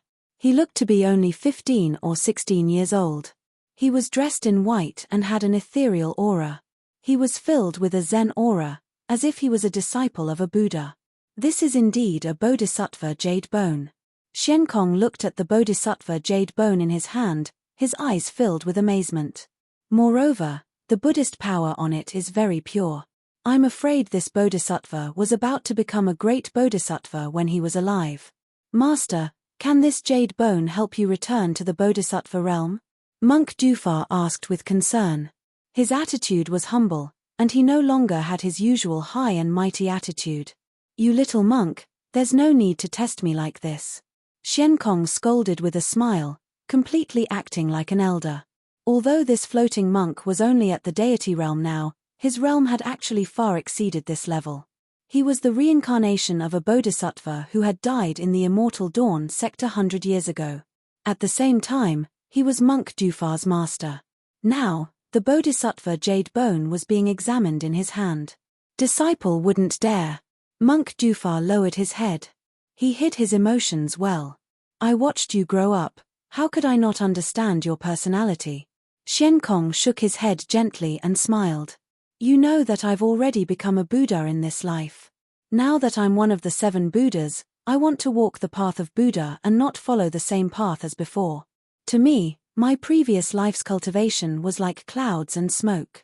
I'll cultivate again in this life. This Buddhist bone is useless to me. Take it. With that, he threw the bodhisattva jade bone in his hand lightly and let it fly. Then, it slowly landed in Monk Dufar's arms. Please keep reading on Wuxia World. EU. This bodhisattva jade bone that had thrown Yujo into chaos finally had a solution. This Buddhist power. Monk Dufar could not help but exclaim. As soon as he touched the bodhisattva jade bone, he felt an extremely pure Buddhist power surge out from it, causing the divine power in his body to begin to boil. He wished he could immediately fuse with this Buddhist power. Thank you, Master, for the treasure. Monk Dufar knelt down in ecstasy and kowtowed respectfully to Xiankong. All right, you and I have been master and disciple for more than 100 years. Why are you so polite? Xiankong smiled and let Dufar stand up. He said, Wang Donglin from the Wang family of Langya came to recruit people to deal with Overseer Kui of Fengju. How are you going to deal with him? I've sent 2 deity realm experts over. Dufar held the bodhisattva jade bone with both hands and sat up again. It should be enough. Enough. Xiankong frowned slightly. I remember that a deity realm expert died in Fengju.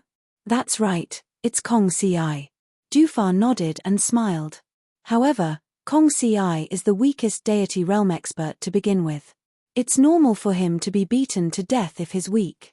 This time, the Wang family of Langya is determined to kill Kui Heng. When they found us, Wang Donglin had already contacted 3 deity realm experts.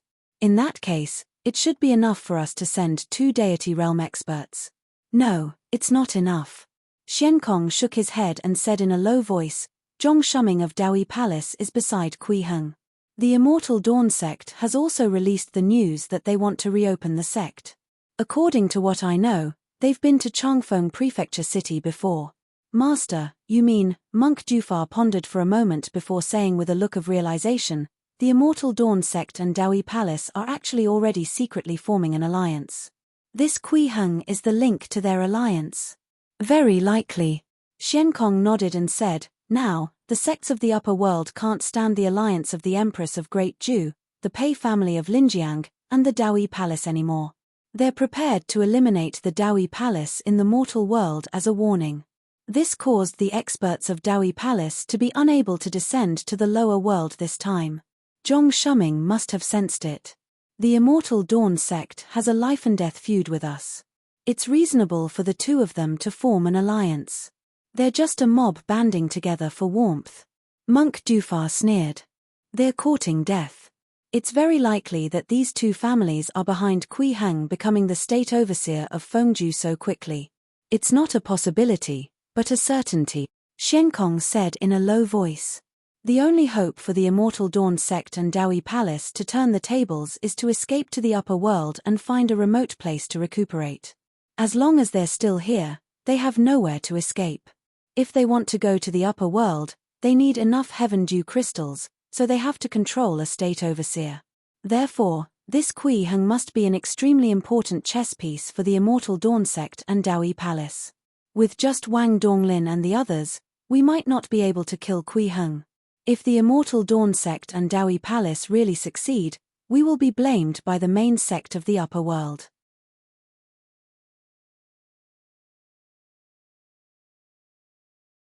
Chapter 143 Flying Sword from 1,000 Miles Away, 2. Chapter 143 Flying Sword from 1,000 Miles Away, 2. Master, I know what to do, Monk Jufar said solemnly. When I reach the Arhat realm, I'll immediately head to Fengju Prefecture City to kill Kui Heng. Good.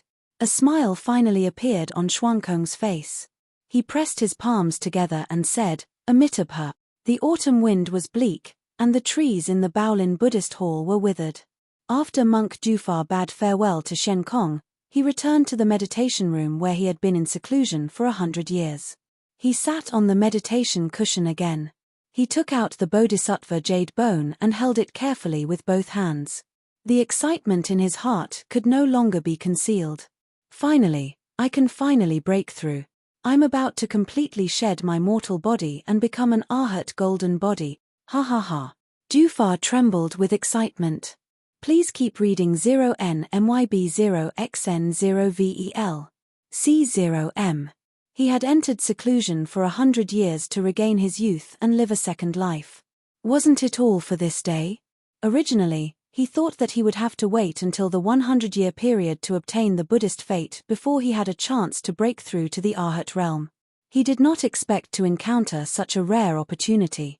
A Bodhisattva jade bone, even in the upper world, it could be considered a rare treasure. Now, it had fallen into his hands. It could allow him to break through. Thank you, Bodhisattva. Monk Jufar was all smiles. Golden flames suddenly ignited in the palms of his hands, enveloping the Bodhisattva jade bone and began to refine the Buddhist power contained in it. The method to use the Bodhisattva jade bone to break through was very simple. He only needed to use his divine power to refine the Buddhist power contained in it. However, generally speaking, the Bodhisattva jade bone was essentially the remains of a Bodhisattva. The Buddhist power contained in it far exceeded the upper limit of the Arhat realm. Therefore, if he only used it to break through to the Arhat realm, he would not be able to completely refine the Bodhisattva jade bone. Of course, no one would give up on refining a Bodhisattva jade bone halfway. The more common method was to swallow the remaining Bodhisattva jade bone after breaking through to the Arhat realm. This way, He could store the remaining Bodhisattva jade bone in his stomach and slowly refine it to increase his Buddhist power until the day he reached the Bodhisattva realm. A month later, golden Buddhist light bloomed from the meditation room where Jufar was in seclusion. Please keep reading on Wuxia World. EU. In an instant, it enveloped the entire Baolin Buddhist hall. Then, it spread out and quickly enveloped the entire Golden Light Mountain. Buddhist chants resounded throughout the world. Wisps of strange fragrance spread out, as if this 1,000-year-old treasure had become a pure land that had descended to the mortal world. Amitabha. The loud and clear chanting of the Buddhist proclamation resounded throughout the world, allowing all the living beings inside and outside the Baolin Buddhist hall to hear this voice. The people outside the meditation hall could not help but look up. The monks in the meditation hall could not help but kneel down. A 12-foot-tall golden body appeared in the sky above the Baolin Buddhist hall. It was monk Jufar who had successfully broken through. He was dressed in golden light and sat cross-legged in the void, allowing the clouds and Buddhist power to condense into a lotus platform. His appearance was solemn. Now that I've proven my Tao as an Arhat, I should go to Fengju and eliminate the evil demons. When monk Jufar was about to become an Arhat, Wang Donglin had already established the entire alliance army. There were a total of 7 deity realm experts. They were the 2 Baolin Buddhist hall experts, the upper world angel of the Yi family in Jiangnan, the upper world angel of the Jiang family in Nanhe, the old head of the Xie family in Pingshan, and the upper world angel of the Bai family in Suzhou. And Wang Donglin himself. The Yuzhou state overseer, the Yangzhou state overseer, the Yuzhou state overseer, and the Yuzhou state overseer were also persuaded by him to join the alliance army. He had gathered a total of 500,000 troops. Including the logisticians and so on, this was an army of 1 million and they were prepared to attack Fengju from 4 different directions. They planned to take the entire Fengju within a month. That was because there was less than a month until the immortals and Buddhas of the upper world descended. It was not easy to mobilize an army, and it took a long time. Just preparing for the war took nearly a month. Moreover, the commotion was naturally huge. After such a long time, many people had already noticed the situation here. At the same time, it was said that Kui Heng had Heavenly King Hongwu's inheritance in his hands. Moreover, the news that he had already implemented a similar decree in Fengju had also spread throughout the world with this upcoming battle. Hence, all the sects, families, nobles, and even the imperial court exploded. Heavenly King Hongwu. To these people, this name was an absolute taboo and represented a common enemy. Immediately after, one faction after another announced that they would join the defeat Kui alliance army and swore to make Kui Heng disappear from this world. They could not let Heavenly King Hongwu's inheritance reappear in the world. Just like that, the defeat Kui alliance army suddenly began to expand rapidly, growing stronger like a snowball in a way that Wang Donglin had not expected. By the time the initial 1 million-strong army began to enter Fengju, this team already had more than 2 million troops. There were also many forces that fought for themselves and attacked Fengju from all directions. The number of deity realm experts had inexplicably increased to 17. All of this had completely exceeded Wang Donglin's initial plan and was completely beyond his control. As the original leader, he was even squeezed out of the leadership of the defeat Kui alliance army. He was no longer allowed to participate in the decision-making of the subsequent attacks. That was because there were already 11 upper world angels here. The paper tiger identity from the beginning that Wang Donglin had was already meaningless. Moreover, as the original leader, he was the greatest obstacle for the other angels to control this huge force.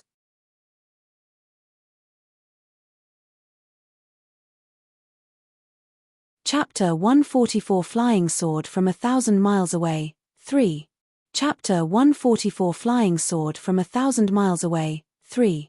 Naturally, they had to ostracize him first. Now, Wang Donglin was no longer in Fengju. He had returned to the Wang family's mansion in Langye County.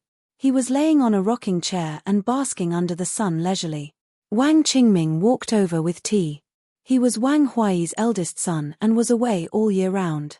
When the Wang family's management-level experts was wiped out by Kui Heng previously, He was called back to be the family head. He had been getting along well with Wang Donglin these days.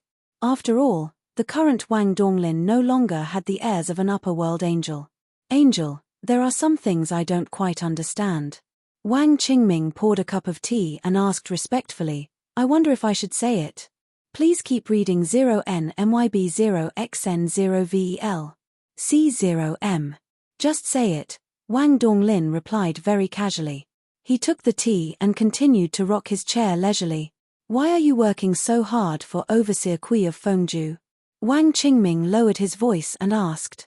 Others might not know, but he knew that the reason why this upper-world angel in front of him had formed so many forces and created an unprecedented huge alliance was not to kill Kui Heng. Instead, he had done so on purpose under Kui Heng's orders. But what was it for? Why? Wang Donglin laughed when he heard this. He stopped rocking the chair and took a sip of tea. He said to Wang Qingming, you haven't experienced that day, nor have you seen that unbelievable scene. You'll never know how powerful a heaven monarch is.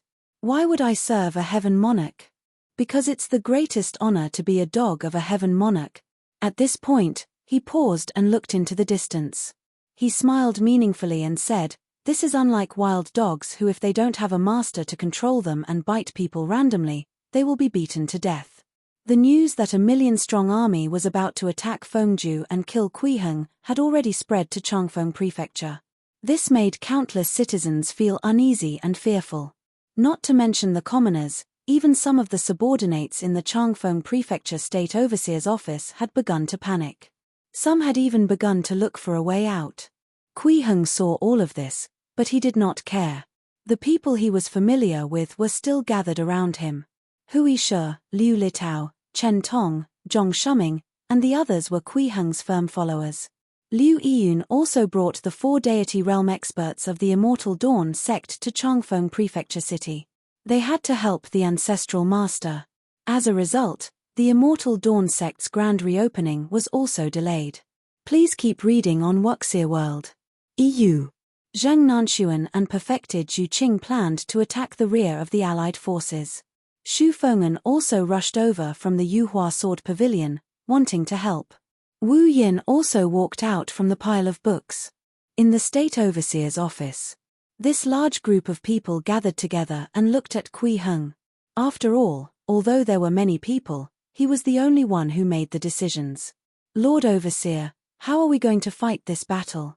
As a soldier, Chen Tong raised this question on behalf of everyone. Are we going to war? Kui Heng asked instead of answering. He chuckled and said, the so-called Battle Kui Alliance is said to have 2 million people. We can't kill all of them. Everyone looked at each other. What did this mean? Not going to war? Lord Overseer, you mean to kill those leaders? Chen Tong asked curiously. No, there's no point in just killing them. Kui Heng shook his head gently and smiled. We still have to attack their hearts. We have to make them feel fear. Liu Zhizhong, did you bring the things I asked you to prepare earlier? Here, Lord Overseer. Liu Litao immediately stepped forward when he heard this. He took out a bamboo stick from his sleeve and handed it to Kui Heng respectfully. Yes, here it is. Kui Heng nodded slightly and placed the bamboo sticks in his hand to show everyone.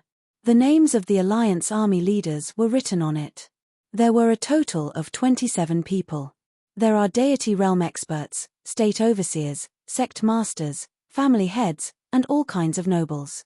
They were all written on these bamboo sticks. From tomorrow onwards, I will randomly draw 3 bamboo lots here every day to choose the 3 luckiest people to take their heads with the Hongwu sword. Lord Overseer, this place should be more than 1,000 miles away from the chaotic military camp.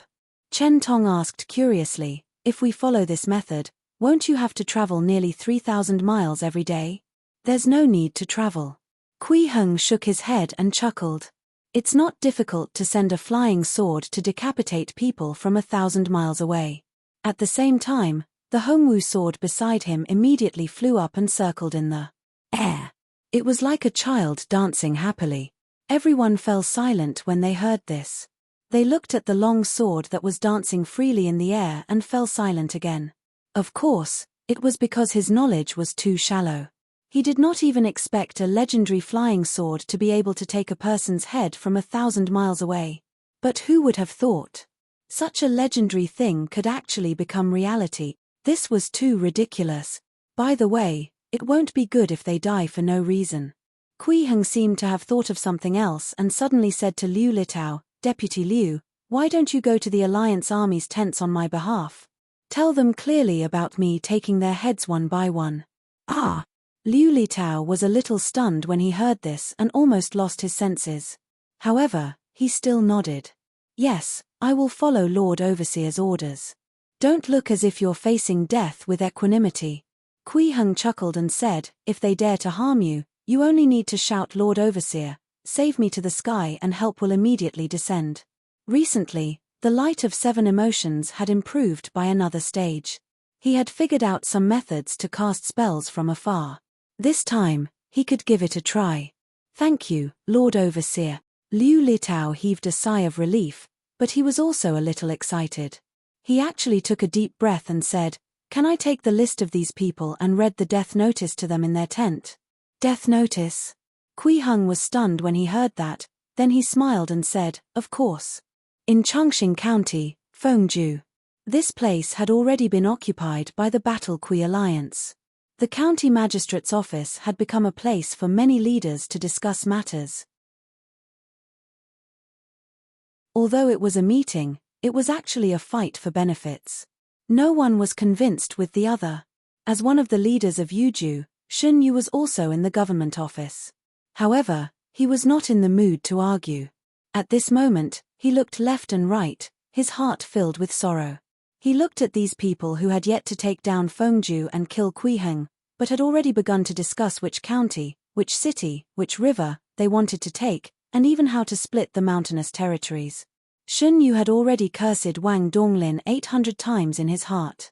He felt like he had boarded a pirate ship. And he couldn't fucking jump out anymore. Report. At this moment, the voice of a messenger sounded outside.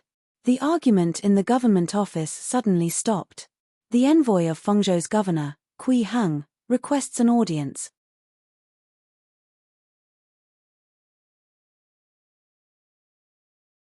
Chapter 145 Sword Light Passes, Heads Roll Down.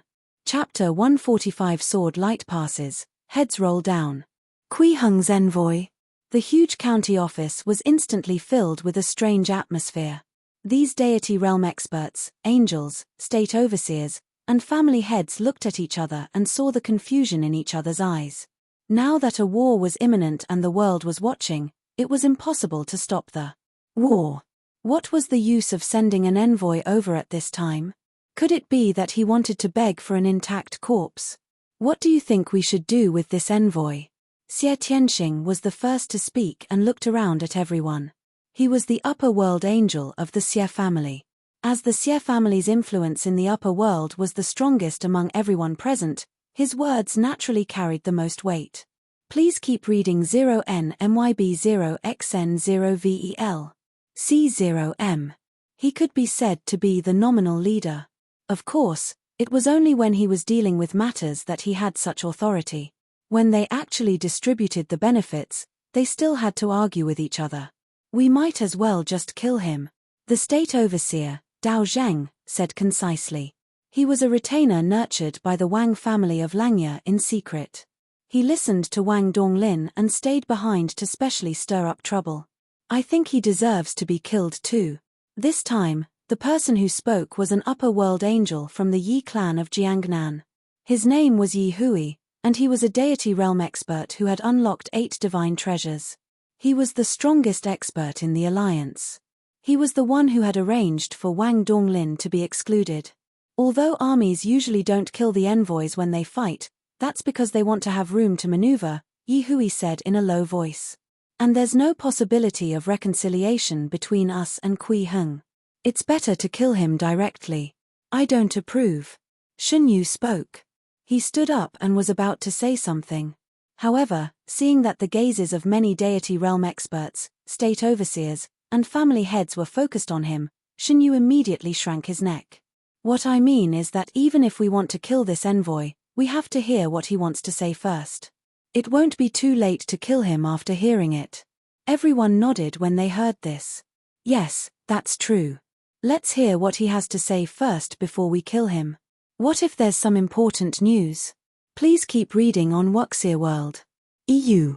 It was often easier to obtain the approval of most people by giving a slightly more moderate opinion after a more radical opinion. This was a very common thing. Xie Tianxing and Yi Hui looked at each other. After thinking for a moment, they seemed to have reached an agreement with their eyes and nodded. Then let that envoy in first. We can listen to what this envoy has to say first. Liu Litao was still outside Chongqing County. A total of 30 armored and armed soldiers surrounded him, their long sabers pressed against his neck. If he dared to act rashly, they would kill him on the spot. Do you know what you're doing? Liu Litao's face was calm as he glared at these soldiers coldly. He shouted sternly, I'm the envoy of the Fengju State Overseer. How dare you be so rude? When these soldiers heard his roar, they felt a little puzzled. This was the first time they had seen such a fearless envoy.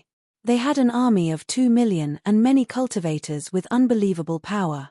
It would be easy for them to sweep through the entire Fengju with such force. That Fengju State Overseer, Kui Heng, would definitely die. Kui Heng's side was naturally at a disadvantage. Their side had the absolute advantage. But under such circumstances, how could this Fengju envoy still dare to be so arrogant? Could it be that he was really not afraid of death? Was Liu Litao afraid of death? Of course he was afraid of death. That was why he had wanted to give up the position of governor of Lu County in the first place. However, he was not afraid when facing a situation where he could not die. Kui Heng had promised to protect his life. Then there was no danger. He could let himself go. Moreover, his mission here was to read the death list. In Liu Litao's opinion, this group of rebels in Chongqing County City were already people who would die. There was no need to be polite with a group of dead people. Who is Fengzhou's envoy? At this moment, the messenger's voice came from the city gate. The two angels have allowed envoy Liu to enter the city. The soldiers put down their long sabers and made way. That's more like it. Liu Litao straightened his clothes and was about to walk forward when he suddenly stopped. He looked at the messenger and frowned. Why is there only one messenger? I'm a state overseer's envoy. Don't you even have a ceremony to welcome me? Is this an alliance of preeminent families, or an alliance formed by a group of uncivilized savages? I won't enter the city unless you follow the rules and welcome me properly. Since ancient times, the attitude of the envoys represented the ability of the main official. The stronger the envoy, the more confident the person behind him was. If the envoy was obsequious, it meant that the main official behind him was not confident. Liu Litao's goal was very clear. As an envoy, he had to display the might of the main official. The messenger was stunned. The surrounding soldiers were also dumbfounded. Was this envoy really not here to court death? However, they did not have the guts to really kill Liu Litao. The messenger could only return to report. In the governor's office. When everyone heard Liu Litao's words, they felt as uncomfortable as if they had eaten a fly. However, there were also people who were surprised. Could it be that Kui Heng had obtained something to rely on? But what kind of reliance could make him not fear 2 million troops and numerous deity realm experts? This fellow is too arrogant. We should just skin him alive and dismember him. Dao Jing jumped out again. No. Shen Yu hurriedly dissuaded him. He did not want to fight to the death. It's indeed not appropriate. Xie Tianxing thought for a moment and said in a low voice, since he wants etiquette, let's do as he says and prepare to welcome him. I have no objections. Yi Hui nodded. Although they also hated Liu Litao to the extreme, they had just issued an order to meet the envoy. How could they go back on their word now? It might even affect the final distribution of benefits. Wasn't it just some etiquette? It was not like it would hurt them. Just like that, under the dumbfounded expressions of the city guards and messengers, Liu Litao swaggered into Chongqing County. He was walking on a bright red carpet. On both sides stood beautiful young women who bowed. There was also music coming from behind. A high platform had already been set up in front of the county magistrate's office. The 27 leaders of the Battle Kui Alliance were all on it. They looked at Liu Litao, who was slowly walking over, with different expressions. Xie Tianxing and Yi Hui were both upper-world angels and did not know much about the etiquette of the mortal world, so they did not feel much about it. However, the state overseers had ugly expressions. How was this like receiving an enemy envoy? They were completely welcoming the envoys of the heavenly court. This was too ridiculous. This was absurd. You're Fengzhou's envoy? Xie Tianxing stood on the platform and looked down. That's right, I am. Liu Litao nodded, but he did not stop.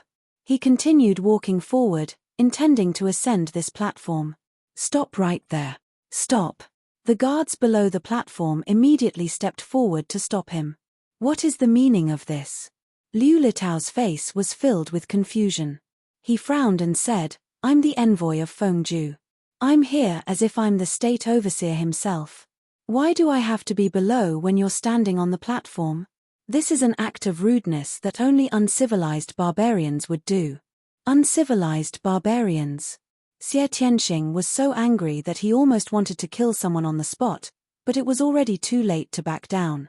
He could only wave his hand and say, let him come up. Heh, that's right. Liu Litao nodded and continued to swagger up the platform. He stood in front of the leaders of the chaotic army and slowly took out a note. He smiled and said, everyone, listen up. This is what the Lord Overseer wants to tell you. His attitude was still very arrogant, as if he did not take the 27 people on the platform seriously at all. At this moment, this group of people was suppressing their anger in their hearts. They glared at Liu Litao coldly, planning to skin him alive after he finished speaking. Otherwise, it would not be enough to vent their anger. Xie Tianxing, upper world angel of the Xie family of Pingshan, upper world angel of the Yi family of Jiangnan, Yi Hui, upper world angel of the Bai family of Zhuzhou, Bai Songnian, state overseer of Yuzhou, Qin Kang, state overseer of Yangzhou, Dao Zhang, and state overseer of Yuzhou, Shen Yu. CSEE. Liu Litao read out the names of the 27 leaders of the Battle Kui Alliance. Just as these people were confused, he continued. The 27 of you have mobilized an army and gathered friends to harm the people of Fengzhou. Your sins are monstrous.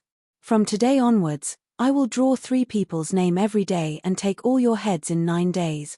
With that, he put the piece of paper back into his sleeve and laughed loudly.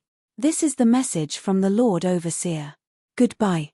Before he could finish his sentence, Liu Litao had already walked down from the platform. His footsteps were fast. No one stopped him at all because everyone was still stunned. They almost thought that they were hallucinating. How bold must one be to dare to provoke an army of 2,017 deity realm experts like this? Liu Litao wanted to walk out quickly, but he felt his heart thumping in his chest. He could not help but turn around to look at the stunned crowd, his heart filled with extreme excitement. This feeling was too damn exciting. Catch him. Don't let this fellow escape. But at this moment, Xie Tianxing finally reacted to what was going on. He roared and ordered, capture him and hang him on the city gate tower. Cut him into pieces and execute him. He felt like he'd been played. An upper world angel like him, one of the leaders of the Battle Kui Alliance, was played by a fellow who was not even at the Xiantian realm in front of everyone. It was extremely hateful. The densely packed soldiers quickly surrounded Liu Litao and placed their weapons on his neck again. However, he was still fearless as he sneered. Do you not believe my words, or do you not believe Lord Overseer's words? Accept reality. From today onwards, 3 of your heads will be taken away every day. Nonsense. Xie Tianxing was furious and shouted, drag him away. Clang. At this moment, a sword cry suddenly came from the sky. It was as if a bolt of lightning tore through the sky and arrived in the sky above Chongqing County. 3 bamboo sticks fell from the sky. They landed on the platform. Ha ha ha, the Lord Overseer's divine sword has arrived. Liu Litao laughed loudly. Hurry up and take a look. Which 3 of you are so lucky? Shut him up. Xie Tianxing ordered the soldiers, but he felt a wave of fear in his heart. He could not help but pick up the bamboo slip on the ground and look at the words on it. He muttered, "Xie Tianxing, Yi Hui, by Songnian, there's my name." This made his heart skip a beat.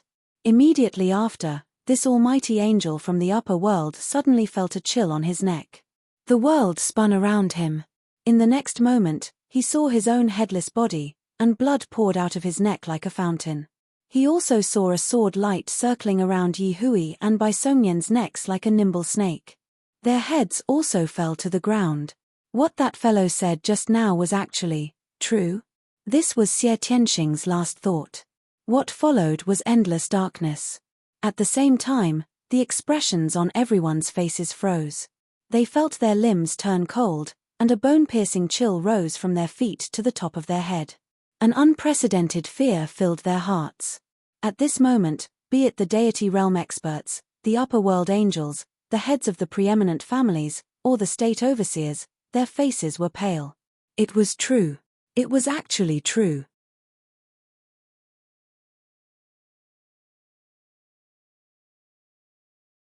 Chapter 146 Fight to the Death, 7 Emotions Divine Spirit.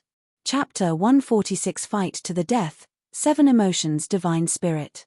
The sudden beheading of the flying sword stunned the people in front of the governor's office. Everyone stood frozen in place. Their eyes were fixed on the 3 headless corpses on the ground, as well as the 3 heads that were filled with shock and died with their eyes wide open. They all felt a chill run down their necks. Xie Tianxing, Yi Hui, and Bai Songnian were all dead. These were all deity realm experts, and even upper world angels. Their strength far exceeded ordinary deity realm expert. They died just like that. The sword light that flashed past just now was too terrifying. Killing deity realm experts was actually as easy as killing a chicken. Xie Tianxing, Yi Hui, and Bai Songnian did not even have the chance to resist before their heads were taken off.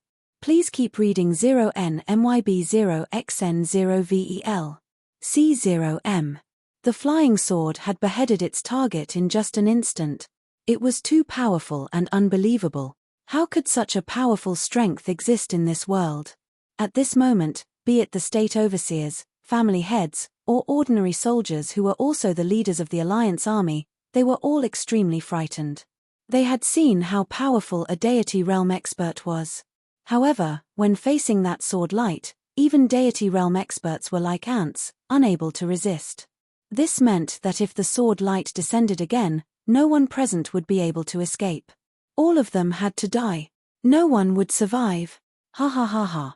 At this moment, a loud laugh broke the silence. It was Liu Litao. VA.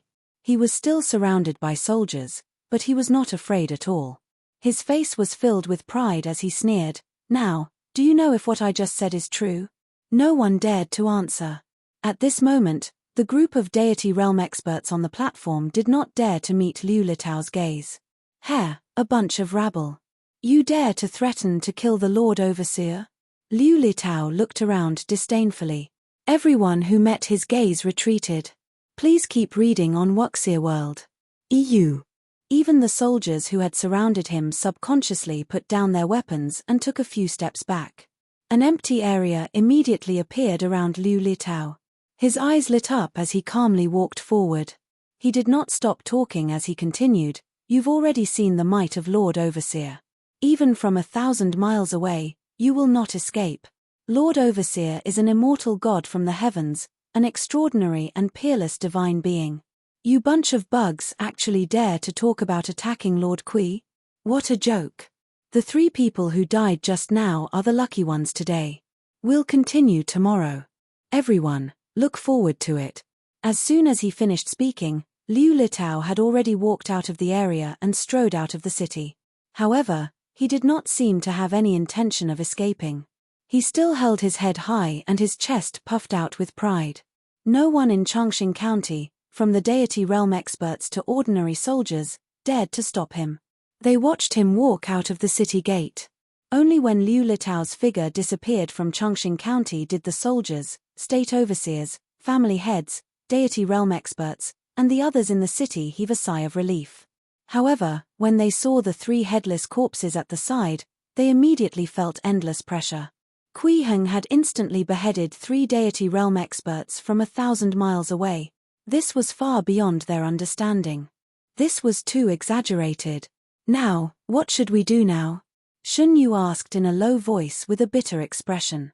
At this moment, he had already cursed Wang Donglin's ancestors countless times in his heart. This was called not needing to face Kui Heng directly and not caring about what strange methods Kui Heng had. Yes, there was no need to face him directly, but he could attack from thousands of miles away. This was an immortal. I think the most important thing now is to stabilize the morale of the army. Dao Zheng pointed down and gestured for everyone to look at the soldiers gathered around. Now, these soldiers no longer had the energy from before. Their faces had turned ashen, and many of their legs were even trembling. Clearly, they were terrified to the extreme and no longer had the will to fight. Actually, this was very normal. Just now, that sword light instantly killed 3 deity realm experts. Even the big shots on the platform were scared half to death, let alone these ordinary soldiers. To these soldiers, the strongest experts they could see in the past were only experts who could fly on roofs and climb walls. In the eyes of these soldiers, those Yantian grandmasters who could mobilize the power of heaven and earth to control water and fire were already immortal-like figures. As for deity realm experts who possessed all kinds of magical abilities, they were even immortals among immortals. However, just now, a sword light suddenly descended from the sky and easily cut off the heads of 3 deity realm experts like cutting chives. This gave their hearts an unprecedented impact. Their spiritual will collapsed on the spot. At this moment, the soldiers in Chongqing County City were basically walking corpses. They had no combat strength at all. This was not the most serious thing. There were still 1 million troops stationed outside the city. Those soldiers still did not know what was happening in the city. After the news spread outside, it was very likely that something terrifying would happen. The entire army would disperse on the spot. In this day and age, soldiers only fought for wealth. No one would risk their lives to fight an immortal. That was courting death. Who can appease this million-strong army? Shun Yu felt a headache just thinking about it. Most importantly, the so-called million-strong army was gathered from various forces. Now that Xie Tianxing, Yi Hui, and Bai Songnian were dead, the soldiers they had brought would definitely leave. In this situation, as long as a large number of soldiers left, it was very easy for a chain reaction to occur, and more soldiers would leave. The million-strong army would probably disperse without a fight. What should we do now? Someone roared in exasperation. This was the upper world angel of the Jiang family of Nanhe. His name was Jiang Sanchuan, and he was a deity realm expert. Among the remaining 14 deity realm experts, he was the strongest. Everyone looked at each other, not knowing what to do. I think we should warn the entire army immediately. Whoever dares to leave the camp will be punished according to military law, Dao Zheng suggested. Kill anyone who dares to leave the camp. Indeed.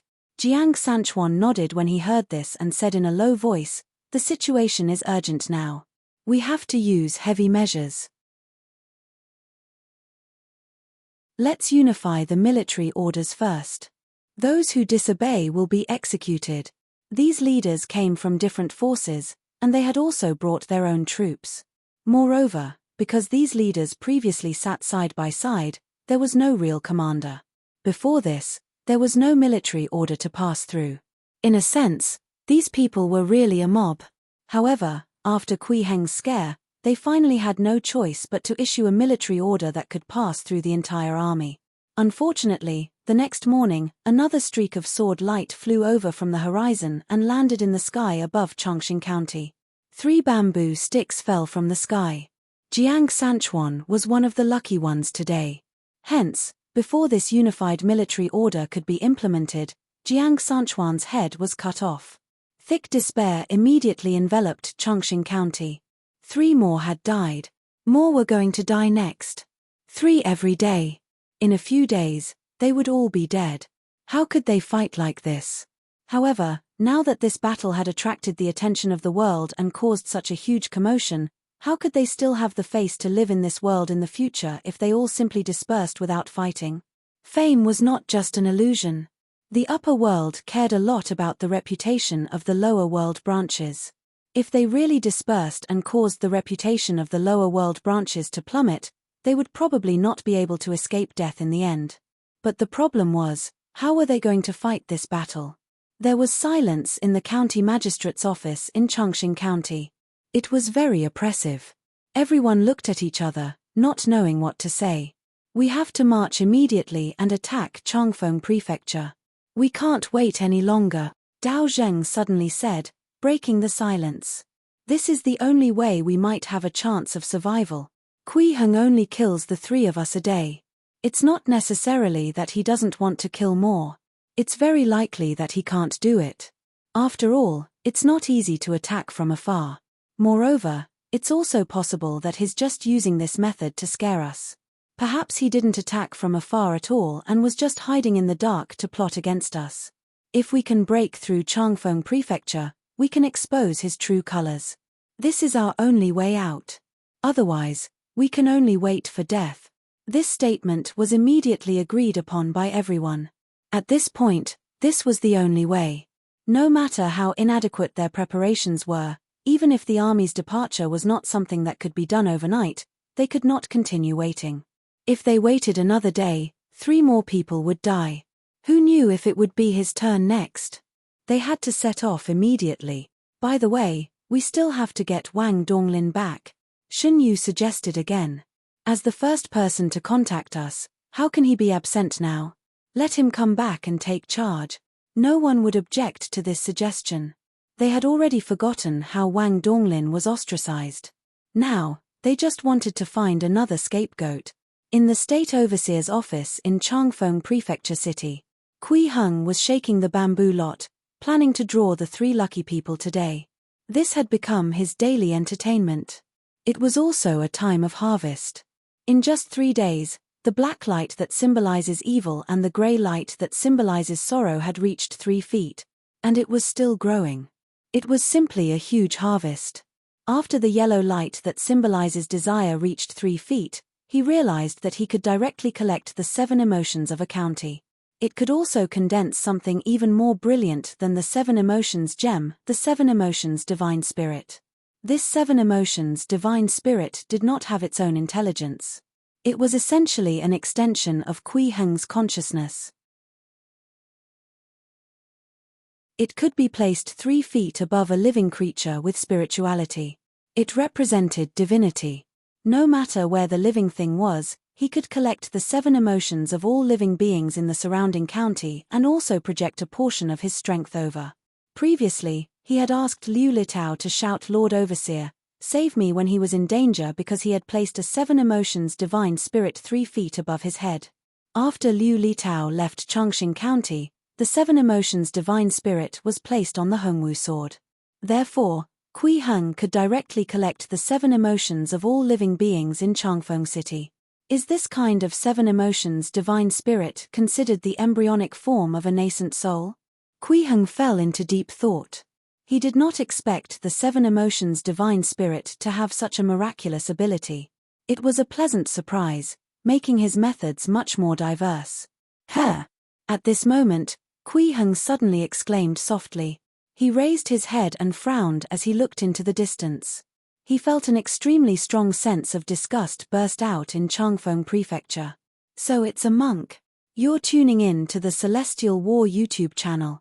Don't forget to subscribe and join us on this journey to catch the most captivating stories.